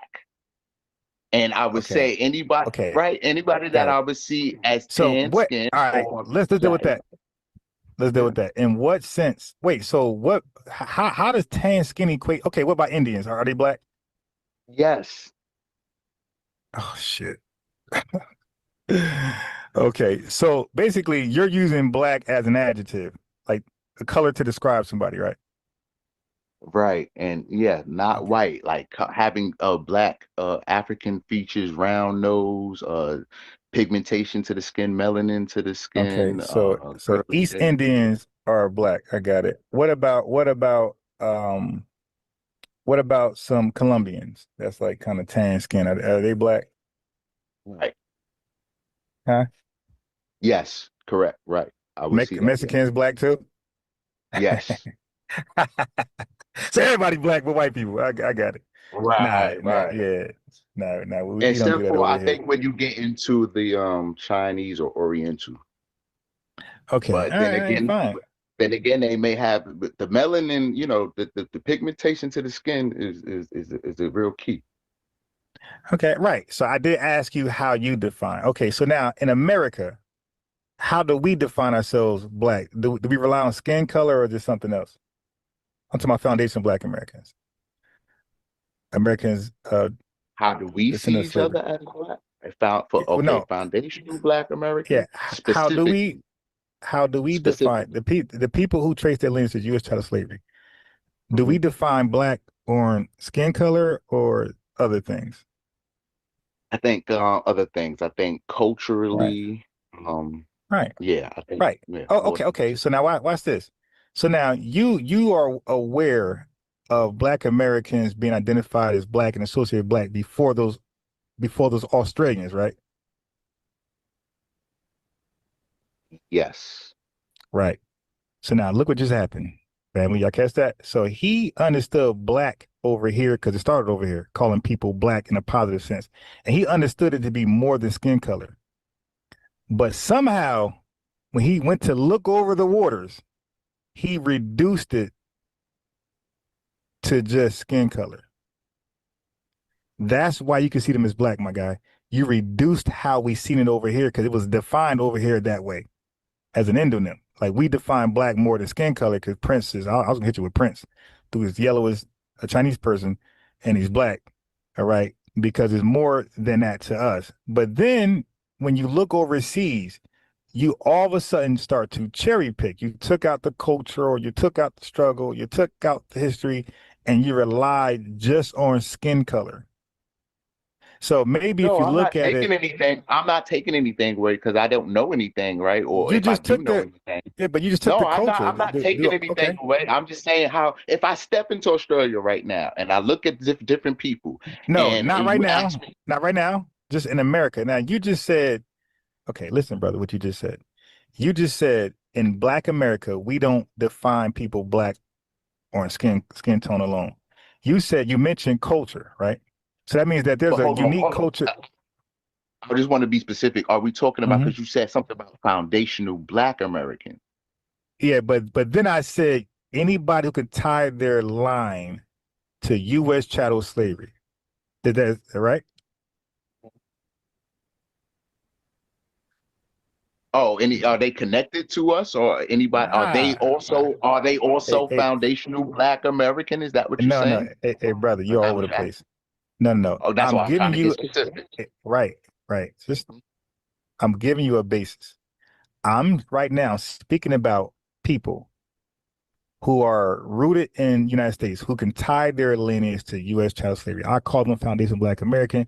You can say African American, whatever terminology we want to call them, doesn't matter to me, as long as we're Right. talking about the same group, right? I don't want to confuse. Gotcha. So we're talking about people who can tie their lineage to U.S. child slavery. All right. So they call themselves Black and they defined Black, right? And you just agreed that Blackness wasn't exclusive and solely just relying on color. You acknowledge that Blackness um was tied to the culture that they Right. developed in America, right? Here, Okay, right, here, right. right. Yes, In America, correct. okay, cool. And then you also acknowledge that at that time that this renaissance on black was happening, this redefinition was happening. You understood that nobody in the world was calling themselves BLACK at that time. So the only positive definition at this time we got for black only fits people that can tie their lineage to U.S. chattel slavery. So as we're calling ourselves black, the Australians are still Australian. They're still Aborigine, right? So so that the Jamaicans still Jamaicans, Haitians still Haitians, Zimbabweans still Zimbabweans. Everybody's still who they are. Nobody moved the muscle. We're the only people that move the muscle. So now we are the black people of the world, and everybody's still who they are, named after their tribe, country, language, whatever. They're still who they are. Okay. Now, we're in America, we didn't go to Australia. And in America, you're calling them black. Not in Australia. We didn't step foot there yet. We're still in America on the live. You're taking black, how it's defined. And the only definition was what we just said. Culture, experience, struggle, patents, achievements, inventions, innovation, all fighting, all of that goes in a definition of enslavement, freedom, all of that goes in a definition of black. So it's a lived experience that's continuous. It never ended. Right now, we're still adding to the blackness because we're still experiencing things. And like, let's say hypothetically we get reparations, then that's added to blackness. The people who receive reparations, so that whole thing. So that blackness already, that word B-L-A-C-K, in a positive sense already have a positive definition. Now, the negative sense, you're right. That's everybody of tan skin, right? You're right in a negative sense. But the way it was defined in America, that definition wouldn't apply to nobody but Americans who can tie their lineage to U.S. chattel slavery. So to look across the seas and call somebody black, people are really cherry picking. They're extracting, omitting all of everything else that makes people black, and they're focusing back on the European understanding of who's black. The European is the people who said, you're Negro, you're Sudan because of your color. So Europeans are caught up on color, not us, and not people in Africa, Caribbean, and Australia. They're not caught up on color. That's why they don't name themselves after color. Europeans and colonizers are caught up on color. So you're looking overseas and you're calling people black from a European perspective. And that's just, you said it yourself, which is just solely relying on color. Yes. But I just want to clear up. I would not say that to their face. It would be more like talking to another American or talking to you or somebody, you know what I'm saying? And me amongst each other would say that's a black dude, or, you know what I'm saying? Or he's tied to African of FBA and things like that. I would not go to him and call him black, or, you know what I'm saying? Or play that game. Okay. Now that part I get, because black has, under European rules, right? From a European worldview, Europeans have introduced the race category, right? Where they're saying, like what you're saying, they're saying those people in Australia now, so all of a sudden they are black now. They are African American. So if people call themselves black in America or even in their home country, I get it. Are they wrong? Yes, because they're not black. They are Australian. They are Aboriginal, and they're only black on paper. So they're still just wrong. People don't call themselves because white people said fill this out. People call themselves what they ever always called themselves. So so common terminology, common communication. What you're saying, hey, that black guy, I get it. I understand. I'm not dumb. I know who you're referring to, right? So what we're doing, I get that. But it's confusing though, because those people start to believe that black history is now their shit now. See, so these are the issues that's coming with it. And then they start to believe they can represent and be spokesmen and come into leadership roles of the real black people because they're black too now, all of a sudden. So now that's why we're delineating. We're saying, we get it. We're not dumb. We know why you're calling so black, and it's from racial, but it's crossing, it's blurring the lines now, because now you believe you're black like us. So when we say reparations for black people, guess who got their hand up? Those people who think they're black too. They say, hey, what about us? We reparations. So now we're like, oh shit, this whole game, we're white man, you got it. You got it. It worked. Okay. So now we're delineating. You guys black on paper, whatever, you want to hijack the word, cool.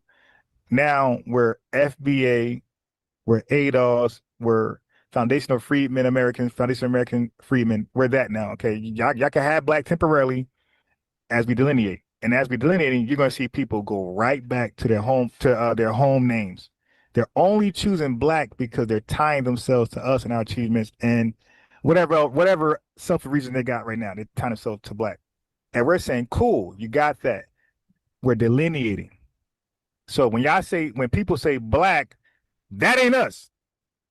That person is from Haiti, that person is from so-and-so, that person is so-and-so. That is not necessarily somebody from the lineage. And that's the whole point of that's right. Yeah, that's the whole point of that's the whole point of delineating, because we don't do that. We'll be the only people who has an ethnicity that's also a race.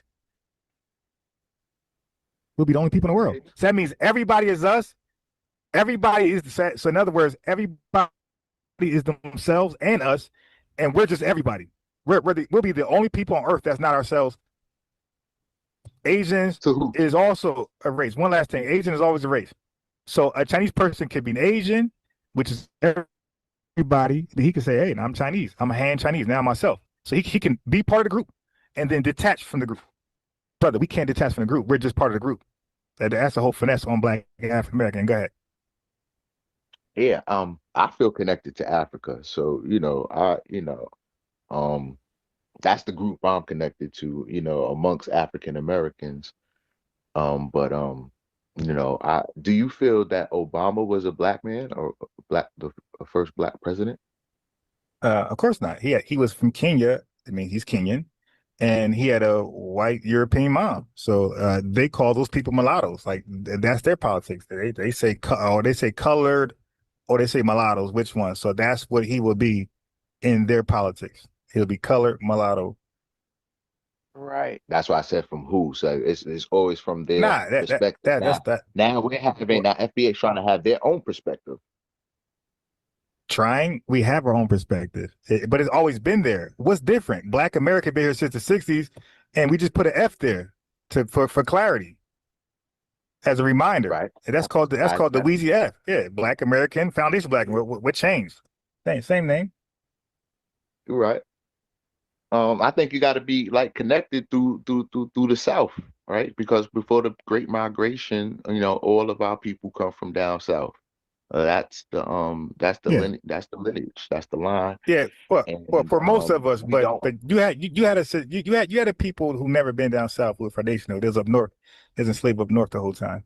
Yeah, but for most of it, but again, that's the exception. But most of us got Southern history. And we don't have accents. But let me ask you this, because you said you're attached to Africa, the group in Africa. What group in Africa you're attached to? The whole continent. I look at this is my perspective. This is my perspective. This is just my opinion and perspective. Right. Africa to me represents the land of the dark-skinned Negro, of the dark-skinned human being, let's put it like that. Okay. Melanin, everything. The bluest, the darkest of people come from Africa, and that's my lineage. The dark people of the earth. That's how I look at it. That's just my perspective. Continue. All that. So now you're connected to them. Are they connected to you? I don't really know or care. That's just my perspective of how I see my connection to Africa and the history of Africa and this world. Right. So you have no African connections or you don't network with Africans at all? I mean, personally, I do not. Or currently. I just know certain people here and there, but I don't have any really interpersonal connection. Yeah. For me personally, I'll speak for myself. I think that is a religion. Like, or let me say this. I think that's a religious view to hold. To dream about something, but don't want to connect to it, don't want no relationships, or not even don't have. To dream about something, wish for it, pray for it, but don't have real physical, tangible relationships, networking with people.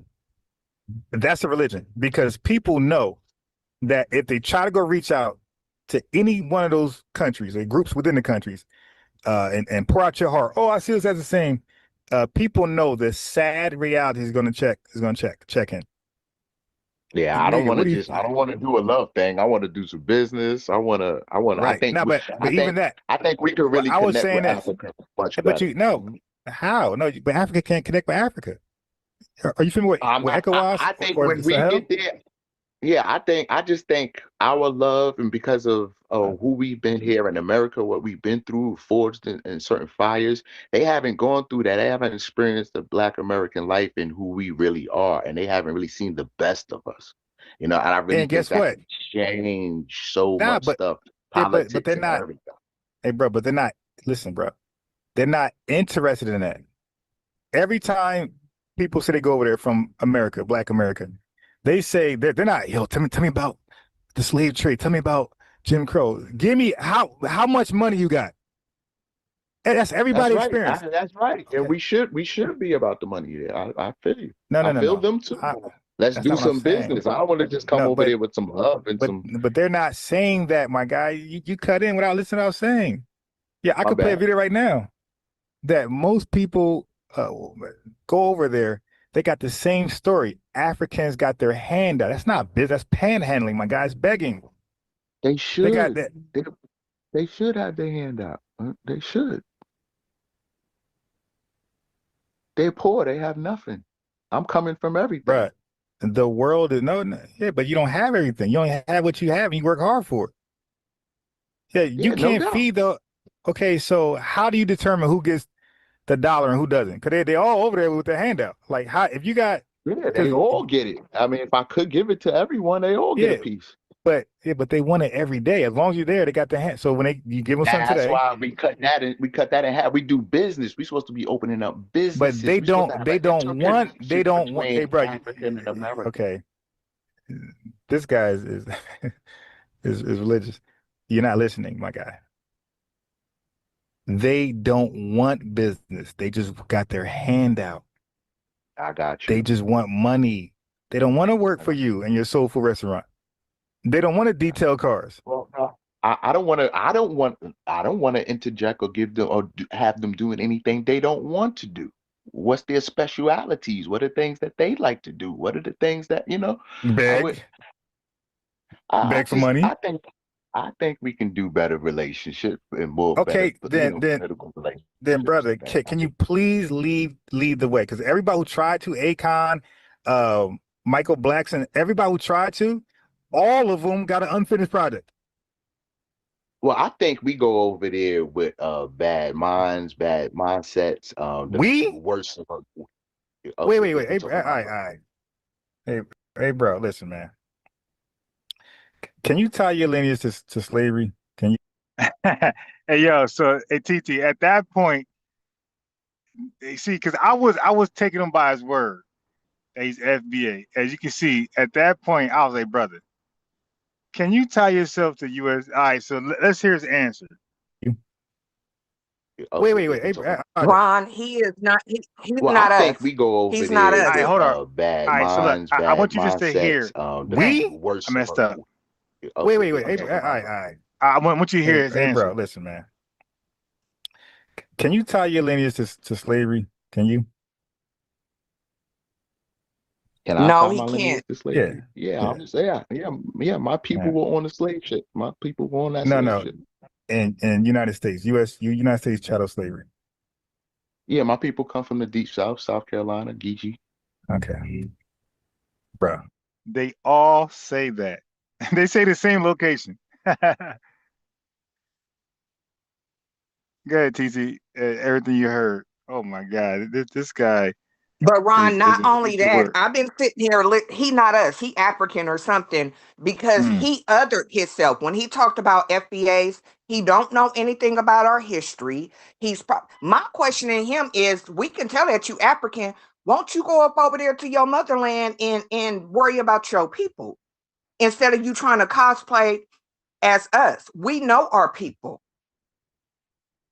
If you listen to a lot of the stuff that he said, he not us. He cosplaying. He's Black just man is fishing for information. Black man is He if fish. you're in the chat, call in, bro. Guys, Yeah, he fishing for information. Even when he referred to FBAs, he said them. So FBAs have already been othered. He's right, just fishing for information. That's why he's saying, well, yeah, I know that, majority of the people come from the South. He got the name in a couple of places. And then he stood up there and talked about how he want to have unity in Africa and do business and all this other stuff. That's right. because that's where you come from. You Your know what I'm gonna people start ain't came. doing? I'm gonna What? start asking for their Facebook. Yep, you can Yeah. do that. And not only that, ask them, some questions that we would know from our culture. All You right. ain't got to get them to Yeah. answer like it's certain stuff Let's start that with our the people. Facebook first. Right. Let's start with Yep. the Facebook first because if that dude got some old African booty scratcher last name, there's nothing else to talk about. Well, he musty because I smelt him. That's why I had to come back up here before I went to bed. He's Yeah. yeah, he's Is this musty. dude I a headache smelt or him. what? This dude is a Yeah, whole headache, man. yeah. He's Cosplaying definitely Tether. musty. He's definitely musty. I smelled some hyena, hippopotamus, Rootwork Jones. wild buffalo armpits. So I said, let me come back up here because I smell him from up over here from the from the pride land. And he trying to get up here, but he othered himself. He othered Mm. himself. He called FBAs. He said, them, y'all. Oh, I And didn't then when catch you that. asked him about, yeah. I was listening to Rafiki Jr. I was listening. I told you I'm listening. I'm up on their head. But he's not us. He's cosplaying. He's an African. I believe he's an African. If he's not an African, he's a Jamaican. But my senses is telling me, because I know I smelled some African wild buffalo musty armpits. I'm getting that he's an African with peppercorn mm. hair, and his Mm. lineage is cheetah fur, and they used it to build a hut. I'm also getting up in my Majora spirit that him and his people is one of the reasons why, what happened with the dinosaurs and stuff like that. I'm also getting up The in my extinction. Majora spirit is telling me that he might be Nigerian, so his people might be pooping up on the streets and everything else because they ain't got porta potties. Mm. But my spirit is also telling me that he could smell like a mildew, gangrene, hypertension, Ew, mildew. diabetic, hyena With the slash feet. water buffalo, cheetah, and giraffe. My Majora spirit is telling me that his homeland is musty, it's musty. So yeah, he ain't one of mm. us. I heard him. And I told you Africans, I'm on one. So if I hear something I don't like, y'all gonna get a pass for the rest of the night. But I'm up on y'all head. So Wait till yeah, you hear he's from. not us. He playing games. He playing games. Wait for you. Wait for. So tonight I'm gonna play. After this one, I'm gonna play the Guyanese woman from TikTok. Y'all don't want to miss this Oh one. yeah. So right. Cause this one's almost over. Wait till you Okay. hear this one. Oh my god. I was Oh trying yeah, to I'm be gonna be up nice on that as heifer head possible. too. I was You trying to be doing a nice as live possible. tomorrow? Yeah. Or Yes. okay, I'm gonna come on tomorrow when I get off of work. But yeah, my Major spirit, I knew I smelled some musty huts, and he's a damn lie. He's from a musty hut trying to get information. He didn't already othered himself. But I'm telling you now that he ain't us. He's one. He's my Major spirit is telling me he's a doodoo Jirian. a That's what it's telling Ligerian. me. Yeah, a Mm. lie, doodoo, peppercorn, funky, musty, giraffe smelling pandemic no, doodoo uh, Jirian. no That's what I'm socks, getting up wearing in my spirit. No bare feet socks, and Timberlands.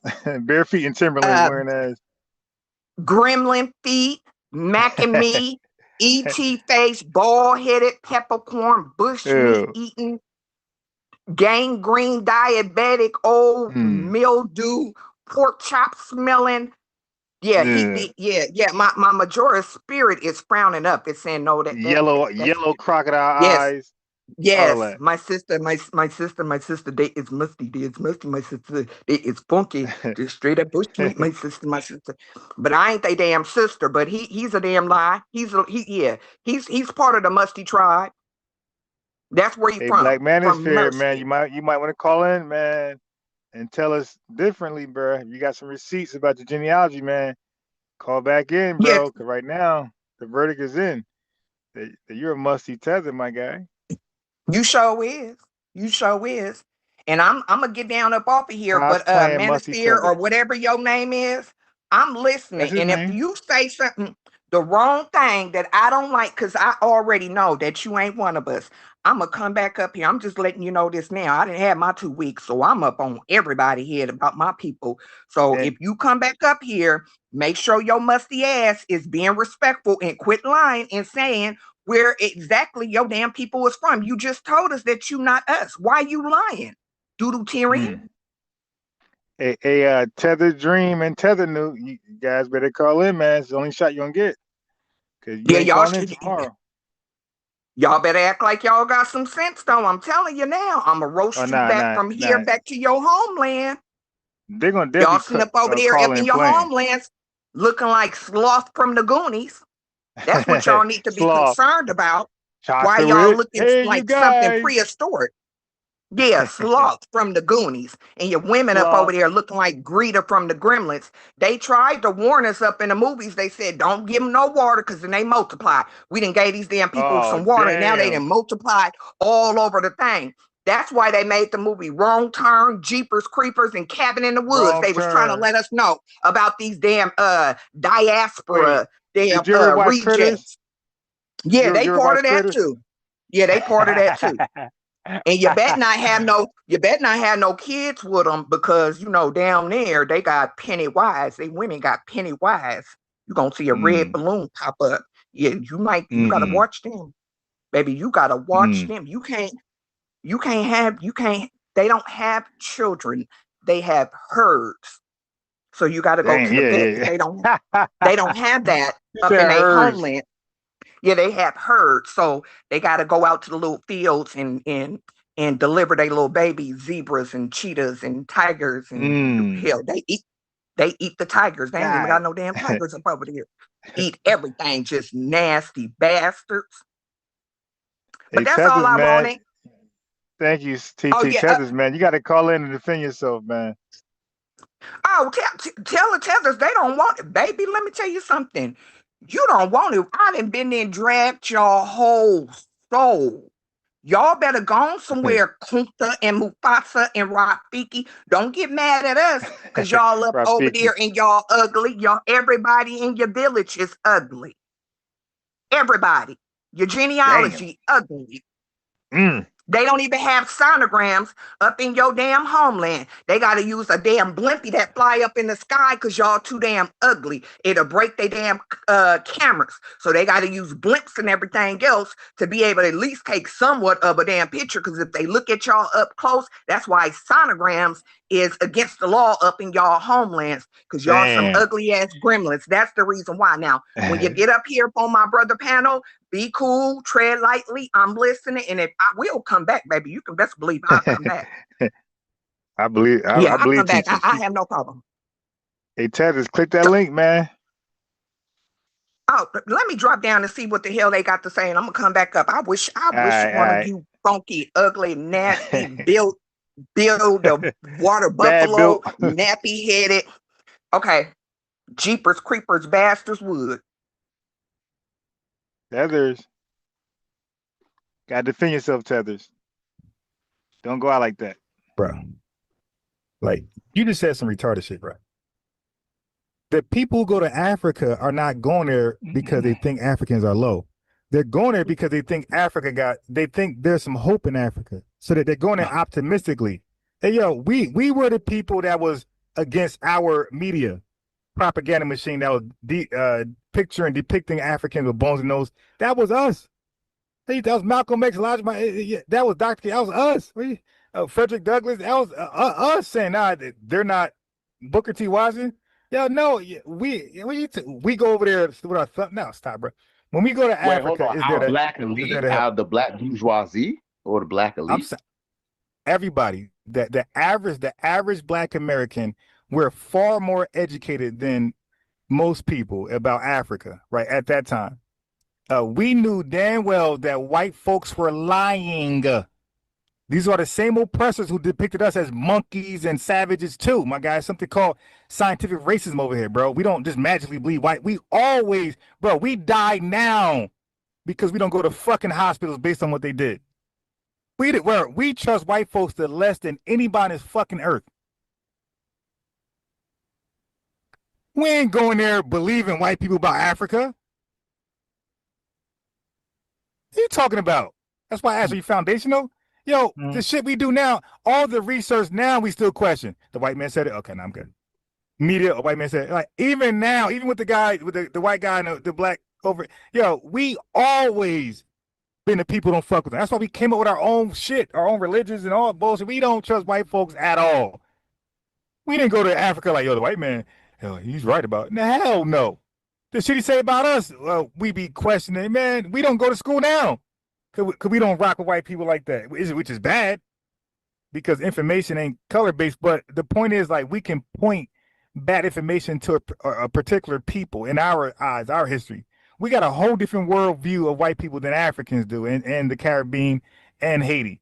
They view white people as saviors, people who can get shit done and provide roads and loans and shit like that. We don't get no loans in Black America. We don't get no help. Don't get no rice. Now, we got a whole different worldview of white people. That's why when white folks remotely be aggressive with us, we go all out trying to fight for our life. Africa, they don't do that shit though. They get aggressive. What's going on? They trying to find out what's the problem. Nah, bro, you got that. Like I said, it's a religion to some people where like they dream and wish Black Americans view Africans or anybody as less than by white media standards. Come on, brother. If we view Africans a certain way, it's gonna be because we view them like that from our standards. Ain't gonna be no white America media. They over here disrespecting, got us as just the worst depictions ever in media. Papers all day long, but we trust them now when they talk about other folks in the world.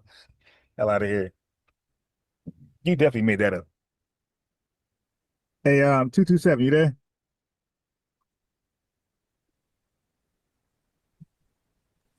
Yeah. Okay, what's up, man? What you want to add to this conversation? Well, I mean, nah, bro, you got that. Like I said, it's a religion to some people where like they dream and wish Black Americans view Africans or anybody as less than by white media standards. If we view Africans a certain way, it's gonna be because we view them like that from our standards. Ain't gonna be no white America media.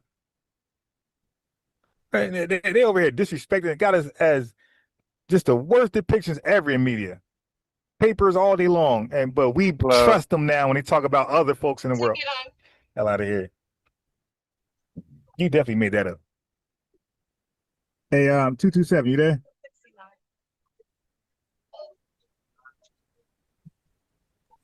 Yeah. Okay, what's up, man? What you want to add to this conversation? Well, I mean, I'm gonna say that we know over here we identify ourselves as Black. We know they don't identify themselves as Black. Just like you said, they didn't have to because they was already there and a bunch of Black people, so they don't have to identify as Black. We identify as Black. That's what we do. And I don't think nothing's wrong with that. We can do that. Yeah, I never said that. I never said that. I said white people. Well, first of all, they don't. Black is a recent. That's an English term, bro. Okay, yeah.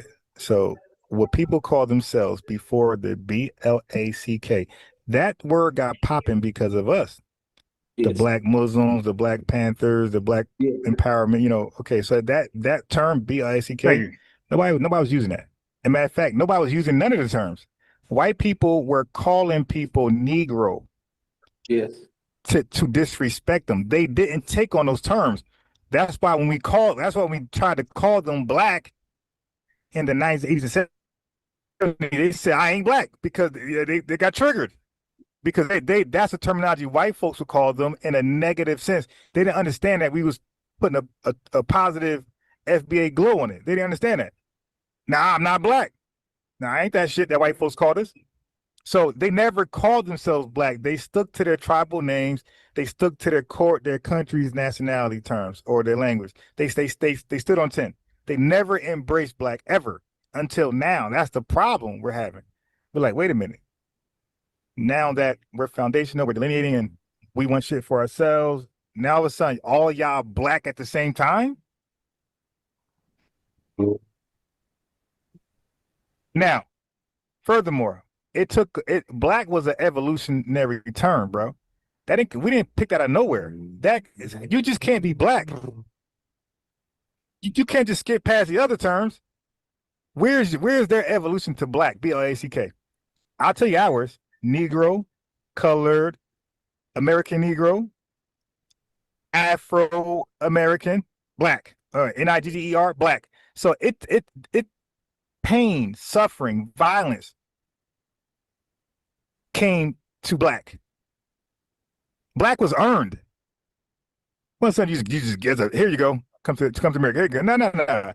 No. So the people who are called black are the people who understand that evolutionary term. Colored, Negro, Afro-American, American Negro, NIGR, and a boy. Where you going, boy? All these terms were given to us before black came. So no, and that's why people disrespect it, take it and eject it, because they don't understand that term came with severe violence, pain, and accomplishments. So that's why when we have it, we call all of our society black. We call our banks black. We call all of our success black. We call our dollar black. We call our love black. All of our lives, anything associated with us, we call it black because that came with pain. We wear it in our hearts. That's not something we just say we're black because we're dark. So we like, nah, you ain't black because you ain't go through all that shit. This is a earned something that cannot be just passed out to people who didn't earn it the way we earned it. So that's why we're respectfully calling them what they call themselves. You come to America, you're Haitian, you're Haitian. You're Jamaican, you're Jamaican. You're Igbo, you're Igbo. I respect that. I'm calling you that, but I'm not going to disrespect you and call you what we are. I'm not going to disrespect myself and call you what we are. That's goofy. And I'm not going to disrespect you and call you what the white man called you. The white man calls you Negro in a disrespectful way, based on your color. Yes. It's true. Yeah, so that's why we're saying, and then like I said, tangibles, I was trying to explain to Black Manosphere, tangibles is why they're saying they're black all of a sudden. Before those tangibles, before those housing, before SNAP, before welfare, before all those things, I ain't black. Because the status of immigrant, they was getting stuff from there. You know, you can get state welfare and things like that for being an immigrant. But they're like, oh, hell no. But I don't think you don't get no school scholarships from being a immigrant. You don't get DEI jobs being an immigrant. So people just made a pivot. They said, damn, I'm an immigrant and I can't get these things. How do I get those things? And I guarantee some DNC person was like, and just check down black African Americans. You'll get it then. Yeah. So what other selection did they have? Other. Yeah, there's other on there. Yeah, and you got a lot of Somalians, a lot of East Africans, especially North Africans. They ain't pressing no damn black African American. Those North Africans putting other, they putting Libyan, they putting all the Moroccan, they putting all that stuff down on that thing. Right. I guess that's America's problem. Hey, bro. Now look, family. Now at this point, he's being insensitive and dismissive. My guy, America. I didn't mean to. Hold on, my bad. I didn't mean to. There was no shot or nothing like that. I was not trying to do that. Bro. My bad. But look, that's your name. That ain't my name saying this shit. You know what I mean? This is the internet. 1,000 people, 5K gonna watch this, and that's your name across the screen. That ain't my name saying that crazy shit. America causes problems, my guy. And you have everybody crying out. You got Latinos, you got other white people, you got Black Americans, you got immigrants. So America has always created problems for people who are non-white. and everybody's crying out. So now when people cry out, we don't say, oh, that's just America. We be like, yeah, we get it. Yeah, that's fucked up. He doing that. When we find out the finesse, man, he doing that to y'all? Wow. We don't be like, hey, oh, well, that's America's problem. Nah, that's a problem. So America created a problem. Now he claims to be foundational, by the way, or he's about Black American lineage wise. He claims that, and he has no problem with his entire lineage, 43 million people, being affected by America's created problem. America's creating a problem for it. Now he claims to be Geechee, all this stuff, or whatever. He claims all that, but he has no problem with America creating a bigger problem for his lineage, his line, attaching everybody to it. Now he claims to be from this country. That means that his lineage underwent specific harm that was not shared to other people, and they're due compensation, redress. They're due some things for that, and he has no problem people from other countries with no connection coming on taking advantage of what his people suffer. That's what he's saying, and because he got this religion. Oh, Africa. Oh, Africa. They don't know no Africans. Not in business with them, not in bed with them. He probably got a girl. Hey, bro, are you dating a girl that's from Africa or the Caribbean? Man, Black Manosphere? About that. I mean, I think you're talking about me right now, right? Yeah. I'm asking you, are you dating somebody from like over the Caribbean? Before I answer that, the statements and the dialogue you just went on was about me, right? And you're talking to the other guy, right? Who? I thought you were talking to you were going on a tangent just now, or a rant, and I didn't know who you were talking to. I was talking to you and people like you. To another caller. No, I was talking. I thought you were talking to another. That's why I was trying to understand he's what on was mute. going on. Oh, you was talking to me. And well, I was talking about you, that's what I'm getting at. That's what I'm getting at. Yeah, but do you know the point I was making? I'm saying that you're fine with America, white America, leasing your suffrage to other people that did not suffer what you and your lineage suffered. I said you're fine with that because you have this religious African thing. And by the way, and that's okay. Like, you know, I mean, it's not okay. I disagree, but I'm okay with you choosing your pathway. Like, I can't make you do nothing. I don't even want to shame you. You do what you want to do. But let me ask you this though. You do know that there's the diaspora, right? And then there's Africa. What I mean is there are people who were kidnapped and sold, and they make up the diaspora. You got the Haitians, you got Jamaicans, you know, you got Brazil, you got here in America. Like we all have a shared experience, right? Because I find it interesting that Black Americans would say, "Oh, I love Africa," with no shared experiences, but like it would make more sense for Black Americans to be linking up with folks from the diaspora because we at the very least have a shared experience, right? We were sold, they were enslaved, sold sugar. I mean, they had to, you know, do the whole sugar thing. They had a slave master. You feel me? So I mean, goddamn, like Africa know nothing about a slave master, but the Caribbean know all about it. So I would think a natural reach out would be to the Caribbean, you know, the Americas, to reach out. That's what I would think. Now, because we don't have a shared experience with the continent like that. And what I mean is, are you familiar with this transatlantic slave trade? Yes. And now we were kidnapped, sold, and bought, right? Yeah. Mm-hmm. Oh, and the whitey man bought us, or the white man bought us, right? And had no good for us, like no good real for us. Like it's good for him, but bad for us. All right, now are you aware of who kidnapped us and sold us? You know, well, in school we're taught that the white man, right? That he's the master. No. I'm just saying in school. I'm just giving you a context. No, we're not taught that in school. Now right now I can Google right now, bro. We got the internet. I can Google right now what the average school teaches about the transatlantic slave trade, generically. I can Google that. No. All you know what they teach you in school? You know what they teach you? They start from slave ships on the way to the the Americas. They don't start with the whole African thing, what Africa was doing before the white man got there. They don't do No that. problem. Who's driving the slave boat? No, of course the white man, but that's what I'm saying. Right. So I'm saying our concepts no, but you're not of the listening to me who's though.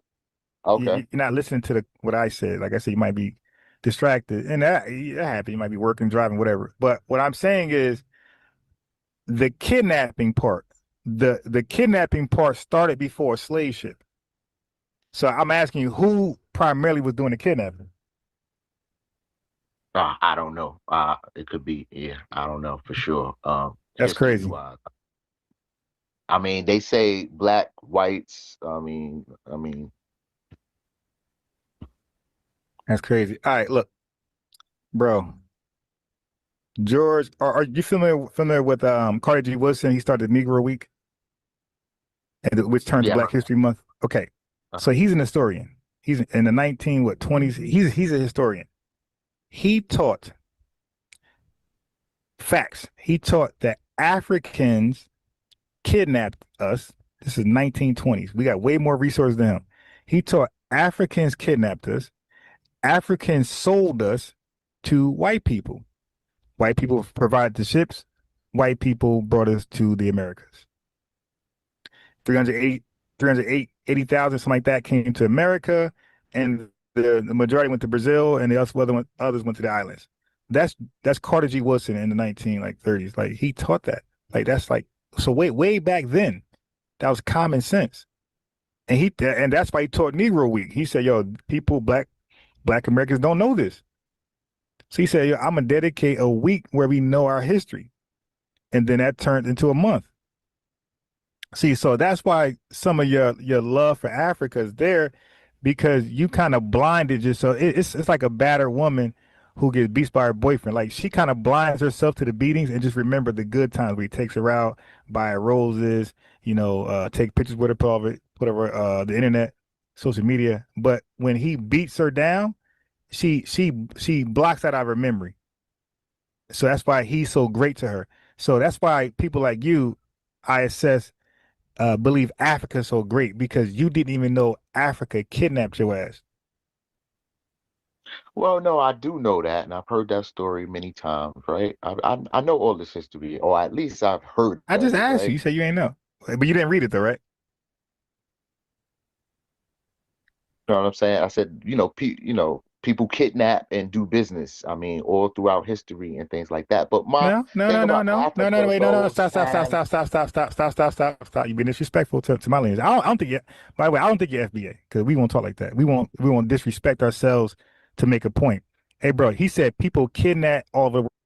And see, TT, I told him to his face, I don't believe you're FBA. You dig? So I eventually came to that. Like, okay, bro. I try to get a guy the benefit of the doubt, but I said, bro, I don't think you're FBA. But so this is about to end, and I'm gonna share my conversation on TikTok with the Guyanese woman who thought she was black. Bro, you know how many people how many people are kidnapped? Yeah, Queen of Zing was doing 13,000 a year, my guy. Who the fuck can you compare to that? It was 15 million that were kidnapped totally, my guy. So for him to sit here and, people kidnapped, fuck you talking about? Bro, the kidnap led to goddamn different thousands of islands, my guy. Those kidnapped people made up thousands of islands. They occupy thousands of islands. They occupy big ass Brazil, America, 40-something million folks in America. Well, I'm capping because it's like 380,000. But Brazil and the islands, millions were kidnapped over there and led over there. This guy said, yo. All right, man. Listen, man. I had a good convo with you, but I like to have honest conversations. I don't believe I'm getting that from you. I give you hella tries, and you're just downplaying our traumatic harm. So I'm gonna let you go, bro. All right, 227. You could come off. Now, I didn't call them names. I didn't curse them out. Yeah. I politely let them go. Okay? Yeah. Because I look for honest conversations. Like, you don't have to know what I know. You can know more, no less. I don't mind. But when we talk about documented, established truths, if we can't get on accord with that, there's no point talking.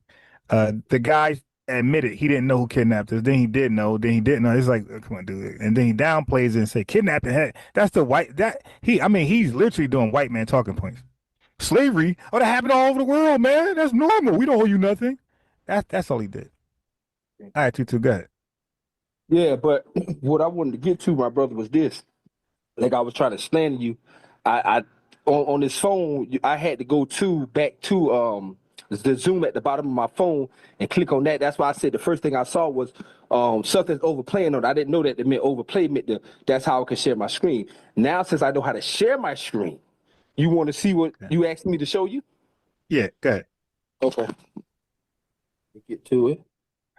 Oh my God, that other guy, and it's crazy because Black Manosphere, like his name is Black Man is Fair, so it's Black Man is Fair.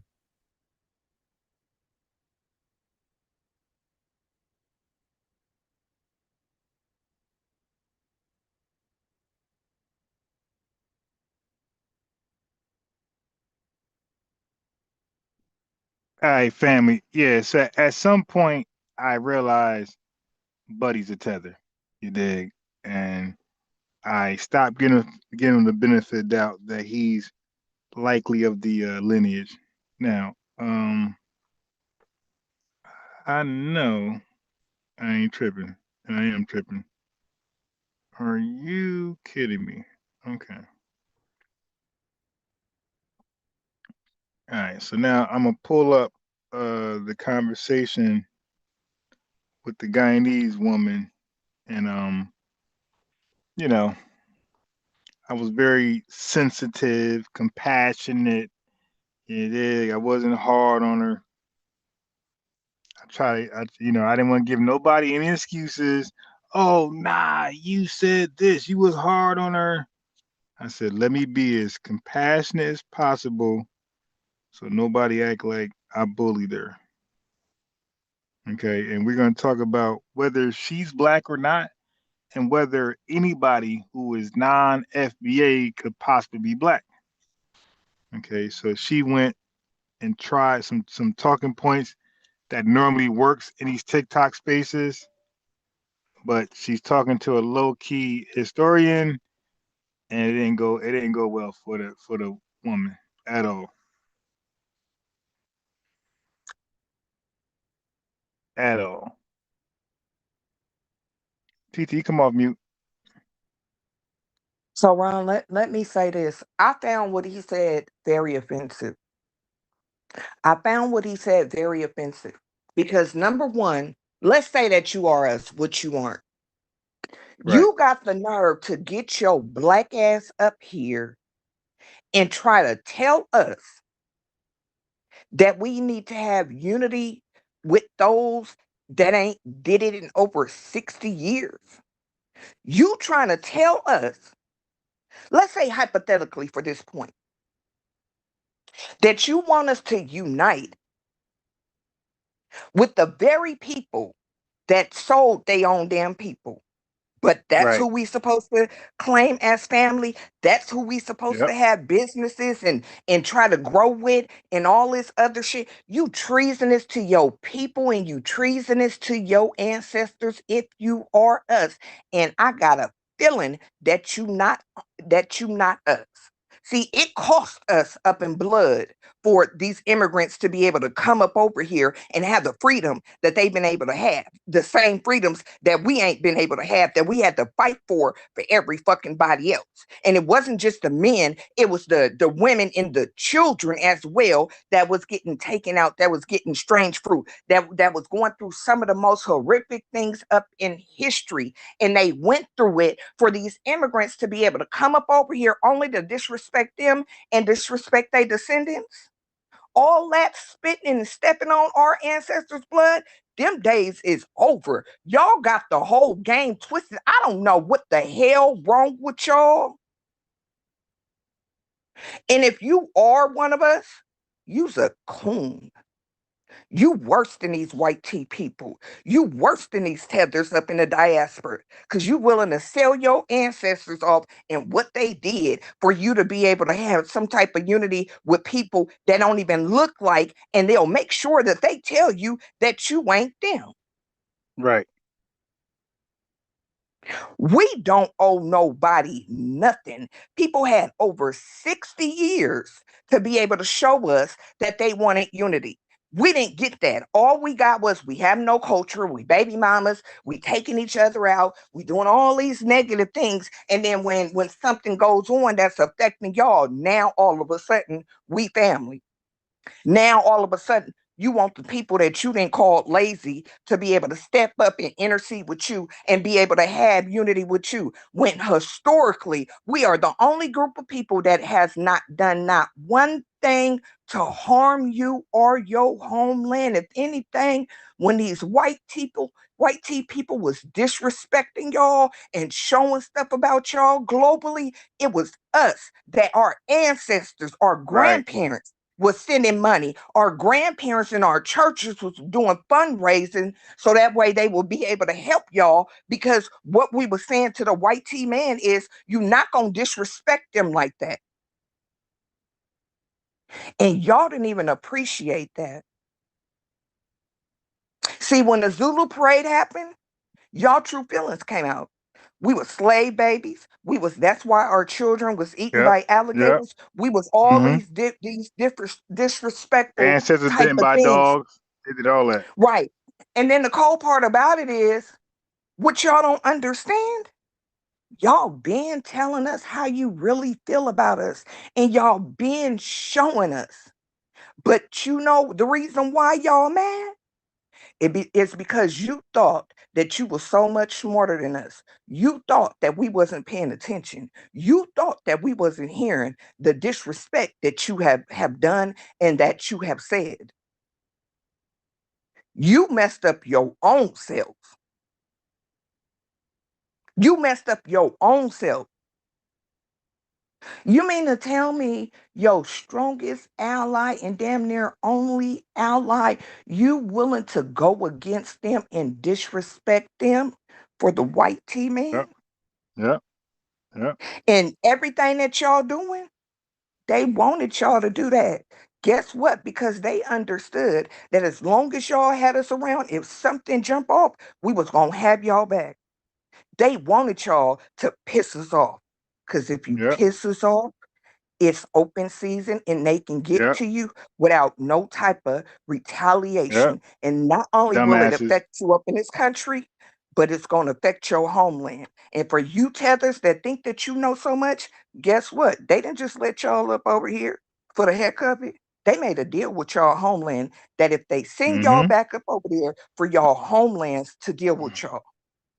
How dare you sit up there and give a speech about how we all need to have unity with people in the diaspora when they've been disrespecting us for the longest? Mm-hmm. We the only ones that have been upholding the symbol and the representation of Pan-Africanism. That was us. Right. Y'all wasn't doing this shit. That was us. Y'all don't even practice it up in y'all homeland. That was us. We tried to unite and have y'all back and everything else, and all y'all did was spit up in our face, spit up in the face of our ancestors and their blood and their bones and everything else. And what we are telling you is, you got us all the way twisted. You gonna respect them. You gonna respect their blood. You gonna respect their bones because it cost them in blood for you to get your musty ass up over here. And not only that, we've had to fight every single generation for everybody else. And this is the thing that we get. Yep. It's cool. Because y'all It's about to definitely learn things that they fat give us. meat is greasy. Right. Y'all about to learn that fat meat is greasy. One thing that you don't want to do is you don't want to get up on our bad side. You don't want us to be like, we cool, we ain't fooling with you and all this other stuff. That's what you Mm-hmm. don't want us to be able to do. And here's the cold part about it is, had you not if you say that you rock with us and you a writer, you were supposed to check your people that was disrespectful. But because y'all didn't do that, we doing it now. And now y'all upset. You can't come and try to give us a speech about what we say and what we do to the constant disrespect, because all we're doing is responding. We've been quiet for the longest. Them days is over with. So y'all gonna get this work, and we don't give a damn about how you feel, what you think. We can be xenophobic, we can be divisive, we can be all of the fucking above, because we don't give a damn, and we don't owe y'all nothing. Call us what the hell you want to call us, but one thing that you can't call us is fleers. One thing you can't call us is scary. Definitely ain't doing One that. thing that you can't, right? One thing that you can't call us is brilliant. Majority of the inventions that the world uses is because of us. We so bad with it that everybody around the world want to be just like us. Yep, everything. Want to be just like us. Because have we not done what we did? All these going to clubs and all the stuff that y'all able to dance to with the music that we have created, would nothing be popping. Nothing. We known worldwide. And the difference between y'all and us is these white tea people know that if you run up, you gonna get done up.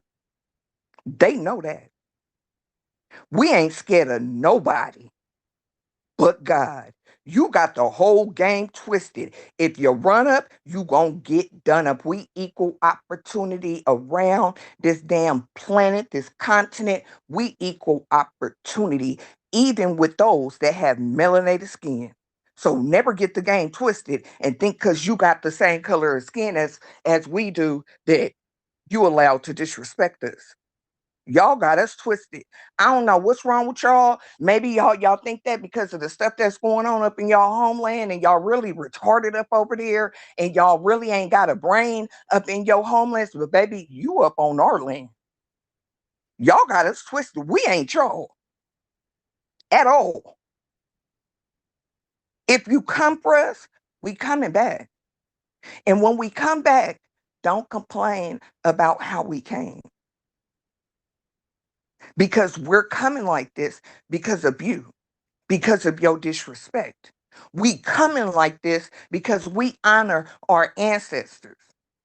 And we ain't about to allow nobody to continue to fuck them over, not even y'all. Y'all got the whole game twisted. They blood ain't for free. You and your people blood could be for free, but our ancestors' blood is not for free at all. And if we gotta beat y'all ass for the respect, then that's what we'll do without no problem. Because you will respect them. You will respect their legacy. You will respect the 4 little girls that was BOMB up in the church. You will respect George Steiny Jr. You will respect Emmett Till and so many other people and so many other children. Y'all gonna respect them voluntarily or involuntarily, but you gonna respect them, and you gonna respect Mm-hmm. their blood, you gonna respect their bones, and you gonna respect us. And each and every time y'all get disrespectful, we gonna give y'all this work. We do not give a damn. We do The not beats. discriminate. We are equal opportunity. If we do it to these white men, y'all think that we won't do? Y'all Yeah, got with us all the twisted. power. Yeah, y'all got us all the way twisted. You ain't about to do. We ain't like y'all. See, we respect our ancestors. Mm-hmm. We willing to fight and go to war up over our ancestors. Y'all won't do that. Y'all run. At all. They'll run from theirs and disconnect from their ancestors and want to live their new life somewhere else. And then get mad because they scary and they refuse to fight. So now because they so used to us doing it, but because of the constant disrespect and the things that we have had to go through, we said, okay, cool, handle it up on your own. Yeah, And you y'all go still fight won't do ICE. it. But they still won't do it. Not one So fighting don't bone in them. come. Right. So don't come to us talking about what we ain't did. Cause you ain't even did it for your own people. So yeah, we different. We totally different. And our motto is this: don't fuck around and find out Right. about us and about our ancestors. You gonna put some respect up on their name. You gonna put some respect up on their blood. You gonna put some respect up on their bones. And the moment that you get disrespectful, we coming for you. And we gonna drag y'all from here to the hellhole that y'all was born and raised in. See, our ancestors ain't like y'all. They paved the way. And you know the reason why a lot of y'all mad? Is because when you look at us, we can tell our story. When you look at us, Right. we resilient. Y'all won't do that though. We can talk about our ancestors and what they have done and how we are proud of them and they proud of us. Y'all can't do that. Nope. That's why y'all mad. Y'all mad And because jealous. y'all can't do that. Mad, jealous, Mad, and jealous, and envy. envious. Yep. But Envious. Yep. don't let don't let them get you fucked up about our people though. You got the whole game twisted. And yeah, If they you ain't they be talking like they here 40 million deep. Like let me yo, tell you y'all in something. small percentages, man. What they don't want to happen is that split personality jumps out. Cause you a done deal if it does. You a damn done deal if it does. Going forward, we ain't helping nobody. Don't ask us for nothing. Figure it out. We don't give a damn about what you going through. It ain't our problem. Leave us alone. If you give it, you gonna get it back. If you run up, you gonna get done up. That's how it's going from now on. Don't ask us for nothing at all. We don't give a damn about what y'all going through. That ain't got nothing to do with us because y'all didn't care about what we was going through. Y'all didn't care that the reason why y'all was able to have the things that y'all have is because of us. But it cost us in blood. You got a freebie, but it cost us in blood. And then you gonna try to disrespect us? I hope a herd of different animals come through a lot of these countries and bust y'all asses wide open. I hope them animals bust your head to the white meat. Y'all got the game twisted. Y'all got the game. I don't know what's wrong with y'all, but maybe y'all need some Ritalin, some Seroquel. We don't know what's wrong with y'all, but we All type different. of mental illness drugs.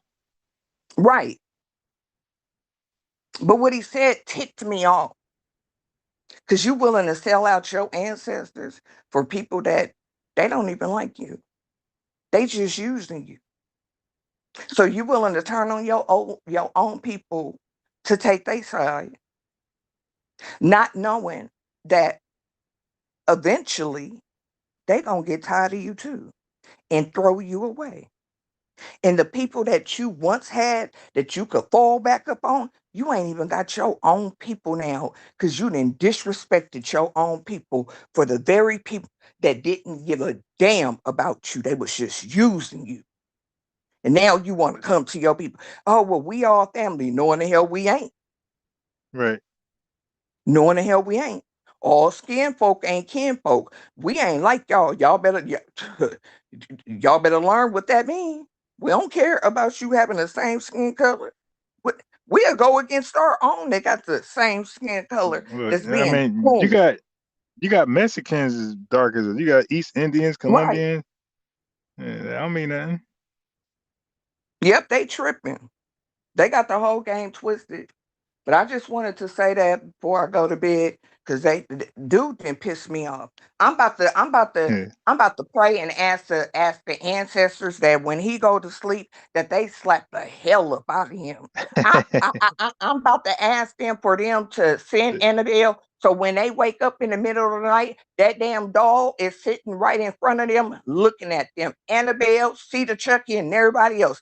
I'm I'm hoping Damn. that everything that I just said happened. I It hope looks like it Annabelle, might be. I hope that Annabelle crawl up on their bed and bite them up in the neck. Annabelle. Annabelle. But I'm gonna get up off of here. I love y'all family, but I'll be back Thank up you. We on here appreciate tomorrow. you. And to All you right, tethers, yeah, y'all better I'll be not, live. you better get to you tethers, y'all better respect my people. You better respect my people. I'm telling you that now. Don't disrespect none of mine. Y'all definitely got the right one. Yeah, I'm gonna definitely play the Guyanese woman next as soon as Well, real. y'all have a good night. I just wanted to say that. I'm about to go to bed. Thank you Hey very TT, much. before you leave, I just want to say thank you so much. I I love your passion and where you coming from. And guess what? You got a nephew out here who ain't playing, and he feel the same way. So thank you, TT. I really appreciate you. Mm-hmm.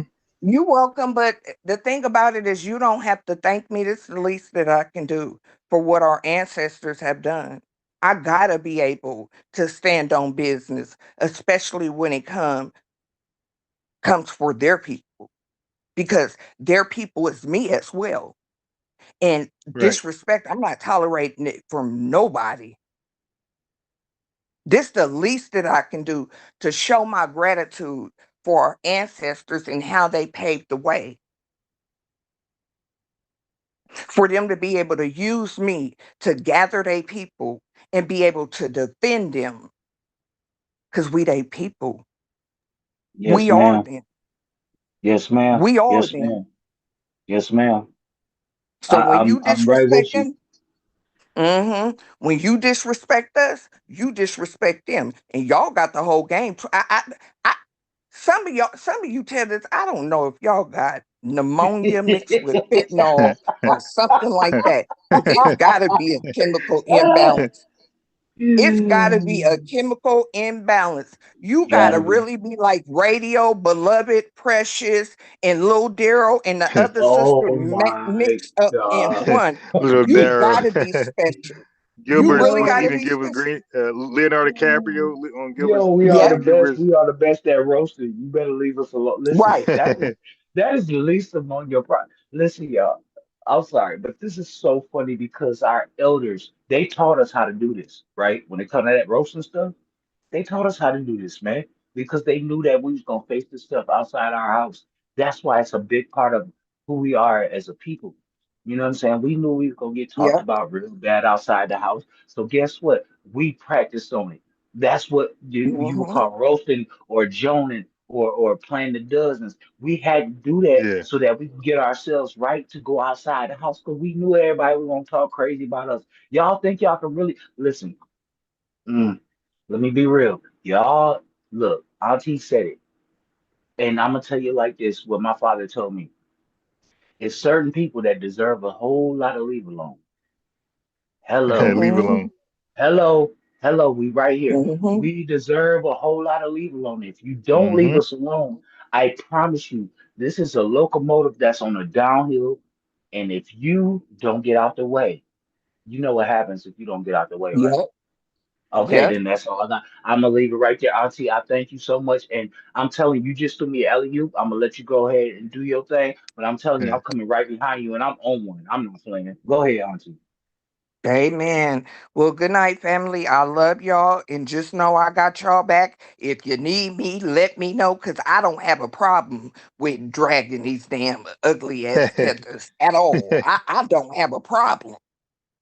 See, I ain't nice like everybody else. I ain't got a problem at all.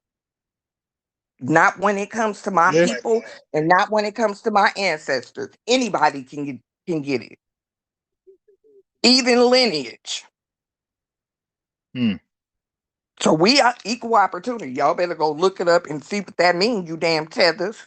But they don't And go understand find it you though. something. Hold on, but they ain't Yeah. us. They don't understand that. They don't get that part. They don't get that part that we will hold our own. I'm talking about our immediate family. Like, bro, if you ain't on the type of time that we supposed to be on, man, you can get it too. Cuz. Right. auntie, Right. uncle, friend, Yep. mama, daddy. It don't matter. If you are Yep. not, man, listen, that's why I will always say we're cut from a different cloth. It's different when it Yep. comes to us. Because, Yep. listen, while you sit up here and make excuses for yours, we don't. We don't at all. Oh no, Negro, you gonna have to come see me. Just like, okay, when we was younger, right? If you did something wrong, you gonna have to go see Granny. Oh, even though you know Yeah. you Yep. don't want to, you gonna have to go see Granny. You gonna have to see your uncles, Hmm. you gonna have to see your aunties, and sometimes you might even have to see your cousins. Cause yeah, it's like that with us. We ain't no, oh, you just get a pass. No, you don't get no pass. If you wrong, you wrong, and that's how we cut. And Yep. guess what, y'all? And guess what? Yeah, I'm talking to y'all who ain't us. If you want to act like yo don't stink, guess what? We'll show you. We'll put it right in your face and show you it stinks. Very to the high Wait. heavens, it stinks. Let Go me ahead. translate for them. Mm. Let me translate for them, cause so that way they can understand what you're saying. Okay. In the jungle, the mighty jungle, the lion sleeps tonight. Do y'all You said a understand? weave away, a weave away.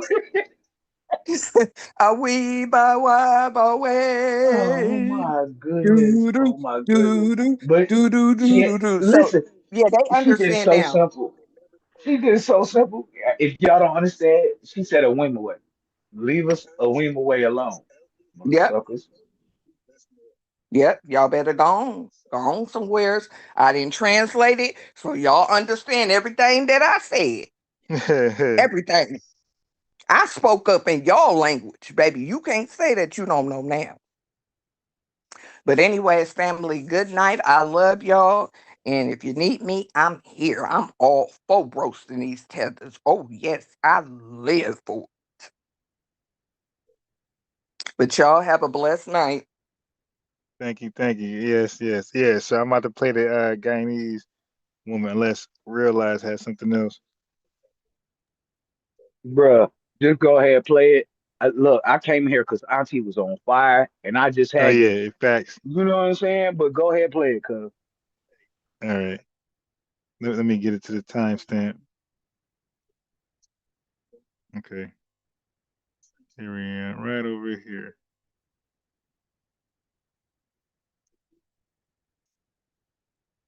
Okay. Oh, here we go. Okay. Okay. Good. All right. Now, listen. I was very easy on her. 'Cause I wanted her to stay on. So don't get on me, chat, for being easy and take it. I didn't want her to hang up. First TikTok it did live. I wanted to be entertaining. I wanted to last a little while. I didn't want it to be 20 minutes, 5 minutes. So now, hopefully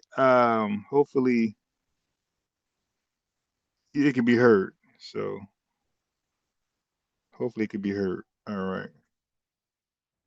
And for some strange reason, I cannot use my phone or laptop to do this. I have to use my iPad. It's weird as shit. It's weird. I cannot go live on TikTok. I can't view nothing. I got limited rights, limited access on TikTok unless I use my iPad. It's the weirdest thing ever, yeah. All right, so I'm gonna switch to my iPad. I'm gonna share my screen, and I'm gonna need to know if y'all can hear the video.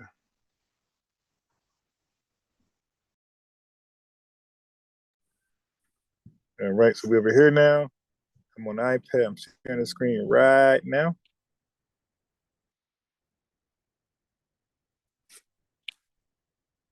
Okay, so screen is sharing, and let me get to the Swazi.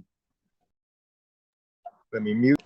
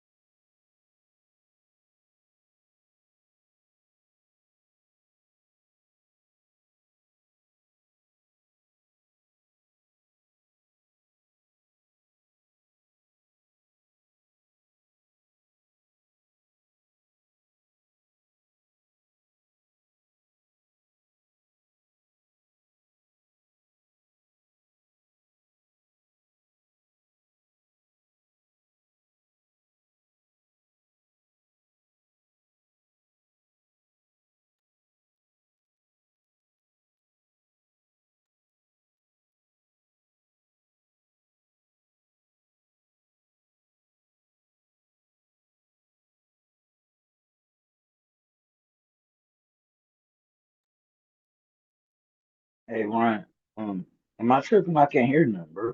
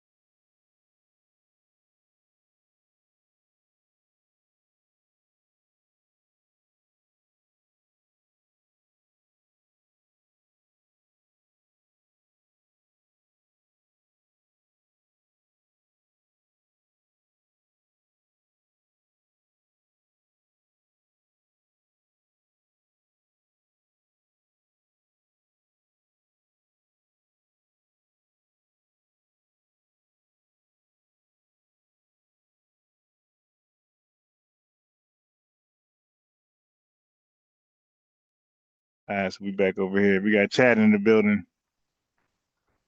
Yo, what up? What up? Peace, peace to the What's family, going on, peace to brother? the Peace. FBA lineage. Yo, yo, Peace, that bro. shorty you had on earlier that was roasting. Yo, I almost got kicked off the train. I was laughing so hard.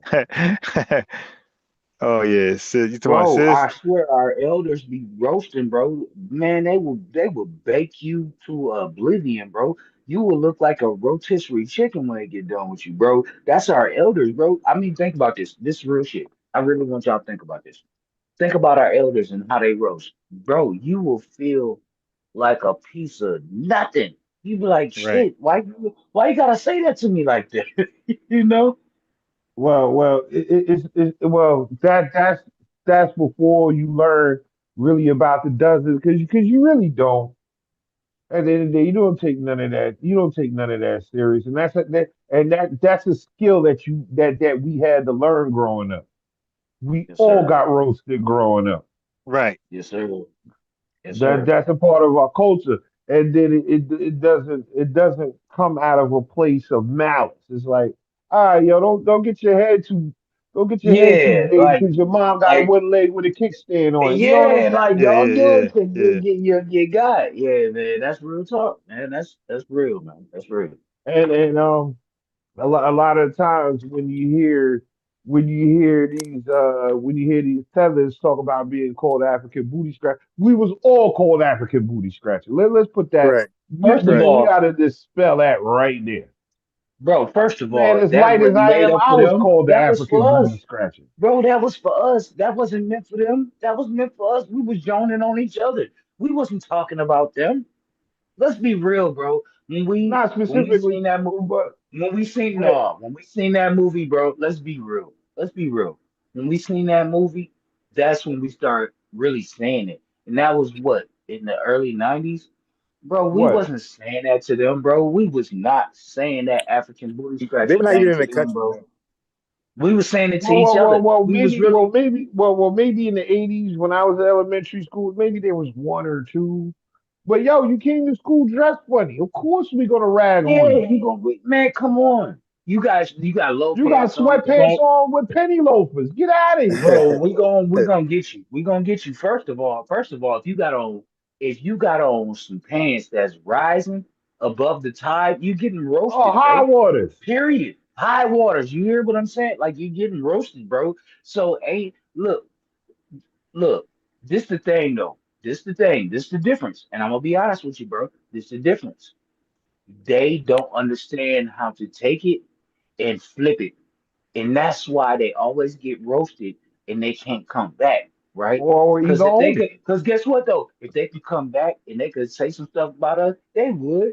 I mean, think about the Akata, the Yankee. Think about the all the things that they got to say about. Yes, they got a lot to say about us, but guess what? They can't roast like us, bro. Like you can have all of these words, and guess what? None of them words mean a damn thing if you getting put in a rotisserie style chicken blender. Nigga, Right. what? And also I don't know how it was where you grew up. By the time we got middle school, if we were roasting and you got mad, you started crying and wanting to fight, you lost. Yep. Everybody was like, "Man, get out of here! No, Ah, that's a you fact. No, soft! that's a Oh, get fact. out of here! Oh, look at him! He about Like, to bro, cry." you can't even come back around. Listen, if you can't come back, right?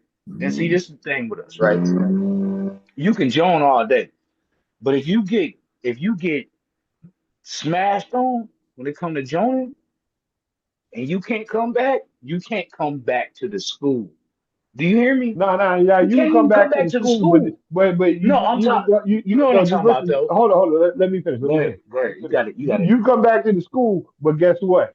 You got to go eat. You got to go eat. You got to go eat lunch in the room with Exactly. in the classroom with the teacher. You wasn't allowed in that. You Exactly. wasn't allowed in that You cafeteria. Matter couldn't. of fact, you You knew better couldn't. than to come in that cafeteria. Because And they and, gonna and, do you even worse. They and, gonna and do that's what if you can't take it, they gonna do you worse. and that's what I think is the matter with society now.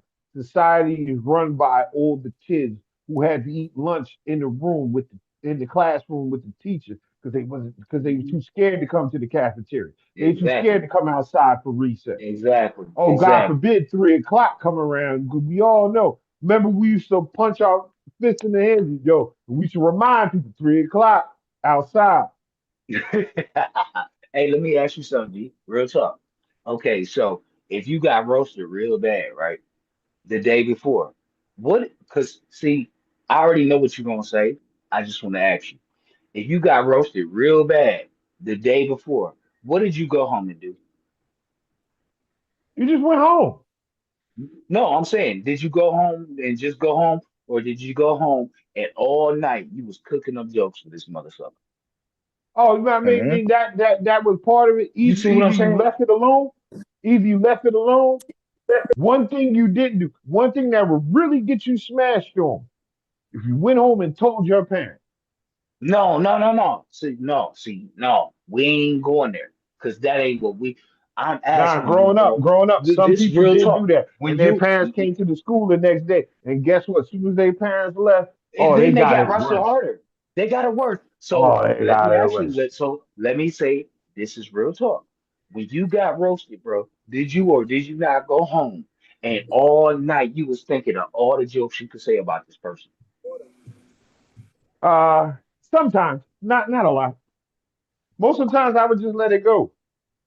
Oh, hell no. Nigga, what? I'm coming to school the next morning with 10 jokes off the rip for the morning time. And then I got five jokes. Man, what? No, hell no. You man, look, Nah, hold on, first of all. see, Hold on, for first of all. me, No, no, no, wait. Where go you ahead, go ahead, go ahead. bro? You Where got it. you from, my G? Cause ain't nowhere in the Um, hell you talking to me and saying this. Cause I'm gonna tell you like this right now. First of all, I'm gonna work on my first five jokes with my brother and sister. I'm about to rope. I'm about listen, and they ain't have to listen. They ain't do nothing, but I'm about to bake you with this joke because this dude said this shit to me the day before, and I'm about to work it out on you just to see if it works, bro. That's just who we are, bro. And if you say you didn't do that, then you cannot, in a million breaths or in a million words, say that you know what I'm talking about. Cause dog, we did not no, listen. Let me tell you something. No, hold on. Let me tell you something, G. Real talk, real talk. And I don't mean to over talk, but for real, I'm 40 years old, G. I was born in 1985. Real talk. mm, If you roasted me, right, and you got the better of me, guess what? I'm going home, and tonight I don't gotta, cause we ain't writing nothing. This is freestyle. We going in, bro. I'm about to sit here for about 3, 4 hours before I go to sleep and think of everything I could say about you that make everybody go, just like they did when you said what you said about me. That's just what it is, bro. And I'm telling you, I so don't care. so so Listen, so if you you not had us, you don't know what I'm talking about. Dog, this is real so shit, bro. so I so don't so care. you so you had the '90s. Okay. Dog, it is what it is. Did you hear what I just said? I don't know I if you heard, trying to vent, I heard bro. I'm exactly not what you playing. said. I'm dead ass serious, bro. If So I you was come born, at me one day and you get me, I was born a generation before you. mm, okay. So if you get me right, if you get me one day, bro, I'm going home. I'm gonna think of everything I could say about you, and I'm gonna come back the next day, and I'm about to try to do you exactly how you did me. If you don't understand that, then you just really not of the cloth. Cause, bro, we Nah, don't nah. go home and be like, oh, oh, he What hurt I my what I feelings. what I was gonna say, to say I've never done that, it would be categorically I false. have, I know But I have. I didn't do that. I didn't do that all the time, because most of the time, by the time Man, I got you home, I even done forgot crazy, about it bro. until somebody Man, brought it up in bullshit. homeroom the next morning. No, cuz listen to me. Listen to me. Listen, let me tell you something about where I grew up at, bro. I grew up in a town called Lansing, Michigan, right? The capital city of Michigan, bro. When I tell you, bro, if you get roasted, I'm talking about out the building. Nigga, if you didn't come back the next day and at least try, you about to get roasted so bad, you might not want to come back to the school. Do you understand what? At See, all. this the Right. Get hold on. transferred. So, see, this the thing, bro. People don't understand what I'm saying right now. What I'm saying right now. If you're not hip to what the fuck I'm saying, you might say what you're saying. And I'm not trying to be funny. I'm not trying to be I'm not about to tell you who you are, none of that. But I'm telling you, bro. I'm telling you, nah, bro. We ain't cut from the same cloth, because I'm gonna tell you something for real, for real. If you roast me and you get me, get me. I'm talking about to where everybody like, ooh, get bro. If I don't go home and come back to school and do what I need to do, bro, I'm I'm gonna be rotisserie style for the rest of the Right. year. Right. Everybody gonna roast me. Everybody, bro. So you cannot sit up here and tell me that you didn't do that. Because if you tell me that you didn't do that, then that tells me you are not cut from the same cloth. And I'm not trying to tell Like you I who you said, are or where you from. But dog, if you ain't never had to do that, we ain't cut from the same cloth. And I'm like I laying said, to right say there. I've never done that, but no, I didn't do it all the time, because most of the time I would leave that right there. Like, okay, this was my day. Everybody had their day. That's just like saying So you never lost a fight before. so let Yeah. me ask you something then. Let me ask you something then. So what about what you said? Like, okay, I don't gotta do that all the time. I can go home. No, bruh. No, bruh. No, no. Because guess what? See, this is the thing that you don't understand about, see, and I don't even want to say that, but I gotta be honest with you because I know what I'm hearing. I know who I am. Let me ask you something. How is it that you can go home and not come back with something? I'm talking about for real, for real. Because guess what? You can't go home and just be cool. Them niggas in the hood gonna eat you alive, bro. From what they heard in school earlier, they about to make 1,000 jokes off of that one joke that they heard that killed you earlier. So how can you tell me that you didn't go to bed that night and you didn't think of 1,000 jokes to come back at them? And I'm talking Cause about, hold on, wait. Nope, don't. I didn't ask for no applause. I didn't ask for nobody. Just hear me out. Listen, bro. Let me tell you something, bro, about where I come from, G. If a person flame you up, I'm talking about flame you up. Guess what? You gonna go home and make a joke for the person that flamed you up. You gonna go home and make a joke for the person that laughed at it. You gonna go home and make a joke for the person that chuckled. Oh yes, all you motherfuckers, all y'all getting it tomorrow. That's just who we are. And if you saying that ain't you, I'm cool with that. But just understand that's what it is. You did what I'm talking about, well, and I'm gonna land well, right what, there. what, That's what, what it what, is. what, well, the caveat in this part, I'm 5, 10 years younger than my cousin, so I was getting flamed up all the time. That's why it didn't bother me. By the time I got to Bro, school, it like, never but bothers hold none up, of us. just listen. Now I'll Go let ahead. you talk. Okay, you got Just it. listen. You got it. My bad. Now, My bad. the jokes amongst my peers, them laughing at it, them jokes wasn't even that funny. Compared to like sitting down at my grandmother's house on a Saturday and my cousins walking through just roasting the mess out of me. So I was basically a pugilist by the time I got to school. That's why it didn't bother me. Because the jokes my cousin had on me, them jokes hurt. But the ones at school, man, look, that the average fifth grader sitting across from me, they couldn't think of nothing funnier than my cousins who was already in high school. So that's why I didn't. That's why by the time I got to school, like, yo, like these jokes aren't that funny. They may be No, funny to you're right. everybody else. They may be funny, but like I said, I was sharpening my sword with people that was way smarter than me. No, you're right.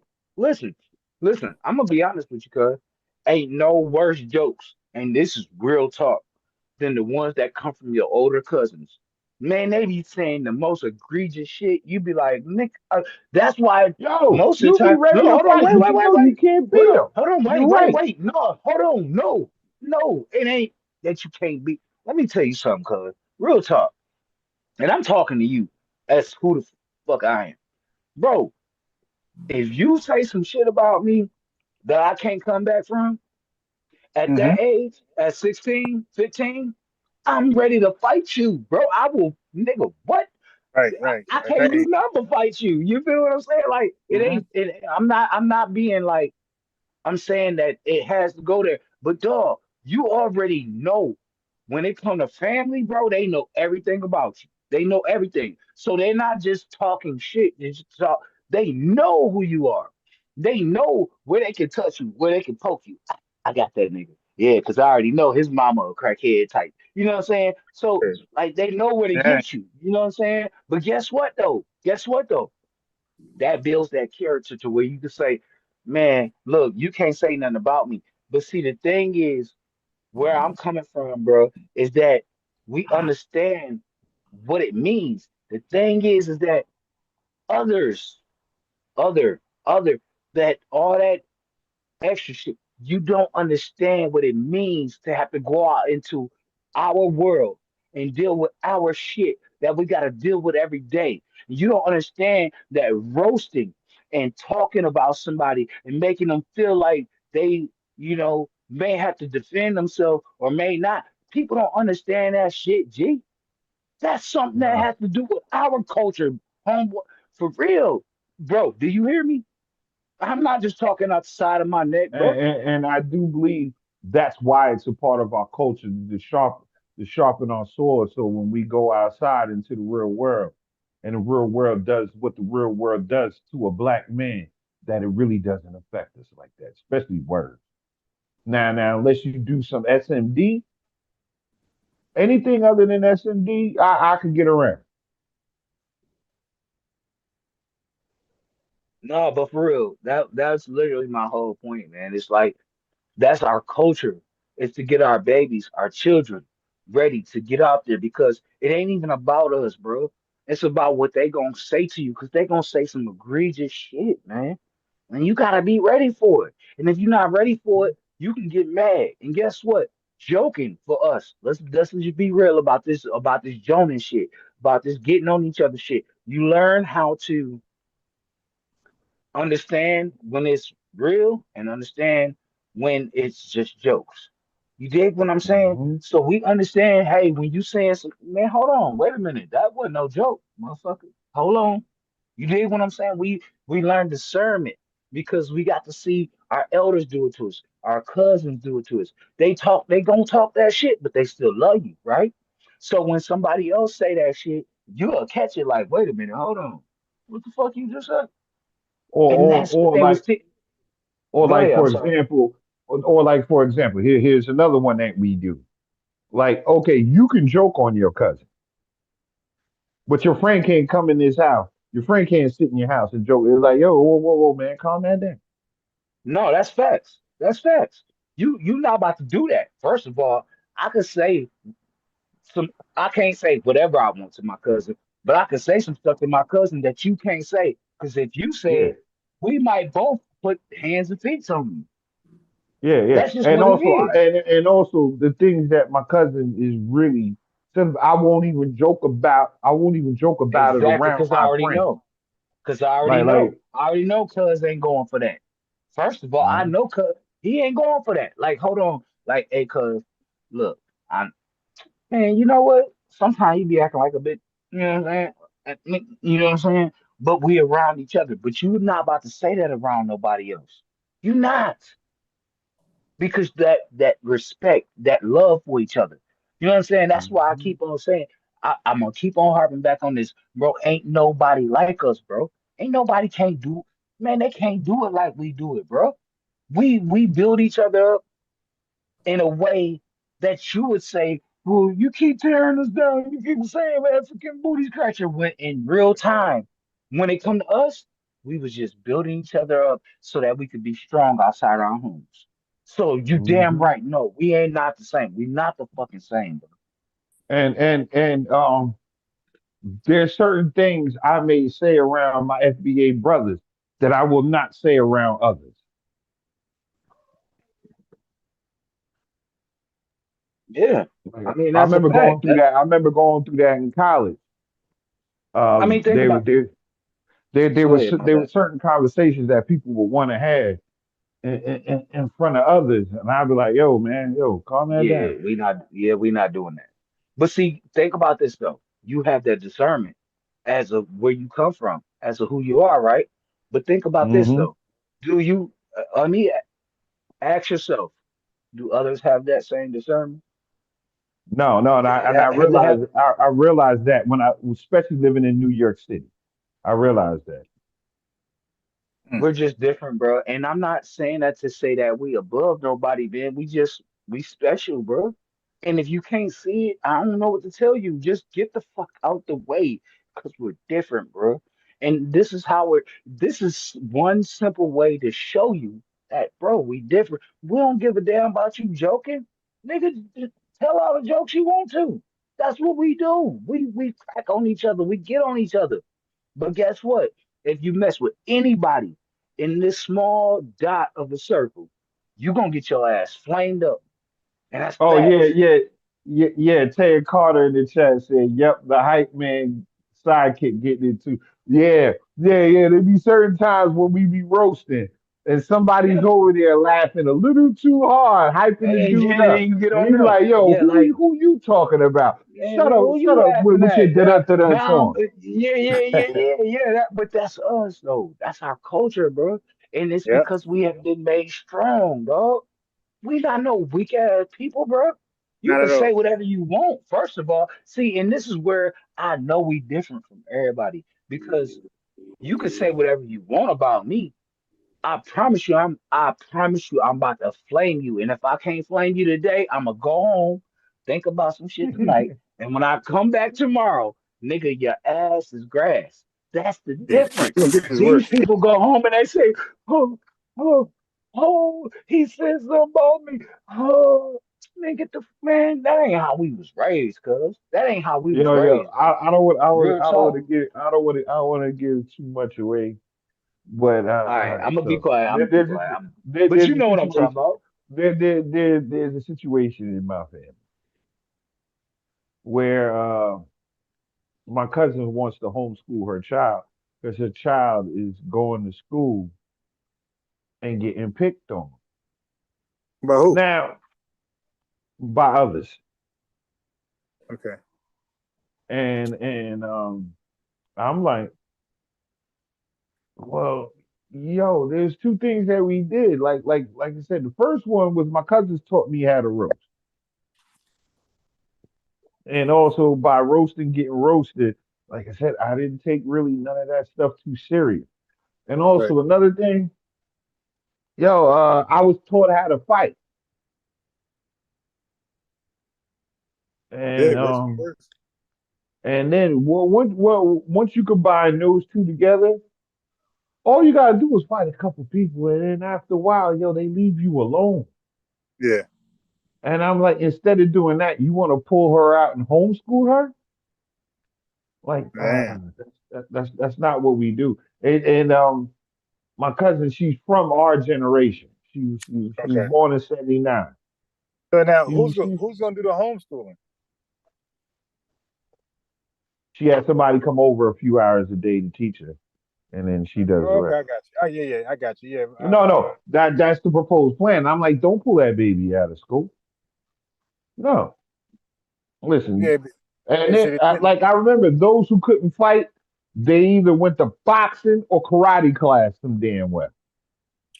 Yeah. They said investigate that a little more, right? Because you want to know what is leading kids to make her the target. Like what is going on? Like is she doing something like? Cause she's the FBA in a predominantly Spanish class in Damn, Elizabeth. yeah, I got it. Yeah. You might, yeah. But Damn. the thing is like growing up in Plainfield, you had cousins or you had friends, like you had somebody who knew. So like we knew everybody's family growing up. So like when things would happen, it would be like, yo, somebody would step in and squash it. Hey, respectfully, can I ask you when you was born, brother? 77. Okay, you know what? Respect, okay? And as an elder, I respect you. Um, the thing about it is that we didn't look at things as if you were being bullied. It was like, okay, if you being bullied, handle it, right? Nowadays, they, oh, you're being bullied. Let's go up here and handle this bully together. And it's like, no. If your child is going to survive in this school, they have to handle it themselves. And that's where I feel like a village raises a child, right?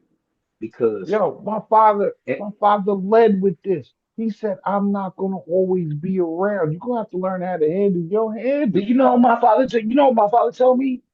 And can I be honest with y'all? On some real No, stuff. I want you to lie. And look, I'm I'm gonna being be funny when totally I say that. I'm being funny. I'm That gonna was a be joke. totally honest. You know what my father said? I'm not raising no bitches in my house. That's what he told us. That too. That's what my father meant, but he said it in a more eloquent way. I'm not always gonna My be father, around. he was very blatant. He didn't give a damn about nobody's feelings. My father flat out said, "I'm not raising no bitches in my house. And if you want to be in this house, if you want to be a part of this family, you gonna have to what? No, we Hey, ain't raising no punk." so check it out, I right? learned Like right there. I got kids right now in school, right? I'm in Florida. They go to predominantly Hispanic school. And what y'all saying is correct. It's going and dealing with that shit is, you giving them an early introduction to, that's the only reason I send my kids to school so that they can build a character, learn how to deal with problems, learn social, you know, learning how to be social or at least be able to, deal in society, right? Good point. But but we living in the So city. We not living in the times that we grew up in, though at all. Like is different, right? So number one, they don't tolerate no fucking fighting, none. So it's a, my son, my oldest son is 14. I think he been in 3 fights. The first 2 was some bullshit. The last one he standing up for somebody else. They got rules where after so many occurrences, they can call the police. Like they don't even gotta get the parents involved no more. This ain't like when we was coming up where you get into a fight with some niggas, you know what I'm saying? And they'll call you before, typically they'll call the parents Yeah, before they get the police involved. But now, bro, especially with black kids and your kids is in a school where they the minority, they already gonna be the bad guy. So yeah, we gotta watch how, like my kids do jujitsu and all that shit. They know how to protect themselves, but you know, And I also tell them like, yo, don't feel hesitant not to protect yourself. But I also know in the back of my mind know that, like, yo, man, I don't want my 14-year-old son going to jail. Man. So Right. we gotta. It's a thin line with that shit, man. Like we walking in a, and I don't advocate no bitch asses though, but still, man, you know, we living in a world where we gotta And start. We gotta learn how to.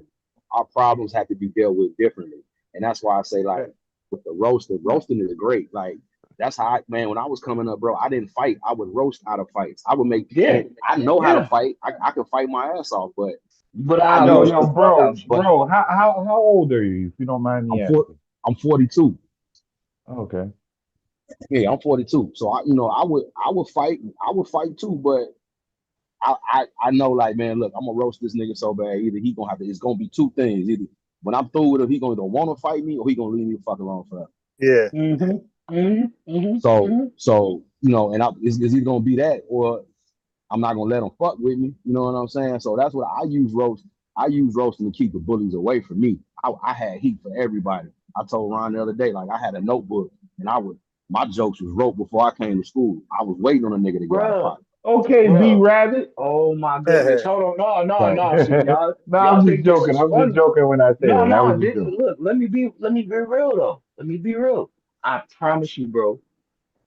I have roasts for everybody who thought they was Yeah, the best roasters in school. I had one I for had everybody. bro. What, bro? I had roasts for people who never roasted me because Yeah, I was like, you know what? Hold on, wait a minute. What if they ever say something? bro, Well, I got something for your I used to sit man. back. Listen, I would oh sit my back. God. I would sit back when niggas was roasting. I would sit back, bro, and I just take notes, bro. And I'll wait on the Man. nigga, bro. I'll wait on But any see, nigga. But as that's the soon as they difference get out though, of G. pocket, I'm gonna flame your ass up. That's the difference though. We But are built like that. Go can ahead. I can I can I tell y'all something? And I realized why my son never had to go through this stuff. My Because son is 28 now. My son is 28 now. But he also grew up with two stepbrothers. They're all close in age, and they all played sports. Because they played sports, that's why nobody really messed with them. But I bet Okay. they mess with each other though. I'm about to say, yeah, Oh because I yeah, of noticed course. I most. mean that's par for the course. I mean, like yo, when it comes when it comes to boys, like man, child, we have to establish a pecking order. Yeah. Guaranteed they roasted each other for sure. Yeah, we used to Not get only did that's. they I had roast each most. other, they used to fight each other. Yeah, And I'm gonna say I then had most Oh issues yeah. with the niggas on Yeah, the we gotta football test team. Like, yeah, we gotta test, you know what I'm saying? Especially when it comes to football. I gotta test and see where you at. And I'm gonna yeah, for see where sure. you yeah, at with me. You know what I'm saying? So yeah, but that ain't no thing. people don't understand. But I only know that because I'm a male, so I don't know what it is to be a female. So I can't say Mm. it. But with boys, there's a pecking order, and then by the time you're in middle school, that pecking order is established. hmm But see, hmm that's the thing I was And talking about character. you know That's the who the that's punk what. kid is, and you know who the kid that you really don't want to mess with. And then there's those that's in between. Like there's some that, like yo, if you push them, they'll fight you, and there's some that, yo, they just won't fight at all. But either way, it is what it is. But that pecking order is established by the time you get in middle school. But that's what I was talking about though. Even like that's why I say the character building because it's really man, but it's bigger than the pecking order. The, the, when you're around other men, what it does is it allows you to understand what you're capable of, right? So like the achieving things and the winning and the losing and whatever, those are each win is a lesson, each loss is a lesson. So when you're around other males, you as you become an adult, right? You have to, what do? We know we know what our capabilities are. Well, we should, right? Like that's what makes you a viable male, nigga. That's what makes you, is you being able to know your limitations and know what where you fall in line at and what you can achieve. Children that don't have that, they have issues with that. You know what I'm saying? especially when they don't have a father to tell Yeah, for sure. And that's what we're seeing. You know what I'm saying? We're seeing a lot of misplaced anxiety. You know what I'm saying? Because one, if they are in a social environment where they may be the outcast, or they're in a social environment where it's uh hyper masculine, right? Because the boys are fighting and maybe gang activity and all this other type of shit, but it's it's still an environment to where it's shaping men to deal with an environment. You understand what I'm saying? Like, so you have to do that. You don't get that specific tutelage through trial and error, right? Through fire, that trial by fire. You're gonna not be a, especially black men, bro. Now, white boys, I think, because of the way society is, they can probably dip and slide through that. But for you to be a successful black man, you're gonna have to be confident, right?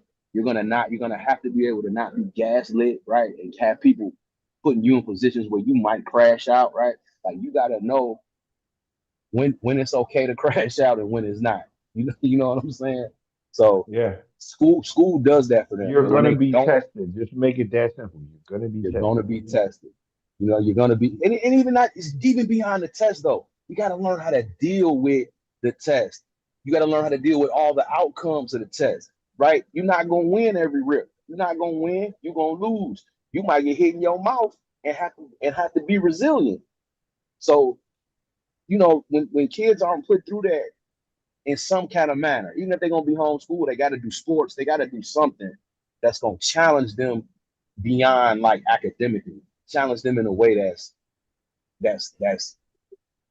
it's win or lose, it's pass or fail. Like, ain't no participation trophies. This is either you did or you didn't. I like what my uncle used to say. He said, if you never lost a fight, you never been in one. And I didn't learn that until years later when I started boxing. I learned more from my losses than my wins. Let me ask you something, dude. Real talk, because um I heard that same thing from my uncle. It came from my uncle. Um, I was a little terrorist out there in the street. I ain't gonna lie. I'm being for real, bro. Like, I was I was I was really, like, with all the smoke. Like, I wasn't scared of nobody, and I really was knocking heads.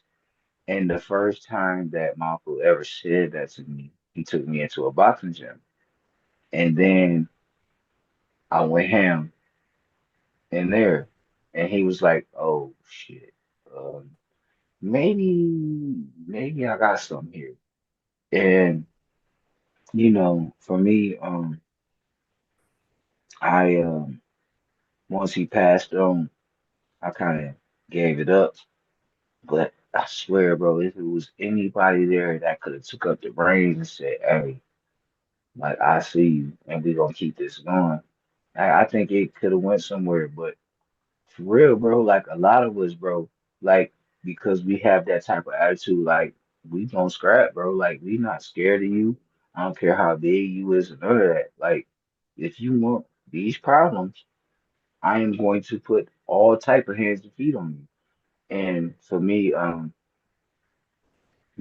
was able to actually see that I could do it. I really could do it. But when my person that believed in me the most passed away, I kind of gave up on it. And for me, that's what I want to do. Like, for real, bro, is that I want to take up the slack for a lot of fathers and uncles and stuff that just can't do it no more. I want to be that plug in. You know what I'm saying? That plug in to say, "Hey, man, listen, I understand that it's not the same, but I would like to help. How do I do that as a man and kind of plug myself. And I'm really asking, I mean this shit from the bottom of my heart. How do I plug myself in and help these young men to be better? Yeah, that's hard because this is like my man expressed earlier. This is a different generation now. In our generation, we could get away with that. With like I said, if kids were getting beat up, their parents either signed them up for boxing, karate, or taekwondo. And some of them kids they didn't get messed with anymore. And I just want to bring up a comment that FBA Mr. CJ said. I tell my kids if you let them pick on you, they're going to do it every day. You have to make them an example. You have to make an example out of somebody. Same rules apply for jail. And that's the very correct thing. Like I was saying earlier, I'll bring it back to what my uncle said. He said, "Yo, do you want to fight a couple times, or do you want to fight every day?" And if you let somebody pick on you, somebody else is gonna come pick on you. They're gonna pick on you every day. If you make an example out of somebody one time, you may have to do it twice. But after that, people are gonna leave you alone. And that's a part, that's another part of our culture. Whether it's roasting or fighting, that's a part of our culture. And I don't know if it's a male thing across the board because I haven't spoke to too many males across the board. But yo, that is a part of our culture. And yo, I had to do it. I don't know. I'll ask the panel. Was there a time that you had to fight that you had to make an example out of somebody, and then did people leave you alone after that? Bro, we used to fight to get girls, bro. Listen, we were fighting. I'll roast you in front of a group of niggas to get the chicks, because the chicks see you do it, right? You bring us the tension. Or, I remember we was in, he used to be like, yo, well, I'm short on chicks. Like, all right, somebody go start a fight. You know what I'm saying? That was the quickest way to get you some chicks on the roster. Bro, Start a fight you up. ain't shit, but you right though. Like real talk, bro. That shit. Oh, wait a minute. Wait. This is the first time I ever heard a nigga say Because I'm a real what nigga, you man. said. That's what No, I'm but talking it's about. real, bro. It's real, bro. Like nigga, hold on. Hey, look, I ain't got this much girls this week or this month. Hey, look, let's go in on the battle, right? We don't know who gonna win. We don't know who Right. gonna win, but we know that we both gonna win. People don't even know what the man. Listen, we just different, bro. We Yeah, different, bro. bro. We different, bro. I don't give a fuck what nobody say. Ain't nobody on the face of this fucking planet like us, bro.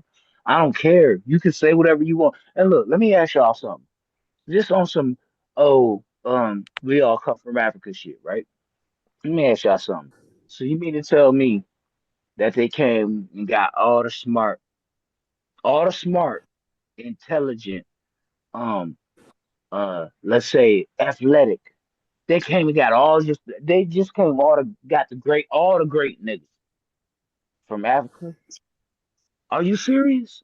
So you mean to tell me that 12 years after uh Avery was over, we just start doing shit, but ain't nobody that we come from, supposedly come from, did none of this shit? Man, Yo, do you know? get the fuck out of here, bro. Yo, quick question I'm to the panel. sorry, Does man. does anybody know about Jimmy the Greek? Mm-hmm. Jimmy the Greek. Yep. I know Yep. Jimmy the Cricket. That nigga said, I know Jimmy the Cricket. Do you know about Jimmy the Greek? Nah.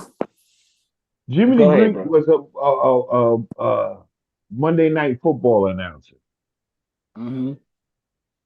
in 1972. This is why he got kicked off the air.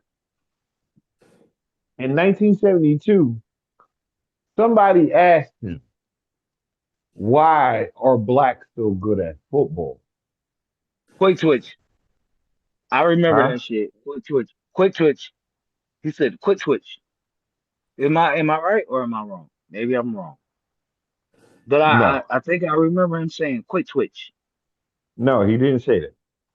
You didn't say Okay, go nothing ahead. about that. Go What he ahead. Go ahead. said was, yo, to survive the slave ships, you had to be the strongest amongst them. He said, once you got here, Hmm. they bred the strongest slaves with the strongest women. Yeah. Hmm. And these are their kids. And then towards the end of the conversation, he go like the conversation went on for a few minutes. You go look it up. I know Ron is going to do it now, Yeah, but I'm looking right now. What that Jimmy the Creek? Jimmy the Greek, That was on a Netflix special. Greek. I seen that. It was on a Netflix special. Uh, Yeah, yeah, I know what you're talking about, bro. I seen that. Yeah, and then he said if we give them quarterback, that's like the last thing that we're holding over them. that's what it was on. It's about the black quarterbacks, the Netflix special. Yeah, yeah, That's what it's yeah, yeah. on, Ron. If you when you search Eh, it, yeah, it's yeah. about black. It was a documentary on black And he on the said if you emergence of the give them black quarterback. but he said was like, yo, in order for you to get over here from the slave ship, you had to be the strongest ones because to survive them conditions. And then once you got here, they bred the strongest slave men with the strongest slave women. He said that's why they're so good at sports. Can I ask you something? Do you really believe that? Partly. Can I ask you why? Well, you didn't survive that out of nowhere. Okay. Is that it? Is Especially, that it? uh, especially, you begin with substandard food, and then, like sports is probably the most fair Uh, do you really think that so? that that we get in society. So just listen to my thoughts. Do I think so? I think they put a lot of rules in. But anyway, but for some reason, when it came to baseball, basketball, and football, the last 100 years, yo, we ran that freaking table, bro. Can I ask you something? You And I just want did. you to do I really want you to look into this. Most of the sports, just like most of the music, has been created by us, bro. Nobody wants Yes. to give us the credit for it, but the truth is the truth. I'm all the way down to hockey. Hockey. Think about it. Just really just look into it. And I mean this from the bottom of my soul, bro. Even all the way down to hockey, bro. We created that shit, bro. Yeah, yeah, yeah. It's No, no, it's no, no because doubt. okay, I won't. Go ahead. Go ahead. I'll let you Nah, go. you Go ahead. good. Because look at Jack Johnson.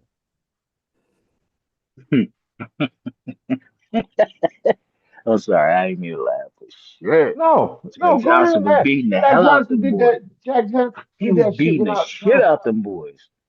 And then they made up a law, which is the same thing they locked Puffy up for Hmm. over 100 years later. Hmm. Hmm. Yep. Yep. And can I say something real quick? It's the same law and the same reasoning.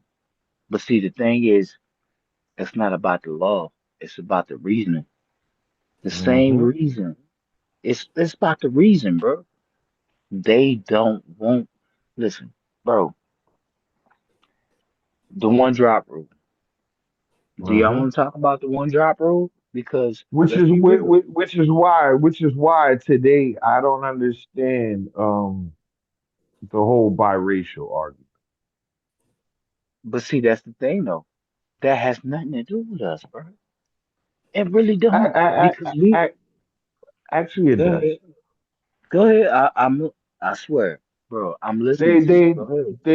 they want to argue for a side of their family that never accepted them in the first place. Hmm. Okay. Okay.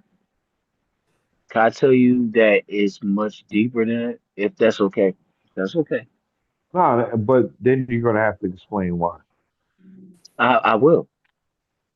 Look, when it comes to mulattoes, right? Mulattoes had one or two ways to think. You either this way or you're that way. Period, point blank. And this is not a um a race thing.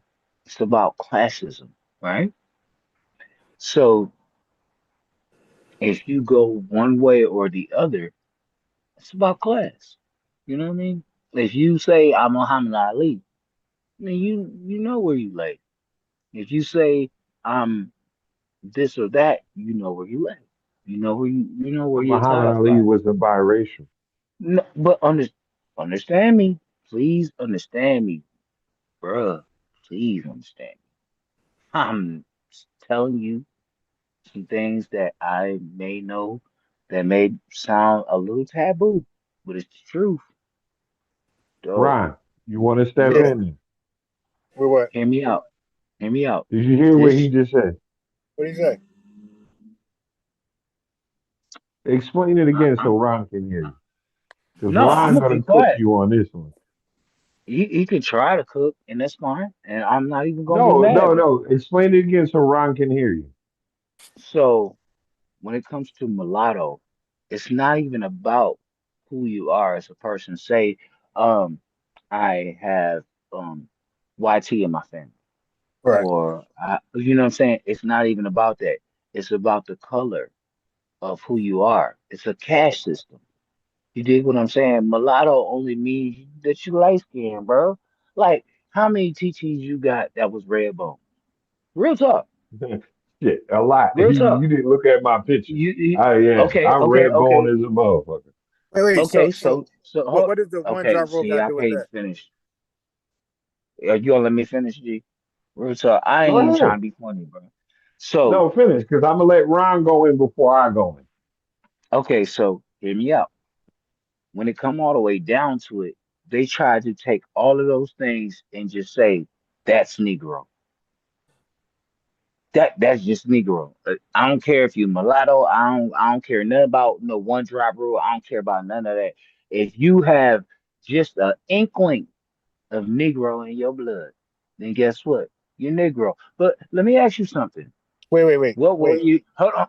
Wait. Oh goodness, I can't Wait. even. You can't give off information and say let you ask you something. Let us ask you about your information. Okay, go ahead. Go ahead, G. Okay. I'm So listening. so now here's a couple things. Like with me, when it comes to history, and you start saying they plural pronouns, and you don't establish a noun first, I start to question myself. Okay, so who is the they you're speaking about? They did this, they did that. Who's the they? I do understand that. Well, in the 1800s, All right, now hold people. on. Wait. Now when you Okay. speak on Go ahead. Go ahead. when Go you ahead. speak I'm about listening. dates, brother, you gotta say early, mid, or late. You just can't say 1800s. Okay. I would say, uh, I would say late. I would say late. Right. So you're talking Late about 1800s. scientific. Okay, so you're talking about So you're talking about scientific racism, right? Yes, Okay. sir. Okay. So cool. So what does the one now? Now you do know they classify mulattoes and Negroes separately at that time, right? Yes, sir. Okay. So now you just said that the one drop rule made mulattoes Negroes. So at what time did it do that? That was in the mid to late 19 or mid to late 1800s. Well, how that's So in possible? between. Wait. Slow down. See, you start talking Oh, fast now. Okay, okay. how's that? I'm not trying to talk Okay, fast. right. So I'm keeping up with you. right. I'm keeping up with you. Okay. Go ahead. I don't know because you're talking past it. Okay. So 1924, the Racial Integrity Act, Hmm. they paper genocide indigenous people in 1924. So Hmm. this Hmm. is 60 years after what you're talking. Not 60 years. This is about 60 years, Okay. Okay. 46 Yep. years. Okay. So now they were calling indigenous people on paper mulatto and Negro. So according to you, the Uh, one drop rule made all the mulattoes Negro, but there's paperwork saying there's a mulatto still and there's a Negro.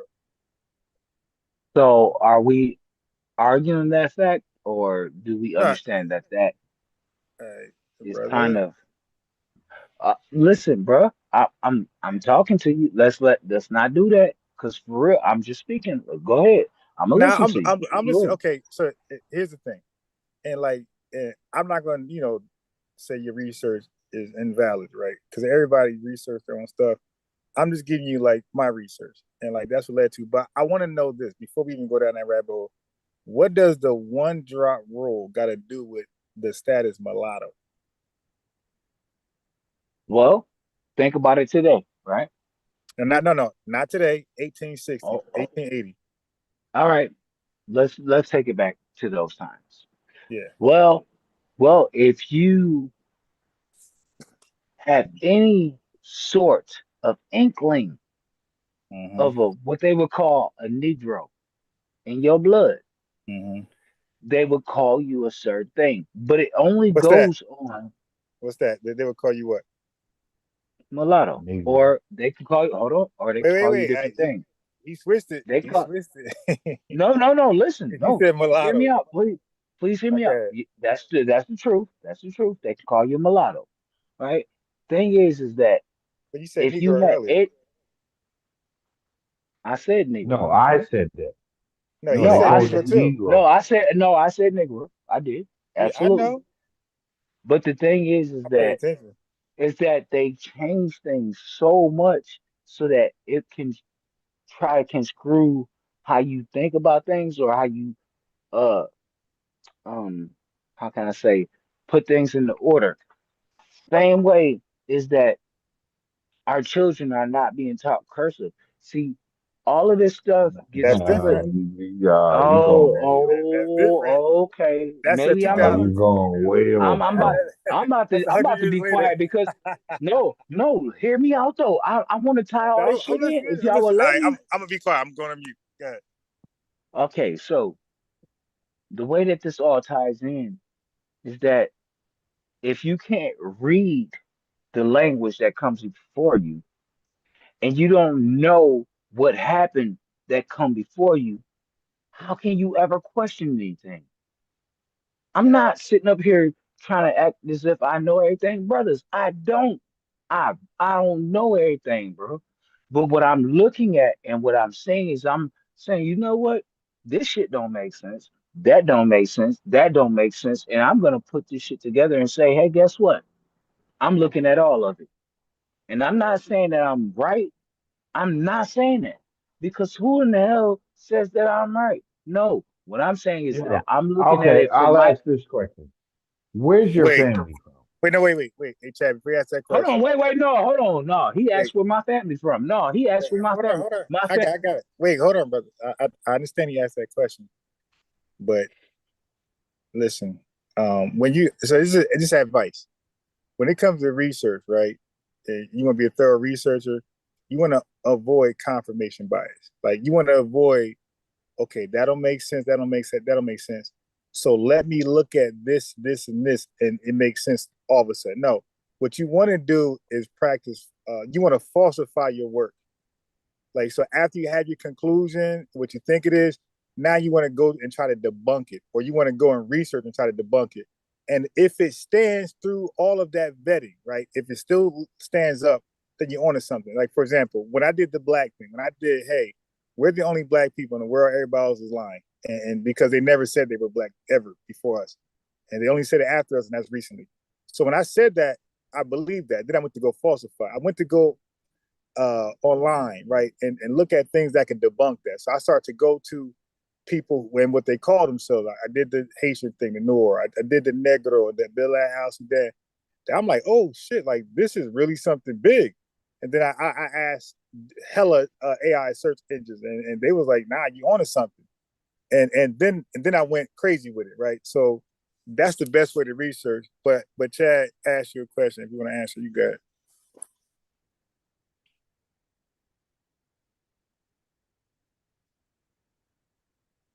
I realize. No, I asked you where's your family from? okay. And I'm What, doing what this I was, for a reason.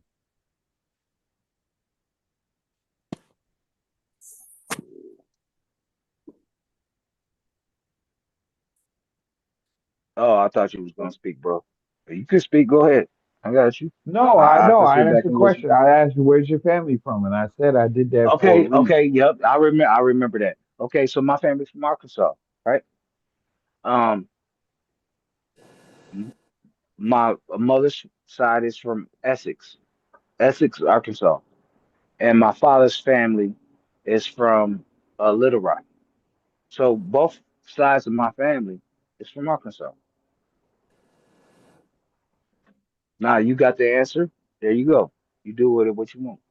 What? They were enslaved there? I didn't speak on no slavery. You got my answer. My mother's family is from Essex, Arkansas. My father's family is from Little Rock, and they both sides of my family is from Arkansas. Period. And that's what I Okay. know. I could try. I could trace it back. I can literally trace it back. That's where my family's from. They both sides are from Arkansas.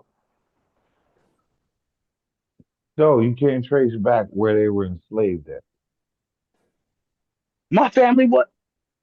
Never mind. Don't even go there. Don't let it trigger you, No, I'm bro. asking that for a reason. I'm I ain't. not Hold even on. being No, funny. I'm being for real with you. I have not found not one Slav in my family. Not one. And you heard what I said. I didn't say it funny. I said I have not found one Slav in my family. Not one. Not one. Not one. G. So You when know you what I asked did? about the Hold on. You do. I found a lot of people that owned a lot of land and that did a lot of things. But I have not found no Slavs. So you can go ahead. I'm listening. no, because I'm asking because okay, so you said that, right? I said what I said and I meant it. I have not found no Slavs in my family. Only So landowners. your family was in Arkansas. They never been slaves. So it is what it is. Okay, that's Okay, cool. yeah. That's it. That's it. That's all. I ain't trying So to no, cause no because trouble. That's what it is. I'm trying to get to the thing like why would you bring that up about mulattoes?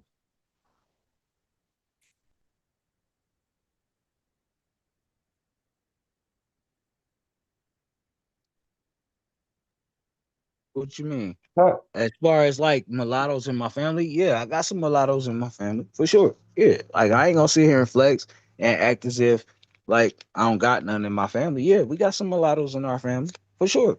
Yeah, But they were never slaves. they're not old. They're new. The mulattoes are new. Like it ain't nothing that's old. No, hell no. You can't find no mulattoes in our family even past the damn 60s. You can't. Hmm. You Oh, okay. Okay. Find It is more what it is. mulattoes. Bro, you cannot find no mulattoes in my family past the 60s. Now, above there, can you find it? Yes, you can. Yes, you can. I ain't no liar. I ain't no Wait. punk. None So, of that. Yes, you can hold find on. it at, like after the 60s, but before that, Go ahead, no, Ron. I know where you're going. no, All right. So no. you could find mulattoes in your family in the 1940s. I just said you can't find them past the 1960s. You can't I find them, know. bro. So, No, so you just said you could find them before that. You just said that. I just said, are you listening to me? I said you yeah. can't find them past the I am. 1960s. Right. You So can't I'm find. asking about earlier.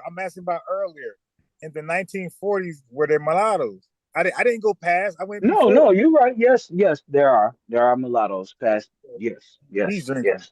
He's drinking. No, bro. What is? He's drinking. Am I speaking a foreign language? Hey, Did I bro. not just say? Listen, bro. Something's going on, bro. You're not paying attention. You're talking in circles, and you said you can't find mulattoes past the 1960s. So I I'm asked you, saying hey, no bro, in my own family. I got it, bro. That's all I'm saying. You ain't got to keep saying it 5 times. I'm repeating it back to you in the chat. He said you can't find mulattoes past the 1960s. So I mentioned the 1940s, bro. That's not past the 1960s. That's before the 1960s. And he said, I no. said I'm talking about going back. I'm talking about going back. See, you're not understanding what I'm saying. I'm talking about going back Like past the 1960s, I don't find none of that. That's the wrong language. You mean before Okay, the okay. I got you. Got you. Okay, cool. So mulatto. I got you. So all right. So you just pretty much mean like afterwards, like Yeah. your family got into like interracial relationships and had kids after. Yes. Okay, I got you. Yes. That's all I'm saying, bro. Like, but before that, I don't see none of that. I don't see none of it, like at all. Like, if once you get to the 60s, no, it was all us. I'm But let talking me about. answer the other question though, because you asked Okay. Chad earlier about because when Chad talked about the best of the best of us, Okay. and you was like you doubted that. So let me explain that to you. I'm So the one white that said the best of us. wait, I thought Chad talked about Jimmy Creek, and he said Jimmy Creek got fired because he said the reason why that they are so athletic is because they pretty much practice eugenics. The slave masters practice eugenics, or right, and then you had an issue with it. You said, do you believe that? Do you really believe that? And then you said a question before Chad asked that question. You said people believe white people went and selected the best of Africa and left No, the other less than in Africa, right? I just posed the question. That's all. All I right, didn't so make no suggestion. I just posed the question. I got That's you. it. Got you. Let me help you out. So white people have always been a brain game people. They practice that right now. They practice hyper. No, Hey, bro, can you be quiet so I can answer the question, please? You asked the question, I'm going to answer it. So be quiet. So white people have always been a brain game people. You're not going to sell white people what you want to sell them for the low and get over. All right. They didn't bring white folks any old body. So okay, here are the guns and fentanyl. No, they sat there and wanted the best people because they just failed trying to set up colonies in America. Right? They just failed and ate and died off and ate each other. They just failed miserably. So they wanted people from Africa who can do it right, but also withstand diseases. So they wanted, and they knew they was gonna work them to death or damn near 24/7. So they didn't want no weaklings. They didn't want no weaklings. They wanted a whole bunch of unbiased rhymes over here. So white people always been a people who practice brain game. They want your best. They don't want your worst. They don't want your mediocrity, right? Right now, all of the immigrants that come over here, the H-1Bs, the EB-5s, all of these are the top 1% of the country. The only way you come less than is an evacuee, asylee, refugee, and a goddamn illegal. That's the only way you come over here less than. Some more, they call them humanitarian immigrants, where they do it for publicity stunts. Oh, look at us, we got a heart. We're saving these people, but they want the best. So yes, over there when they was purchasing stolen people from Africans, they were sifting through and picking the best, like they do now. Like on the auction blocks, they would have you go there to check you out. They always was about that life. They always wanted the best for their money. So yes, they actually selected the best. Dennis Sperling goes into that. That's just a fact. And then over here, when they got us over here, they start to practice eugenics amongst us. And they literally, anybody can just Google this shit. They mixed, they interbreeded the strong with the strong, the fertile, all that type stuff. And they end up making some superhuman, some super FBA. That's a fact. That's a documented fact. Like that's not even. that is. Can I ask you something, bro? Yeah, Because no, this wait. is crazy. Hold on, hey, bro. Go Because ahead. you're talking to me. From this point on, anything you say, share your screen and prove it. Okay, I don't want to hear no babble. Whatever. Okay, anything you got to say to me right now, share your screen Whatever. or be. Whatever. Yeah, Whatever. exactly. Nobody hearing that Whatever. babble. And I'm not trying to hear your babble either. All You right, well, get prove to out of me here what then. you're saying. Yeah, All yeah. right, bye, nigga. Fuck you talking about? Lying ass Tether, get up out of here. You ain't Bitch, FBA. shut up. You ain't FBA. Get up out of here, clown. Mulatto. Can't even speak English. Ain't no mulattoes past the 1960s. Dude can't even speak English. Now you talking about past? You mean before? Yeah, like I said, the dude is on all type of drugs. And look, I was being quiet. I didn't want to cook the guy. So I said, I let Nah, y'all nah, nah. I had to let y'all involve handle you in the this. conversation. because you could say it a lot more eloquently than I could. And Yeah. that's why I was like, He started saying some crazy stuff, and look, I was like, all right, let Chad get him. I'm nah, gonna stay out of this.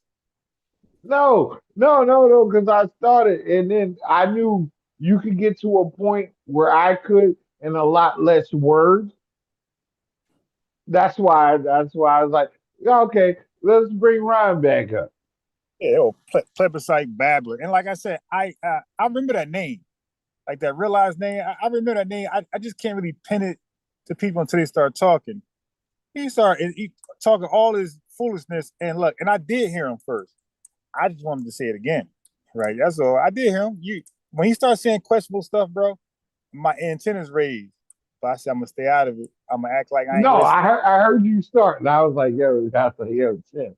Dude And gonna then say white folks just got anybody. Like they that dumb. They just fell but miserably. no, but not only that, he said that about the one drop rule, and he Oh yeah, said he was how all the that he was does not yeah, apply he was all about off the white mulattoes. folks. Yeah, what do you Yo, you had mulattoes, you had octoroons. yeah, he said If anybody want to look up octoroon, um, the girl from Senate. If y'all watch the movie Senate, the one that looked white, where it was stat. No, it was smoke. Smoke was like, yeah, yo, go get yourself a white man, a white teen man. And then she was an octoroon. That means you're 1/8 black. Yo, and then I know from my family, yo, I've heard this. Yo, if you have like one drop of black in your family, you're black. right. And it doesn't matter if you look white. As a matter of fact, Yeah, I'll even go further. Um, my great grandmother, she told me when she was with her first husband before he died, when they used to drive to the south to see her family, one time they got their car shot up, and my great grandmother looks white, and he would act. Well, when they got to Maryland, leaving New Jersey, he would have to put a chauffeur's cap on, and then they would continue the rest of the way. That'd be the only way that they didn't get their car shot up. But they didn't know that these were two black people riding in the car. mm. And yeah. And then you call him and tell it, yeah, because he doesn't understand this. This is what I was trying to get to, but he didn't, but I couldn't pin him down to ask him, like, yo, then that's why I asked, where's your family Yeah, from? He said Arkansas. because he kept babbling. That's why you can't pin him down. He started babbling. My man can't explain nothing. And So he said Arkansas, and then what else? nah, he said both sides of his family came from Arkansas. And Right. I said, yo, they were never slaves. No, they were never slaves. I find that hard to believe. Now that part I caught at the tail end, and I just left it alone. I'm like, okay, that sounds crazy. Yeah, if his family was never enslaved, how the hell are you FBA, my guy? Uh-huh. That means you ain't building no foundation. Mm-hmm.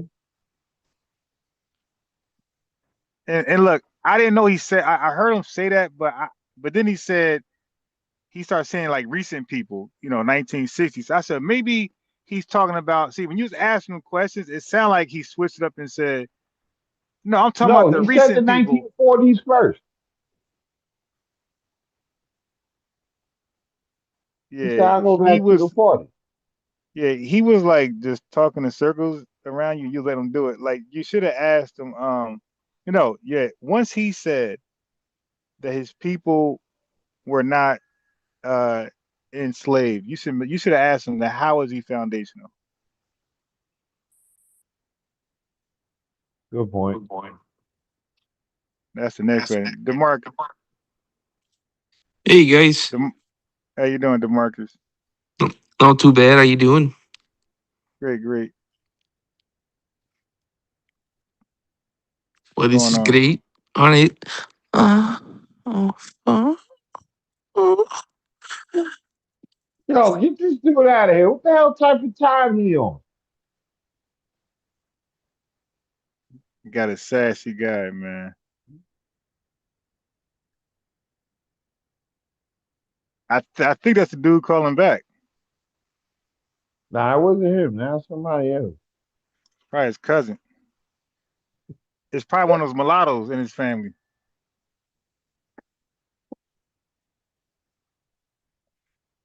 My man had one of those mulattoes call in. Yo, what was that, bro? Yo, chat. I'm sorry that y'all had to suffer through that. That was Yo, who crazy. does that? Like, who the hell calls up and does that? Like, yeah, that's the weirdest shit ever. Sassy punk. Yeah, sassy punk. Yeah. I mean, like, I thought Yo, people stopped doing Buckhorse. that Yo, Buckhorse. a I long didn't time catch it ago. till late. Yeah, he's not a Yeah. part of the foundation. Hey, yo, cause I got somebody else. I think I got somebody else. Like, was it him? I got somebody else. Damn, man. I wish I was just would have asked him again, cause he'd have been great for content, like for another show. God damn, I wasn't paying attention. I was watching the chat. Now I had opened up another window because I couldn't play the TikTok video of the Guyanese woman. So because I guess Zoom and TikTok don't collab very well at all. They Yo, must. So what I did was also, I downloaded the video, and then for my TikTok, for my iPad, and then I uploaded on YouTube. So I was focused on that, and I had to crop it a little bit to make it shorter. So it's already uploaded, but I'm gonna replay it live tomorrow for TT. but also, I wanted to tell you earlier, yeah, I heard the stuff you played about Willie D. Oh yeah, that guy. Yeah, man. Yeah, These old dudes, man, gotta sit down, man. but also he's the only one who even talked about it, about the Yeah, situation going on in South Africa. yeah. At But least he look, touched the guys. subject.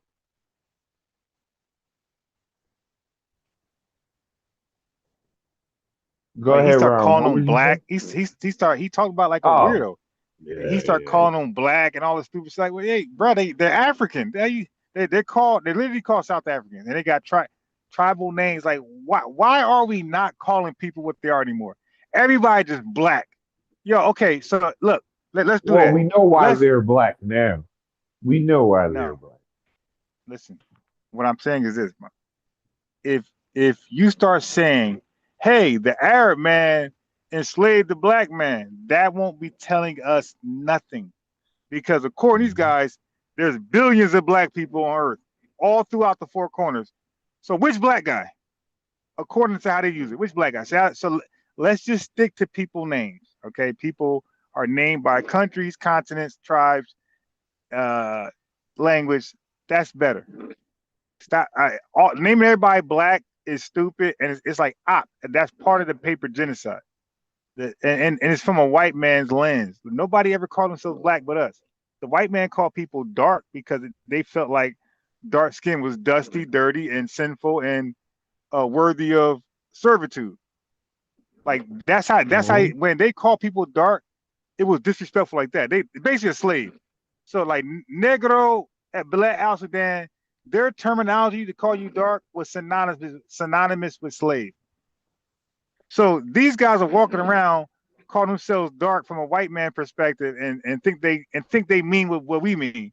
Like no, when we say we're black, we're not saying we're equal to a slave. We're saying it's our ethnogenesis. We're naming our ethnogenesis. It's a whole 400-year plus experience with us. So Mhm. we're calling to the black because we want to call ourselves black. You're calling yourself dark because a white man said you were a slave because you're dark. So to call people black is from a white man's lens because it's only from a racial perspective. And the category of race was made up by white people not too long ago. So what were you? So hey, Willie D, what were these people called before 2010? Before 1990, what were they called? South African. So let's keep calling them South African. Mm-hmm. Yeah, let's not And then attach you them to break it us. down, they call themselves body and tribe. Right. So let's not help the paper genocide because if you know what paper genocide is, that means people are erasing you on paper. So now there's two ways to erase. Check this out. So one way to erase is you just get evaporated, right? So liquid, like a certain substance, a certain type of substance get erased because if it's evaporated out of the container, right? And that's what they did with the indigenous people. They paper genocided them by evaporating them, right? They paper genocided us by pouring more and more and more milk into the coffee. So the coffee start off as black, but if you keep dumping gallons of milk over and over and over for 2 years, you will have pure milk. It will no longer be coffee. That's paper genocide the other way. So they got genocided by evaporation. We got genocided by keep pouring milk on top of us. So they keep allowing all these immigrants into the category black, right? That's the milk into the coffee. And they keep doing that for so many years, you erase us that way. So now black it becomes synonymous with immigrant. Because if an African is black, then an immigrant is black. Because he's an African immigrant. If a Jamaican is black, then an immigrant is black. So now black and immigration starts to be a thing. So like these are slick ways to make us an immigrant. Like no, like don't tie our name with nothing to do with immigration, immigrant, none of that shit. African American was a way to say you're an immigrant because you're from Africa and now you're American. Now that you immigrated to America, now you're American citizen. So you're a immigrant African who has gained citizenship in America. So you're an African immigrant, Italian immigrant, Jewish immigrant. Yeah, there you go. A Mexican immigrant or Mexican American. So Italian American, African American, Jewish American, Mexican American, and here you go, the African American, the other immigrant. It's like, no, man, I'm not gonna let y'all paper genocide us to be an immigrant. Yeah, and then on another note, I want to say it was around Thanksgiving. I went to one of my wife's friend's house in Queens. She's Trini. She's Trini of African descent. And I made a comment at the dinner that I'm scared for black people in New York because Mayor Mamdani, the new mayor of New York, didn't mention any black people in his state of the city speech when he won. In his speech when he won. Wow. And she goes to me, why does people who live outside of New York have anything to say about things in New York? And my wife goes to me later like, yo, why did you get quiet after she said it? Then I said I had to realize she's not black. Because, in that statement, he said that immigrants built New York, blah, blah, blah. Right. Oh, my God. And then I said I had to realize she's not black. So she's not going to understand what I'm talking about. Right. Oh. And then the surprising thing is my wife's Dominican. She just got quiet. She was like, "Oh, okay." Like she understood why I didn't say anything else after that. There's nothing else to say because you don't understand. Right. Just like realize I was on the panel, he ain't gonna understand. And this guy, no, hear me out. Just babbling. As a matter of fact, I'm definitely gonna clip that out and make that something into itself. This dude sat there and said, nobody's family. Well, I guess that's what I didn't really hear him because I was like in between something. But it sounded like he told you that his family's from Arkansas, but they were never enslaved. That's what it sounded like They he were said. never enslaved. And then he said they were mulattoes. Right. I'm like, So, how is that possible?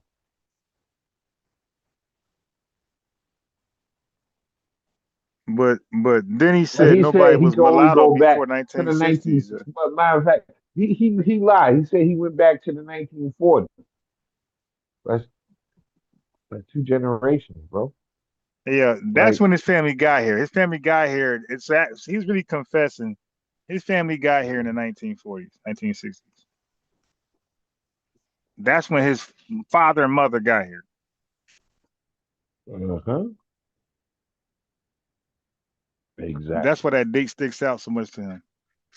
That's when they made their debut in America.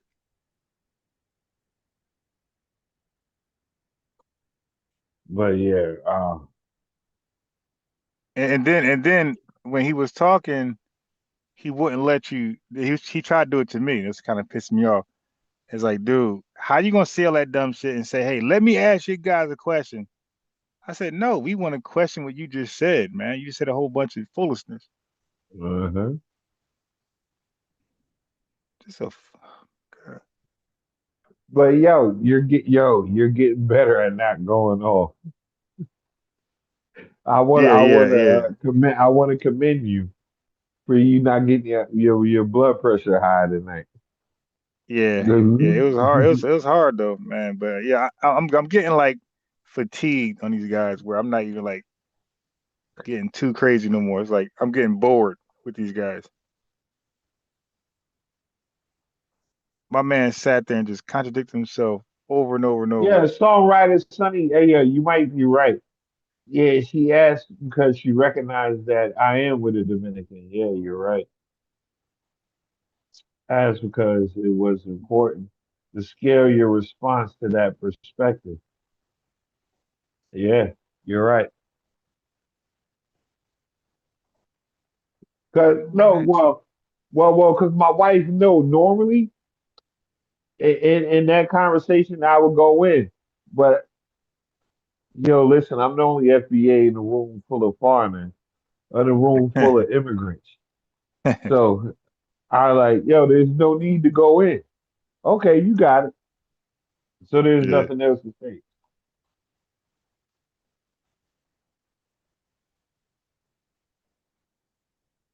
Cause my wife know I go in on her family all the damn time. And that's why they won't say the N word around me. I remember the first time that it happened. Right. It was like one New Year's Eve. We're sitting there, and I was like, "Yo," and I made the mistake of asking, like, "Yo, like, how do you operate being black in Dominican?" And one of my wife's nephews, damn near raised up on me. He was like, "Yo, who you calling black?" I said, "Oh, you're not black." He goes, "No." Then I shouldn't hear the N word come out your mouth. Right, right. You ain't black. Yo, first of all, growing up in my family, in the FBA family, yo, if we were caught using the N word, we got the taste slapped out our mouth for that. Yeah, yeah. Ain't nobody was doing it like that, bro. Ain't nobody was saying, Yeah. yeah. I don't recall. It's crazy. I don't recall like saying the N word like excessively until Until like I moved to New York. Until I moved to yeah.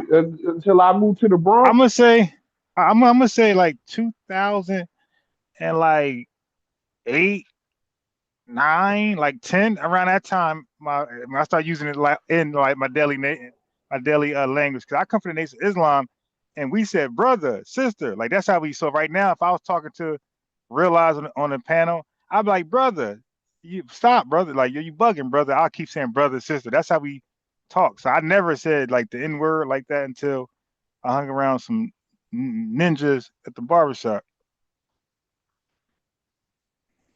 Even now, I'm taking steps to remove it out of my vernacular.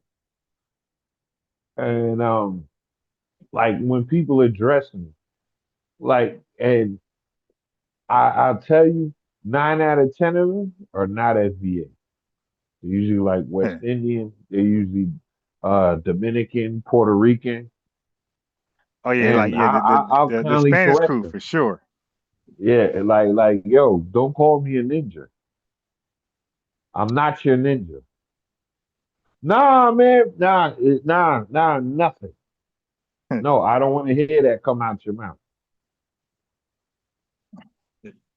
And even when amongst FBA, there's a certain way that you'll say it that you'll trigger me. So like, nah, I'm not your ninja. I explain that to everybody that I talk to. I'm not your ninja. But with us, we don't say it like that. Like it's not like an open greeting. And no, they'd be like, yo, man, ninjas over there. All right, yo, chill with that.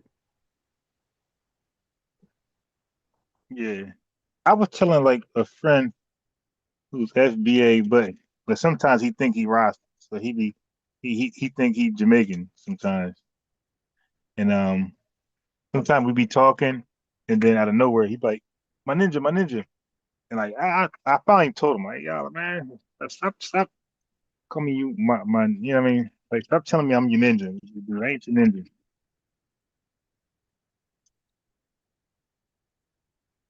Like, and you know who be abusing it? Charleston White, sounding all stupid. Yeah, My ninja. Like, but people do that when they try to like be tough. Like you yeah. know what I mean? Like fake gangster. My ninja, my ninja. Hey, dude, that don't scare nobody, my guy. And like I said, I would kind of like, nah, man. Like I'm not that. Don't call me that. And I make that point very clear. And especially like to non-FBAs. Like I remember uh I've been bouncing for 25 years. And we had this one party where it was a bunch of people of Indian descent from Queens. So they're like Guyanese, they're Trini Indian, and every other word out their mouth was ninja. Mm. And I had to stop because this is like around the time where you first had to go outside to to smoke. So this is about 2008, 2009.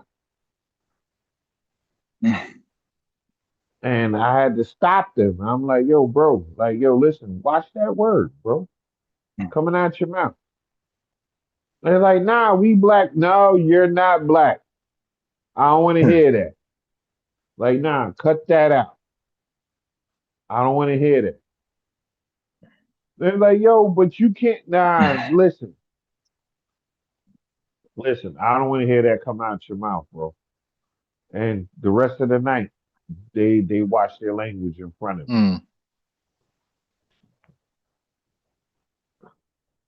Mm. And then you made this point before how like FBA like we don't use it like that. That's not a thing that we do. Like the N word, like that's really not our thing. And then even before like NWA, we really didn't use it like that. Yeah, yeah, and that's why like when they started to use it like that, it was like a new thing. Like we looking like, oh, okay, like and what does that stand with? Nigga with attitude, like nigga, like because like it Yeah, was, cause you know why? Like we was shocked that they would promote a word that was that we wouldn't say around white people, and you got it blasted on your name before the country and shit. So it's like kind of like a shell shock. We was kind of embarrassed. Like, why would you? Because you know why? When you use it, you allow white people to use it and refer to you as that. So be like, why would you call yourself niggas with an attitude? Because now white folks got a pass. They can say, hey, everybody, we're welcome niggas with an attitude. It's like, why would you give them a pass to call you a nigga? Like, Yeah. A few years ago, I was in college, that's some coon shit. and then I was in a class, and I'm 40 at the time, and I had this young white kid who was my lab partner, and he said something, my ninja, and I pulled him outside the class. I said, "Yo, come here, man. Let me talk to you for a second in the hallway." And I said, "Yo, who you talking to, bro?" He said, "Nah, man. Yo, listen, I'm Italian. I'm cool. Blah blah blah." I'm like, yo, listen, bro. I said, I don't know who you be around, but you ain't gonna say that around me, bro. Like, I don't play games like that. Yeah. And that was the first and last time you heard. But I only did that because I was in college. I was in Right. class. Any other time, he'd have looked like Daffy Duck with his mouth on the back of his neck, bro. Nah, man, I don't play games like that. And like I said, Yeah. with my Spanish people, I don't play games like that either. And I wish I don't know what's going on in the tri-state area, but we let people get away with that too much.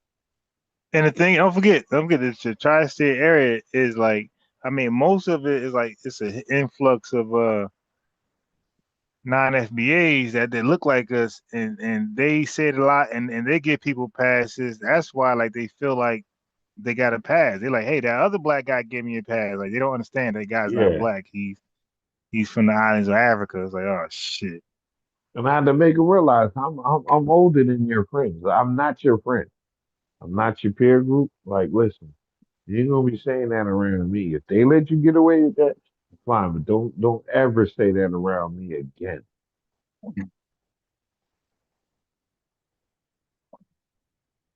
But yeah, I think you have to do a whole live just on that alone.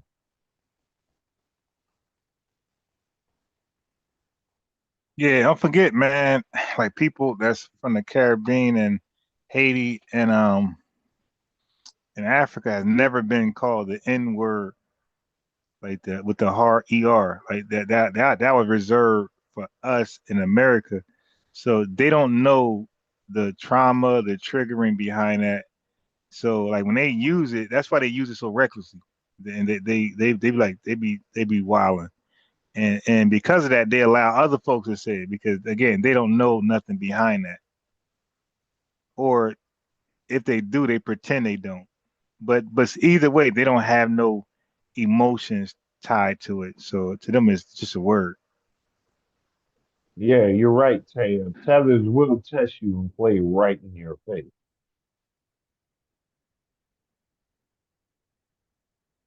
Yeah, ain't nobody in Jamaica call Jamaica an Niger.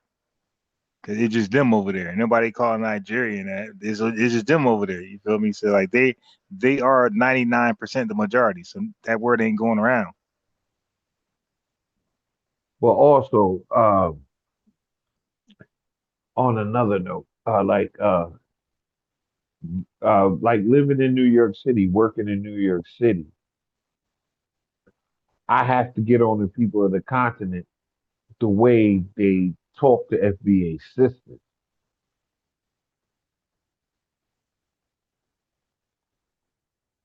And maybe sisters in the chat, if y'all in the chat, y'all know what I'm talking about.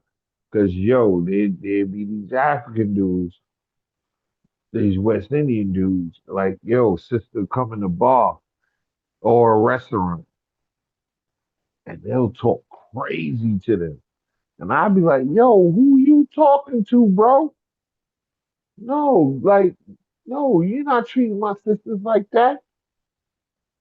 That's a whole nother, that's a whole nother subject of conversation. Hmm.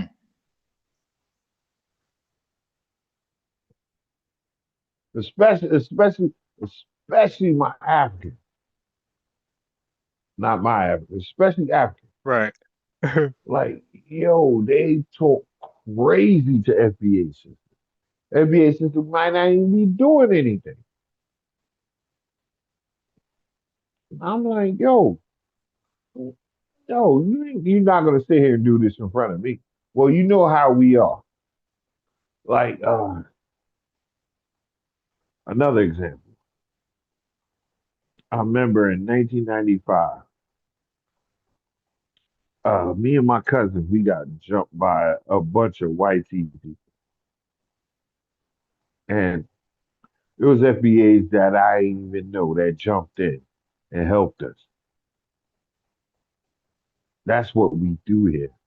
And then I'm looking at like videos of them on their continent in their country when they're like 95% Yeah. of the people, Right. The most populous there. and they Letting one let them Asian smack them kick him in around. the ass. Yeah. Yeah. That's Nah, we crazy. don't play games like that. Yeah, that is just unfathomable, bro. Like one Asian could kick 100 Africans in the ass, and I'm telling you, it is mainly because they probably fighting over that one job opportunity he got for them. So I that's why wish I they could find yeah. that video where I could tell you like there was an FBA woman living in Ghana, and she says like, "Yo, how they don't pay them?" And she was in the grocery store, and she said, "Yo, listen, that cash register will be empty at the end of the day. You don't pay me. Like, yo, we don't play games like that." Yeah. Damn. But yo, I'm gonna These jump guys, off. man. All right. Yeah. I'm Thank gonna you for jump pulling off. up. But yo, it Yo. was a good build. Yeah, but Yo, it's your peace to fault the you made me chat, cook peace to realize Ted. though. Say that again. It's your fault you made me cook realize because you were supposed to be like, yo, none of your relatives were on a slave, did No, I slave did say plantation. that. I did say that. And then no, but when he said that, I didn't push back. I was like, all right. So you talking Yeah, so mulattoes, but none of them were slaves. yeah, so I was but like, you should have I asked was him. You like, should have asked him. You should have asked him like, because he told you asked his background. 'Cause I thought you was going somewhere with that. You asked his background. He said Arkansas, and then he said some suspicious stuff. I thought you was gonna be like, wait, so are you FBA? Are you no, Adolf I didn't. Freeman? You know what? I didn't catch that. I didn't. No, I didn't catch it. No, that flew over my head because I wanted to go somewhere else, and it flew over my head. Yeah, I missed that one. So, but when you say that they were mulatto, they go back to 1960. I said they weren't enslaved, and I'm like, all right. But it was just one of them where you just like, all right, like, never mind. But nah, I missed it. But yo, shout out to Yeah, Donnie. Shout out to Fresh Always. Shout out to people who hold the chat down all the time when I'm in the chat. But yeah, yeah, yeah. I'm jumping off. Yo, Yeah, I'm gonna yo, jump off too because it's 12 o'clock. I, It's late. I'll see y'all in a couple hours. I'll be back on when you on. I'm always on All when you right, on. all All right, right. family. Tomorrow I'm gonna go live and play the Guyanese lady, and I politely explained to her that she's not black. So I'm gonna politely explain to the Guyanese lady. She's like a young woman, probably under 30. I politely explained to her she's not black. She gave a little pushback, and I did what I did, and I think she got the point. You gotta be the judge. I'm gonna play that tomorrow, family. Peace. We out here. Thank you very much. It's 12 o'clock, man. This time be flying. Yeah, if I try to stay on any longer, I guarantee you I'll fall asleep on the lives. I'd rather just leave without falling asleep. Family, peace. B1, thank you guys. Super chatting. Thank you guys. Cash App. Thank you guys liking the video. Subscribe, being notifications, all that, that good stuff.